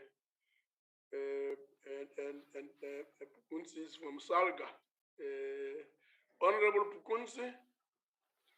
Thank you, Chair. Chairperson of the NCOP, Honorable Deputy Chairperson of the NCOP, Honorable Minister of Forestry, Fisheries and Environment, Honorable Deputy Minister of Forestry, Fisheries and Environment, Honorable Chief Whip of the NCOP, Honorable House Chairpersons, Honorable Permanent Delegates, Honorable Special Delegates, Honorable Chairperson, Salga would like to thank the Honorable Minister on this budget speech. It comes right after the devastating floods that caused loss of life and severe destruction of infrastructure in KwaZulu-Natal provinces, as well as Eastern Cape and Northwest provinces. As a sector, we recognize that simply rebuilding infrastructure without addressing climate change resilience means that our communities will remain vulnerable to calamities such as the one we have just witnessed. On the other hand, Salga is encouraged by the growing recognition that municipalities can be part of the solution to address climate change, especially as South Africa places itself on a pathway to build back better from these floods and the COVID-19 pandemic. Chair. Honorable Chairperson, the department's efforts in rallying the whole country to respond to climate change through the passing of the Climate Change Bill are noted and supported by Salga. Salga also welcomed the work of the Provincial Climate Commission to lead South Africa's just transition journey. However, Chair, a transition can only be considered just if it considered the local circumstances of those most impacted. Salga has been lamenting the absence of local government representative in the Presidential Climate Commission. Municipalities are areas of major economic development and places where the complexities and challenges of rapid population growth and urbanization, and places where food and water insecurity and service delivery collide with climate change impacts. As a frontline providers of core infrastructure services, they are where policy implementation and community engagement happen. Therefore, what municipalities do and how they respond to climate change will affect the extent and pace of the broader transition to sustainability. Local government should thus be at the heart of South Africa's climate change action and the just transition agenda, which will have profound implications for the future competitiveness of municipal economies and livelihoods of their citizens. Salga applauds the work of the department in supporting all 44 district municipalities with climate change adaptation strategies. However, it is also crucial that smaller local municipalities with huge vulnerable populations be supported to develop and update their risk vulnerabilities assessment and climate action plans that can be packaged into projects ready to receive the much needed climate finance and to ensure implementation. Chair. Honorable Chair, indeed, the Minister highlighted the challenge of air pollution in this country. The Order, Chair. Order, Chairperson. Let's hear what's your point of order. Chairperson, Council Uzimela Simboni, she's hiding away from us. Nah. That's not the point of order. Please proceed, Councillor. Thank you, Chair. Salga applauds the work of the department in supporting all 44 district municipalities with climate change adaptation strategies. However, it is also crucial that smaller local municipalities with huge vulnerable populations be supported to develop and update their risk vulnerability assessment and climate action plans that can be packaged into projects ready to receive the much needed climate finance to ensure implementation. Honorable Chair, indeed, the Minister highlighted the challenge of air pollution in this country. The department's efforts to provide support to local authorities to perform the air quality management function are welcome, Chair. As SALGA, we support these efforts and we will work with the department and all stakeholders to implement innovative technical support and infrastructure solutions to ensure that municipalities effectively perform these functions. Honorable Chair, SALGA welcomes the work of the department on the white paper on the conservation and sustainable use of South Africa biodiversity and the high-level panel report. We continue to advocate for the recognition of municipalities and as conservation authorities and appeals to the department to continue to engage local government authorities, both as collective and individual as management authorities, towards building and sustaining harmonious policy environment. SALGA also welcomes the support of the department to municipalities to improve waste service provision. Despite this support, waste management services are not at an acceptable standard in the country, and most of the public spaces remain littered with illegally dumped waste. It is for this reason that we will appeal to the Minister and the department to invest in a national public awareness campaign that will rally the whole of society in keeping our environment clean. This requires a sustained momentum of activities by all spheres of government and private sector to change the public behavior towards responsible waste management practices to keep the country clean.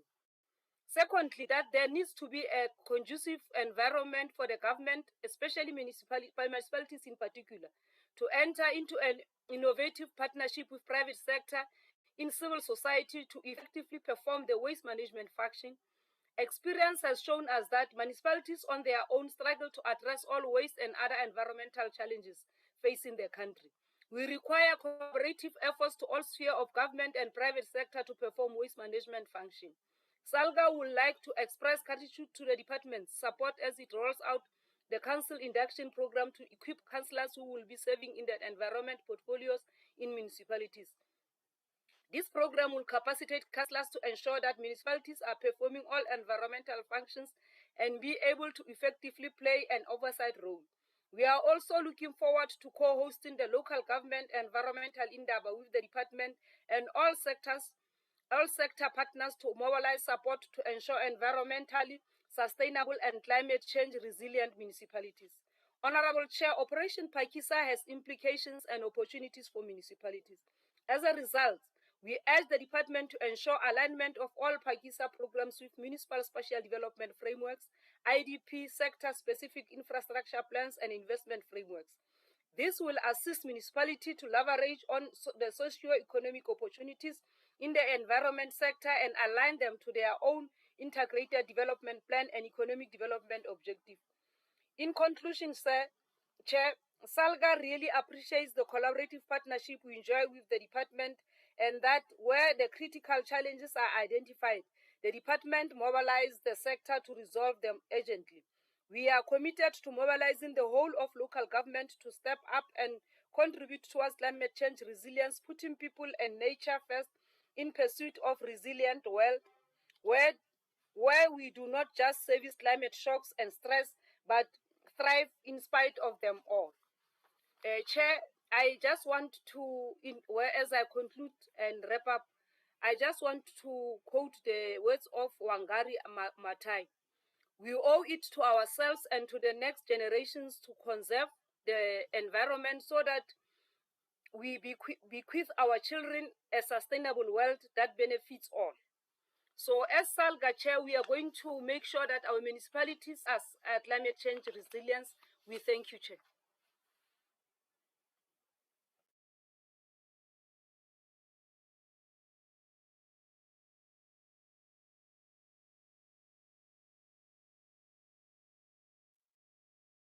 Honorable Chair, thank you very much. We're now going to proceed to Honorable CFB Smith. Honorable Smith. Thank you, Honorable Chair. Am I audible? Yes, we are audible. Okay, because I'm having load shedding, I'm sitting by candlelight. So if my network goes down, just indicate to me so that I can switch my video off. Yes, please proceed. Thank you, Chair. Thank you, Chair. Honourable Chair, honourable members, fellow South Africans, honourable Minister. I firstly have to refer to some of the speeches that was done today. Firstly, the Honourable Minister Creasy, you referred to the plastic pollution problem we are sitting with in South Africa. You know, I came across a lot of people that, you know, for example, drive with me and then they throw their rubbish out the window. So I immediately tell them, no, pick it up. And then they say, no, but it is job creation. So, Honourable Minister, I want to ask, my question is, what is being done to educate our children at school level not to dump and throw their garbage all over the place? When I was at school, we had a frequent chicken parade picking up garbage. And we had a song also sang in Afrikaans. Mors jors, tel op jou papiere. Mors jors, waar is jou maniere? Honourable Minister Creasy, you warned us of the impact of climate change in the near future. The problem is your ANC administration don't take this seriously, as your budget clearly speaks for itself, getting the tip of the tail from Treasury. Honourable Bibi, yes, we have one of the most advanced environmental legislative regimes. Just a pity it is an unfunded mandate and impossible for the ANC administration to enforce the law. As they say, we are driving a Rolls Royce, but can only afford the City Golf. Honourable MEC Mvoko, your speech on climate change sounded more like a letter to Father Christmas, a wish list and no self-initiated plans. Honourable Ngwenya, after we had to listen to your message script directly from the Thule House, I realized that we should actually ask you where's the rest of the budget for this department, as you are one of the celebrities in the Zondo report.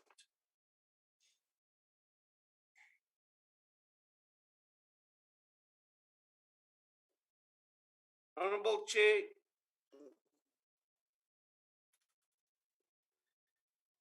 this department has the responsibility to defend our environment and natural resources, and in essence, the dignity and basics. I have no choice but to say it has failed in exactly this duty, as it is under-resourced and given lip service by the ANC administration when it comes to budget. I think the reason might be there are not enough tender opportunities to pocket money. That is, unless you get creative like the Minister of Sports, Arts and Culture with a 22 million rand glow in the dark flag. Why it? Because you are unable to regulate, enforce, nor prosecute municipal officials for disregarding our natural environment and sensitive river systems. Water is already a scarce resource and is at critical levels. But municipalities like Mogalakwena, Mfuleni, and Silplaatjie, to mention just a few of the serious offenders, are spilling millions of liters of raw sewer into our river systems and wetlands. In Mogalakwena, manager and accounting officer to no avail. Opening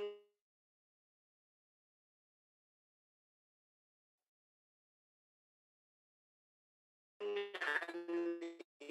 environment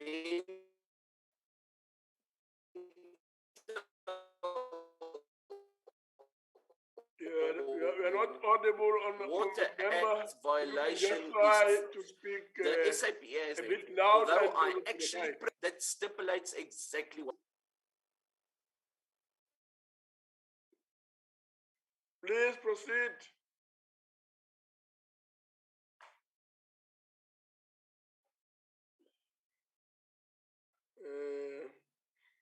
Honorable Smith seems to be in some problem there. We'll ask the table to please Thank you, assist. Chair. We late on violations at the Chairperson. Chairperson, can you hear me? Please proceed. Chairperson, can you hear me? Yes. Thank you.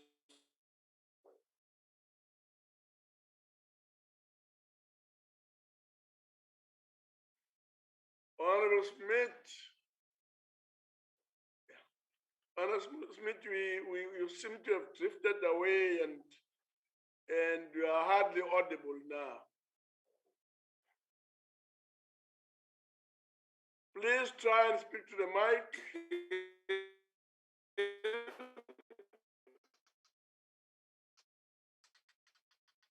Yeah, I said we'll green scorpions on violence. Chairperson, can you hear me? I can hear you a little bit now, but please try to be consistent and be closer to the mic. Hear me? Please try again. I'm trying my best, Chairperson. Yeah, we are better now. We late. Okay, thank you. We laid multiple complaints with the green scorpions on violations at the dumping site where animal corpses were dumped by the hundreds openly. The dump has been on fire.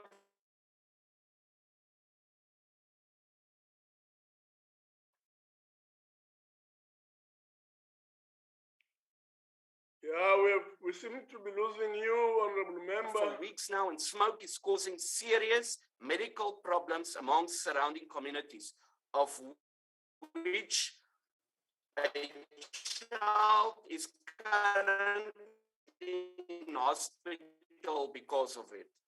We are still waiting for a response from the Green.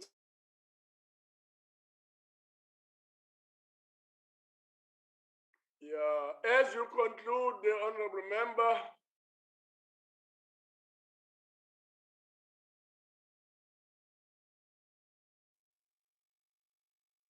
We seem to have lost Honorable Smith there. We'll proceed. Our next speaker is going to be Honorable A.J. Nyambi.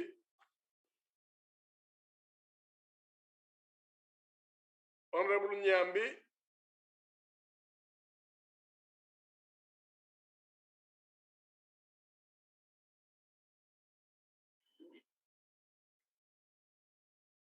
We will now proceed to Honorable Nyambi.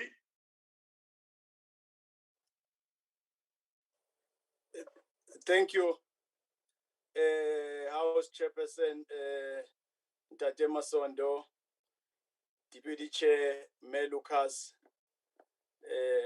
House Chairperson Mengwenya, Minister Chrissy, Deputy Minister Sochu, MECs from our provinces, fellow members, ladies and gentlemen. I know that Honorable Smith was failed by the Kindly, so that is why I will forgive him. Instead of focusing on the ball, he was more focused on the man because he could not read his speech.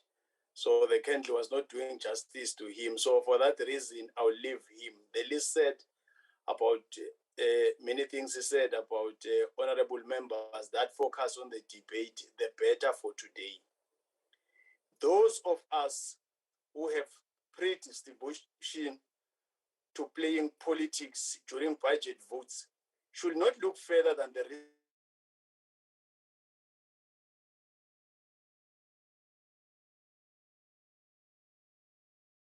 Northwest. Nyambi, you're not as audible as you should be. Try and focus. And elsewhere in the country to appreciate Your candle is also out. What this department is dealing with. It is therefore fitting for me to take this moment to pay my condolences to families who have lost their loved ones. I also pray for strength to those who have to rebuild their lives after they have lost almost everything. Akwehlanga lolungehlanga bakitsi. Whereas it is convenient for some of us to blame it all on the ruling party, our glorious movement, the African National Congress, mention has to be made of the fact that what we saw happening with the recent floods, it's an accumulation of 100 years of poor planning management. I say poor planning management for fear of falling into the same ditch as many finger pointing and point scoring colleagues are trying to do today. Years of dispossession and subjugation have ensured that the vast majority of our people are condemned to inhabitable spaces of our beautiful and bountiful country. In the meantime, the minority continue to live in higher plains, building fortresses to shelter themselves from elements of the weather. But, Honorable Chairperson, the time has come for the structure of our economy to be tackled in such a way that the motherland provides equally for all her children, irrespective of race, color, or creed. It starts now with the presentation of this budget by the Honorable Minister, which I'm sure we will all rise to embrace. If we do not do that, Honorable Chairperson, we run the risk of perpetrating the devastation that continues to be the portion of the vast majority of our people. We will continue to entangle the country in a vicious cycle where the people engage in dangerous practices such as deforestation, which in turn leads to fatal natural disasters over a period of time. Our people scour the forest in search of firewoods for cooking and other various forms of domestic energy. This is double-edged hazard, which, as I said, leads to deforestation, but also contributes to erosion of the ozone layer through the emission of dangerous gases from open fires, as it has been explained by Honorable Minister. The provision of clean energy to the masses of our people has become urgent, and we appreciate efforts that are being made by the sister departments in ensuring that there are multiple role players in the energy sector who will contribute to the national energy grid. Honorable Chairperson, South Africa is blessed with thousands of kilometers of shoreline that should present an opportunity for us to tap into the rich tapestry of the ocean economy. We really qualify to be labeled Africa's ocean basket, and all we need to do is to ramp up the efforts to ensure that we empower as many of our people to literally catch the fish for themselves instead of us catching the fish for them. We need to deal with the red tape whenever it occurs to allow ordinary men on the shoreline to run a thriving business without causing damage to the environment. Driving through Strandfontein Beach in the Western Cape, I've often marveled at how men and women out of living from driving through, you see them selling the marine bounty or the size of the road. However, I look forward to the day when these men and women will be supported to start trading at a serious industrial scale. This they can do with our continued support.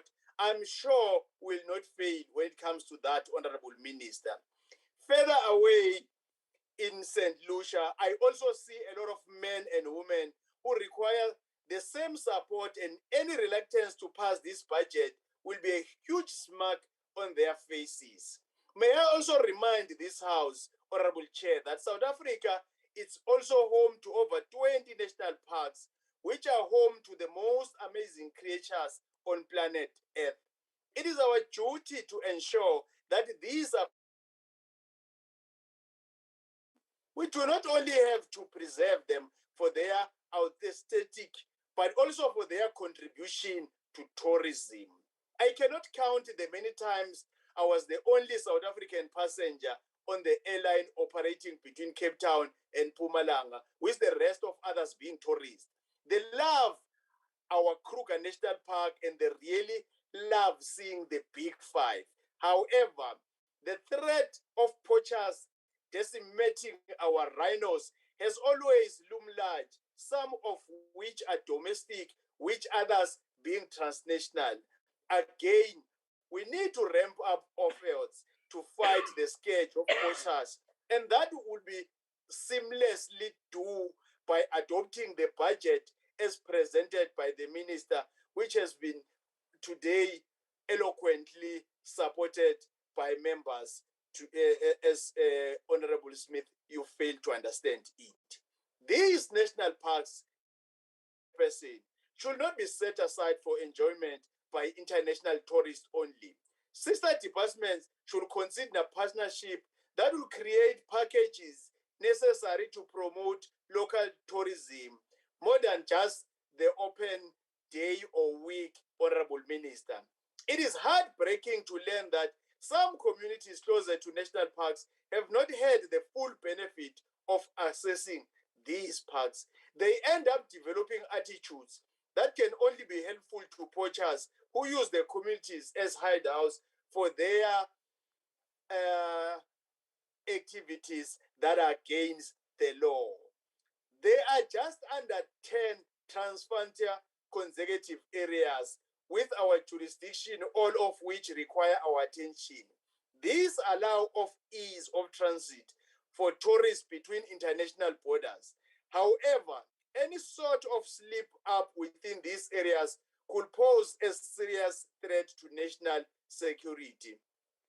That is why, Honorable Minister, it becomes urgent and imperative that we empower this department through this budget to strengthen the various agencies working with these areas. Chairperson, we are signatory to climate change protocol, and time is running out for us to start walking the talk.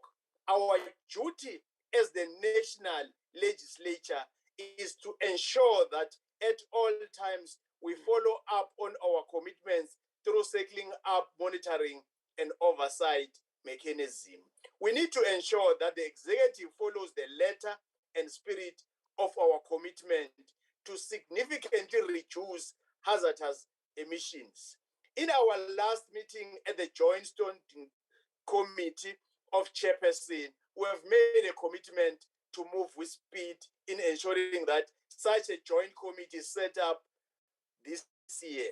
We cannot stand aside and allow other countries, such as Germany, to make pronouncement on how funds for the just transition will be safeguarded. It is our duty as this House of Parliament or as Parliament to set the pace even as we accept help from elsewhere. Honorable Chairperson, some people are failing to understand that these we have had ample time as members of the committee to engage, and the minister and the deputy were able to assist us to understand what is it that you'll be doing and why we have to be effective and efficient when doing oversight. When we approve or when we support, we are not doing it just because it's fashionable, but we're doing it because it's responding to the challenges facing our people on the ground. Allow me, Chairperson, in conclusion, let me thank the Minister and her team for the presentation of a comprehensive budget with the assurance that we'll always be on hand to lend support wherever same it's needed. Naysayers like Honorable Smith and doubting Thomases have always been in our midst, but that should not deter us or you, Honorable Minister and Deputy and MECs, for doing what is right or what is needed to be done. That is why, as ANC, we support this budget vote. Thank you, Honorable Chairperson. Thank you very much, Honorable Nyambi. We will then proceed to Honorable B. Chrissy, the Minister, who will conclude the debate. Honorable Chrissy. Thank you very much, Chairperson. Let me start by asking Honorable Labuskaghni to forward me a letter with regard to the payment problems that she was alluding to, and I will give it full attention and see whether we can assist. As you correctly point out, we've been doing a lot to verify performance before we pay because of our difficulties with the Auditor General. But please send me a letter and let's see what we can do, because it is my fervent belief that small businesses must be paid timeously for the work that they undertake. Unfortunately, I couldn't hear Honorable Smith, but he was documenting some environmental challenges, and I would like to extend the same courtesy to him if he could write me a letter about the problems that he was referring to. Let's see whether we can attend to them. There was a question posed about where is the money for biodiversity and conservation. And I think that there has been concern in the budget process that a large chunk of the BNC budget appears to have disappeared. It's merely a reassignment to the environmental programs. And it's because we have important partnerships with the South African National Biodiversity Institute, Sandparks, and Isimangaliso, where we are improving infrastructure in these facilities. We are also improving and removing alien vegetation and restoring wetlands. And this program, all in all, is creating approximately 9,000 work opportunities. So I think honorable members don't have to be afraid that we are decreasing the budget for biodiversity and conservation. On the contrary, we are trying to make sure that more of our resources are channeled towards our national parks and our botanical gardens, which we think really need to be creating these work opportunities. And I want to take this opportunity to say, Honorable Nyembe is absolutely correct. Unless communities living on the outskirts of our national parks benefit directly from having those parks there, you will never have a sustainable strategy for dealing with poaching. Obviously, poaching does require law enforcement activities, but ultimately you have to find ways to provide work opportunities so that young men in particular are not lured into becoming the foot soldiers of poaching syndicates. And I really want to agree with Honorable Nyambe that our programs in our national parks and our commercialization strategies from the recent conferences that Sandparks and Isimangaliso have been holding have to be directed towards creating more work opportunities in rural areas where there's very little else. Let me take the opportunity to congratulate MEC Mvoko on his programs to provide carbon sinks, on ecosystem restoration, on green energy initiatives that the Eastern Cape government is taking, and also the partnerships that we have to improve waste management. And let me agree with him that going forward, community education is going to be one of the most important ways we can ensure that vulnerable communities become more climate resilient. It is not necessary for vulnerable communities to be totally powerless in the face of climate change if we are ensuring that they have relevant early warning systems with regard to severe weather events, and if we are also helping them to understand mitigation measures that they can take. I want to thank Honorable Pukunzi, our representative from Salga, for the partnership that we enjoy with Salga. It's extremely valuable to us, And I think it is helping us to improve air quality, waste management, and a range of other areas.